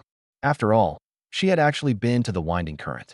But Seikani had challenged John, so he wasn't going to refuse. Then, Seikani said, dropping into a low stance, I will begin. His wire began to slowly wriggle its way forward, following a path like that of a river. Or, of course, an underwater current. It wasn't close enough to threaten John just yet, but he did begin his own preparations. The area around him was being subtly flooded with darkness. Even a slight distortion of his actual position could provide significant advantage. John had already considered how he would deal with the wire. If he could simply deal with the spiritual energy, grabbing it with his hand was not unreasonable. Though the wire was terrifyingly sharp, it was only on a mundane level. Diamond defense would be sufficient. Of course, simply slicing through the wire would likely be easier, assuming he could attack it while it was in tension. Otherwise, it was surprisingly difficult to cut. Freezing it first might be the way. John wanted to get as much as he could out of the fight, but he also wanted to win. That meant he'd sadly have to go all out from the beginning. Not necessarily in an excessive manner, but he wouldn't be experimenting.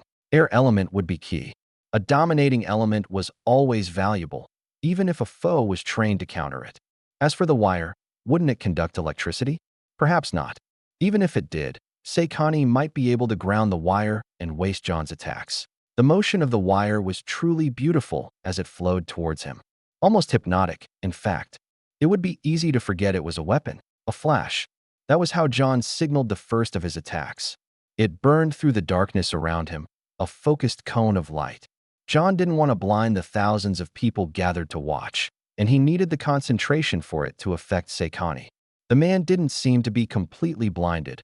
A thin sheet of water sparkled in front of his eyes, perhaps prepared for exactly that sort of thing. Then John pulled Seikani down, into the ground. They were standing on the same surface, after all, and the soil was completely mundane. John's spiritual energy blended in very well with the local environs. He'd lived here for most of his life, after all. A strain was his home now, and the mix of elements was him. It only took Seikani a moment to disentangle himself from the hands of Earth, but that was enough time for John to close the distance, bypassing the extended wire and coming in from behind the water cultivator. John's hand stretched out over his foe, dropping a bolt of lightning.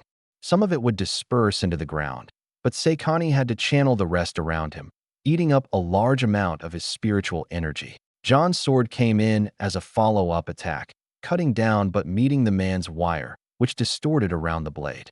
John pulled his sword back, enhancing the energy around it as he did so.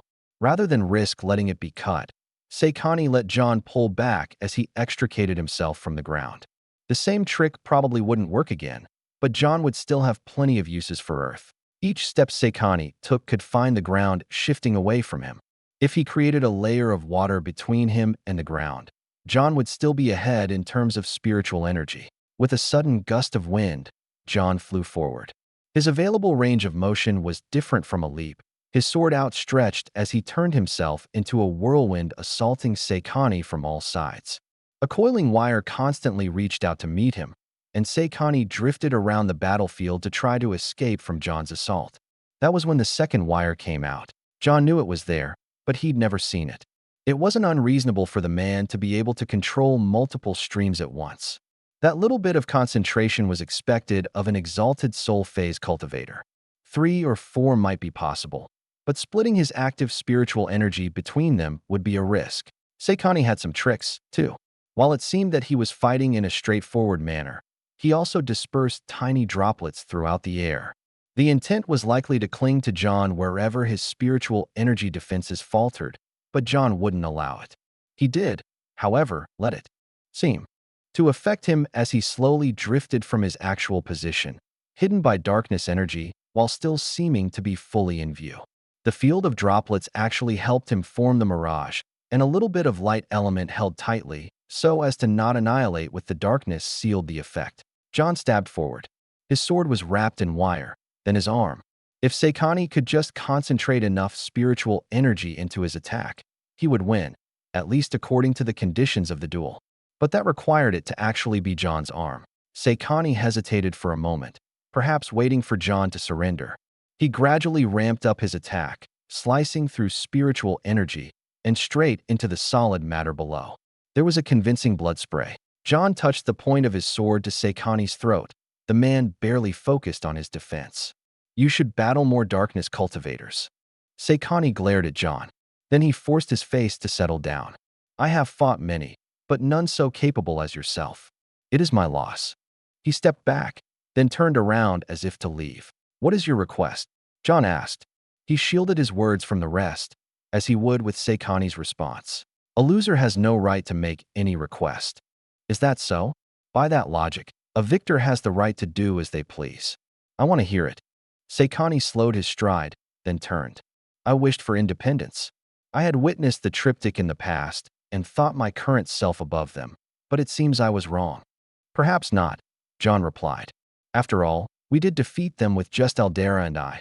Tell me, what does independence mean for you?" "The ability to self-govern, to hold our heads high." "Is that so? Then, I am sure we can achieve a deal." This guy wanted to manage an area? Someone who was powerful but had a level head. Inside, John was ecstatic. This was exactly what they needed, someone who might get on board with their idea of a peaceful world. Also, someone to manage all the paperwork for that region. A point of contact. Is that truly the case? Seikani looked over his shoulder. "I came here to cause trouble. Others might do the same." "Trouble? Perhaps a little bit. But I must say I prefer this method to starting a war. Though if you hear similar thoughts from anyone else, just tell them to talk to me first, okay? Now then, come to tea with Aldera and I. I promise your safety even if we can't work out a deal." But John also thought they could. Yes, Seikani had intended to achieve his purpose through violence, but it was restrained violence. This was a world of cultivators, so that might be the best they could get for the foreseeable future. Chapter 580. Luxuriously comfortable, but not excessive was the style that John preferred. Furniture should feel good and look good, but it shouldn't be expensive simply for the sake of greater expense. He didn't need the rarest fabrics to cover a sofa, nor a table that was made from the heart of a world tree. Relatedly, many different regions had their own claim to some sort of world tree, but John hadn't seen anything more impressive than what the indestructible Kapok Grove had. They probably wouldn't have noticed if a table-sized section was carved out of one of the roots. The dining set was beautiful, but John made certain that it was durable as well. He could easily forget his own strength and chip standard porcelain, and the gloss look was achievable through various means. Then, of course, there was Ursel, the greatest driving force behind durable everything. She absolutely could control herself, and a lack of care was how she showed disdain for inferior teacups. Her preferred set might be carved from ultra-dense stone, the likes of which would strain the arm of most cultivators not making use of spiritual energy, but John had a balance of practical but nice. Seikani didn't show a particularly strong reaction to the decor. More likely, he was focused on Aldera and John. He shouldn't have much reason to be nervous. If John wanted to kill him, he could have done so already. It would actually be worse for his reputation if Seikani mysteriously disappeared than to kill him openly. Still, it wasn't unreasonable for the man to have a bit of caution. "I didn't take much time to explain." John filled in Aldera, but Seikani wishes for greater control within the global structure, managed by himself. Technically, he had said independence, but allowing the world to revert to isolation at this point would be troublesome. John didn't have to be alone at the top, but he needed to influence the future structure of things. Otherwise, everything John worked for would be wasted. Part of that structure was figuring out where compromise was preferable to rigid structure. There had to be guiding rules, but at the current moment John wasn't even particularly interested in establishing internal rules. What he and Aldera had laid down on their worldwide journeys were about how regions needed to interact with each other. Guidelines for dispute resolution, that sort of thing. Somewhere between a quarter and a third of the planet had avoided interaction beyond the required tributes. John couldn't force trade. If they didn't want to send anything throughout the world, they didn't have to.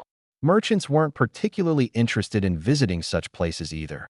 If they wouldn't sell their unique products, they could simply go elsewhere for an easier profit. "So you wish to take the reins for your region," Aldera said. Most have been too timid to propose something similar. Importantly, however, we must define exactly what your region is. Do you merely wish to govern your own sect? I don't believe any live within the winding currents but yourselves, so it must include a wider area if you sought some sort of control. Seikani nodded. I intended to consolidate the wider raging ocean, including neighboring landmasses. I would avoid setting your sights on an area too large, John cautioned. I understand, of course, that your sect is already wide-ranging. However, your influence cannot safely grow all at once. The area that he had indicated would be larger than either of the twin continents, though with a far smaller population, given that most of it was open water. Even though cultivators could live without land, it wasn't preferred. Aldera added to John's explanation. You need not be limited to a specific region chosen at this time. It is merely important that you have the full cooperation of all involved. The goal is lasting peace, not simple dominion. It does not seem as if you intended conquest, but let us explicitly cut off that method. Our alliance has promised protection to the world, and we do intend to fulfill that promise as much as possible. If you will provide that service for an area around yourself, we would be most appreciative. Seikani was a reasonable man, so he didn't disagree with the overall picture of what John and Aldera presented. He did seem to think some of what they were doing was strange, but he understood in his own way. How the remaining tribute would be settled did require some consideration. For the sake of independence, he couldn't be in charge of gathering it and sending it along because he would appear as subordinate to the other two. Even if in practice he would be, at least at first, the appearance was important. Yet John and Aldera weren't so trusting as to allow him to gather the tribute to spend on the region's management. A short tournament and one battle were not sufficient basis to determine someone's management of finances on a large scale. Furthermore, the whole point of the tribute was reparations for the way groups were involved in the Triptychs War. The actual payments would be coming to an end within the next few decades, depending on the particular arrangements. The long time frames were actually more advantageous to the locals, as they would maintain more resources for longer, allowing them to promote their own growth.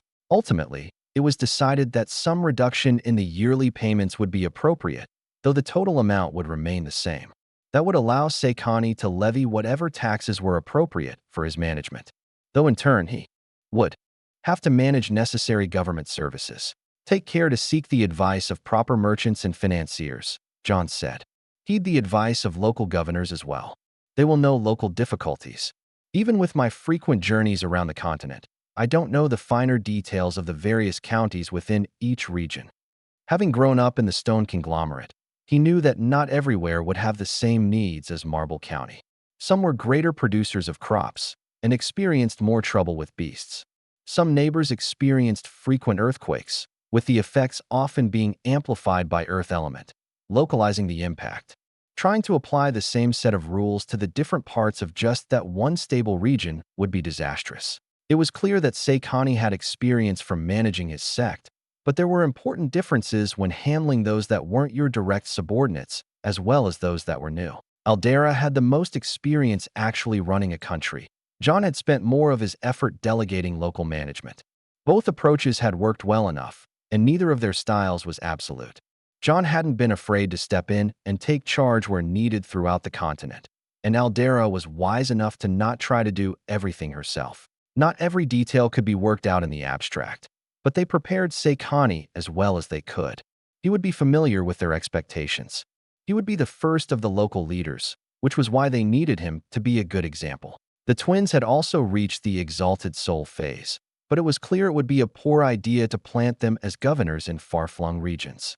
Even doing their best to understand the locals would be rocky since they didn't come from there. People would be resentful. That was already true of some residents of the twin continents, and their positions had been established for a century. If they weren't tied into the local identity, it would have been far more difficult to maintain. Simply placing strong people in convenient locations would be the worst way to maintain worldwide unity. They had actually been seeking out people like Seikani, though in a long-term manner. As one of the new exalted soul phase cultivators, he would be seen as qualified. What John and Aldera had to do was make him qualified in whatever ways he wasn't yet. Fighting strength wasn't a great basis for running a country, even if cultivators had more or less done so for recorded history. It came as a tremor. Most wouldn't have noticed it, but the entire city moved just slightly. John was entirely in tune with the earth element, so he felt it in a more pronounced manner. The epicenter was further to the south, in the stone conglomerate. He immediately sent messages asking about the situation. Did they need supplies? How bad was the damage from the earthquake? He only had immediate contact with one location.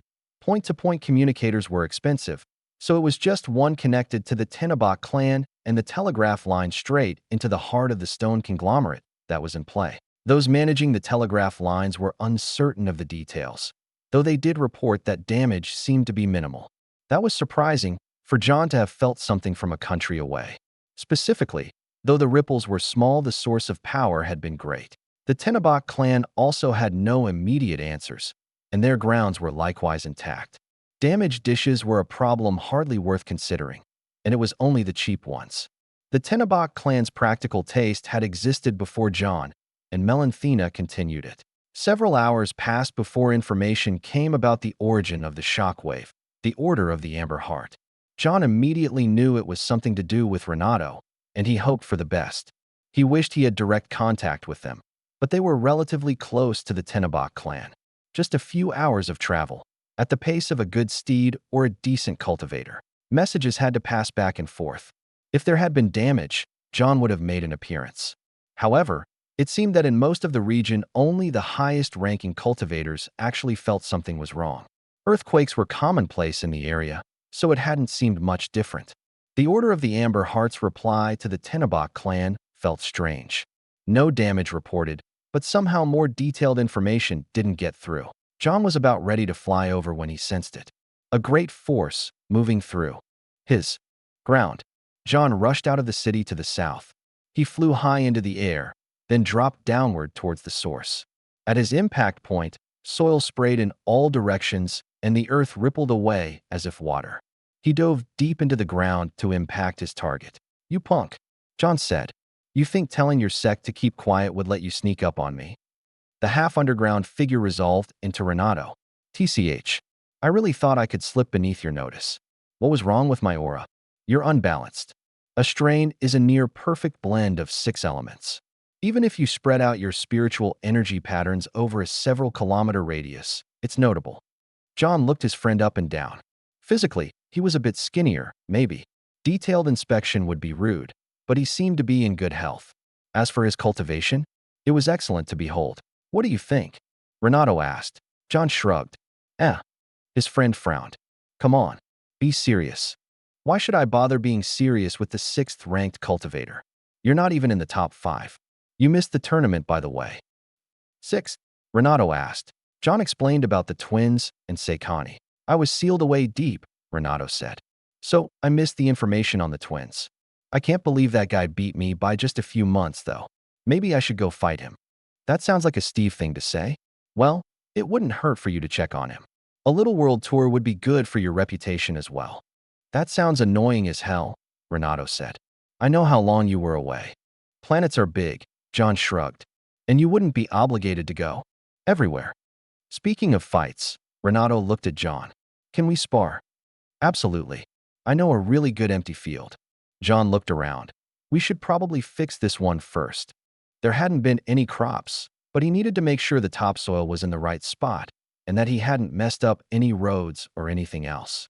The nearest village would not be particularly happy if he left a bunch of chunks of rock everywhere, even if they might not make use of these fields in the next year or two. No matter how he tried, John couldn't avoid grinning. Neither could Renato. He made it. That meant John's insights hadn't been too terrible. Or maybe Renato succeeded in spite of his 6-element biased insights. The news was better than just one more powerful individual, though. The twins were an anomaly, and the rest of the planet only had Seikani. One more homegrown person was proof they could do it. And sure, Renato had reincarnated, but that only gave him an extra few decades of experience. His early cultivation had been smoother, which paved the way for his success, but it didn't change the possibilities. It just provided an easier path before he had resources and for what to do with them afterwards. Renato would be a good deterrent in case some actual fool thought they could take out John. Maybe they could. He wasn't invincible, and acting that way was a good way to die. But with Renato, Troubling the Continental Alliance would be a huge risk. The Empire of Elements had 3. No random power would be able to match that. Power brought security and influence. John just hoped that their influence would be positive, the most positive it could be. Forcing the world to fit his image wasn't his intention, and John genuinely thought he was doing the best for everyone. There was no chance everything was perfect, though. It seemed leagues above the former state of things, though.